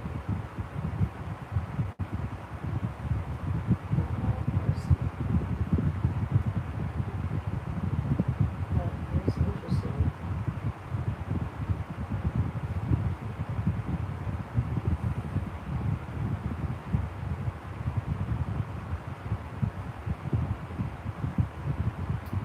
I want to make ice cream with like raw milk. We used to do that all the time. Remember? Mhm. I still have a can. Yep, rock salt. Yeah. Yeah, and our neighbor, we got all our milk from our neighbor, which was a local cow. Not to be a buzzkill for the pan churn, but We have raw milk. I have he just gifted me for, was it my birthday? A new Ninja Creamy ice cream. Oh, cool. Oh, is that really good? I don't know anything about it. Huh? Like raw milk. Yeah, here, they have a dairy here. It's a raw milk dairy. In town, yeah. It's called Dungeness. Then you gotta get a butter churn You need to. and sit in the corner for 3 hours. What's that? I said, then you gotta get a butter churn and sit in the corner for 3 hours. I have a couple of those. Learn the technique first before you go to the Ninja Creamer, which takes about, what, 5 minutes? You know what I would do? Because I skim the cream off the top of the milk, and I do it for a couple, 3 gallons, and I'd have my kids sit on the floor with a gallon jar and make the lid really Just super shake it. tight. And sometimes I'd put wax paper and then put the lid on to be super tight, and then roll the milk back and forth until it made butter. I Between just each had other. a mason jar of my kids. Yeah, they Fun have for them. right? Why don't What you is it? See how you can make butter that way. Azerbaijan, the Azerbaijan or what- Azerbaijan. They have the clabber swings, Oh, yeah. and it's like this long tube, and they pour the milk into it, and they just swing it back and forth, That's true. and then ta-da! They drain it out, and it's this big I ball think of I still have squeezy my butter, stuff. my butter bowl still, and my paddle. Yeah, paddles. And I think I still have it. I just saw it the other day. I thought, oh my gosh, that's my butter bowl. I almost threw it away, and I thought, no, it's got so many memories. It's terrible. Yeah, they went That's into the trouble. I'm a sentimentalist, so we still got to get rid of a lot of stuff. La La Land over there. Who's La La Land? The quest for the ranch. The quest for the ranch. Yes. I just asked to be someone's midwife right now, so I got. Stop messing with the squire, Creedmoor. The squire. Send him back to his quarters. Who's the squire? Thomas. Well, how can Creedmoor still be awake? Squire Did you take a Thomas, nap go to today, bed. Creedmoor?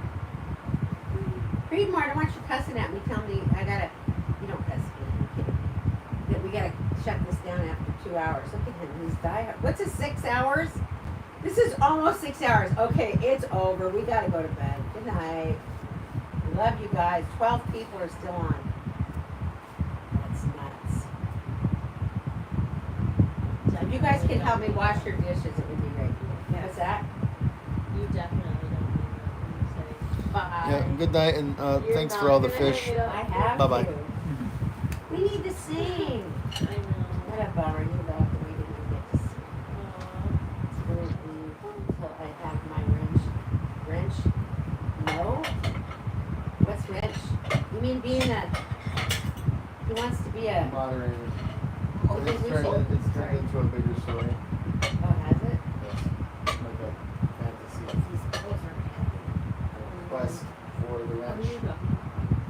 I gotta wait till they leave the pot back in place. Oh no. Take care, Paul. Okay, you guys. Good night.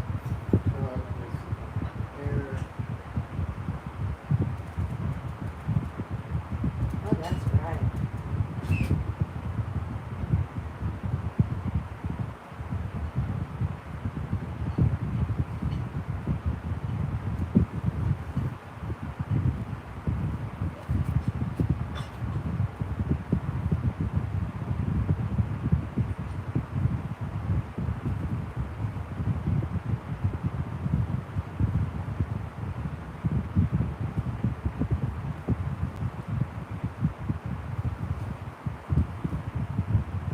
I gave him a moderator job. He can do it, I think. Gave it to who? Thomas, the 13-year-old. I think he can do it. You gotta behave yourself. You gotta make sure you have discernment. You can't just delete anyone. Because we'll have to take you off the books then.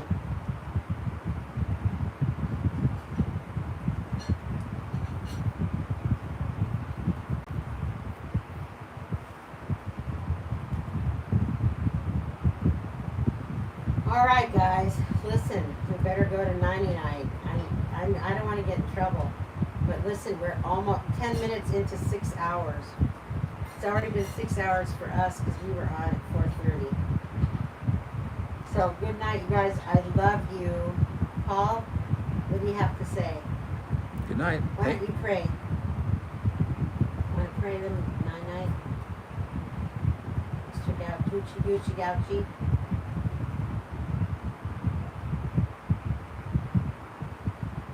The Lord bless you and keep you. The Lord make his face to shine upon you. The Lord be merciful to you and grant you peace. And Paul, you want to pray? no, it's No? All right, God, I just ask for your blessing on these people that were on here tonight. For those that are left, Father, I ask that you would just bind their hearts to you, God, that you would give them revelation for the truth of who you are, that you're not religion, you're truly a holy God and incredibly attainable, and you all you ever wanted from us is relationship. And I pray that you become real to them, and they long to know you and to lay hold of who you truly are and how you created them to be. So thank you, Father, for this group. Thank you for this time together. I hope it was edifying, and we're so glad that you guys came. And we bless the Lord for you, and we ask God to bless you literally, and keep you and make his face to shine upon you and give you peace. Amen? Amen. All right. I know you'll be good, Thomas. See you next week. Oh gosh, I gotta do it on the phone.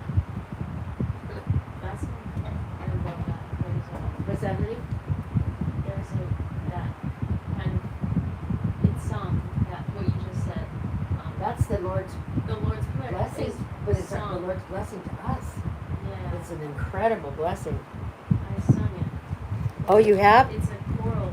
Oh yeah, I've sung it. In fact, I've sung You it. know this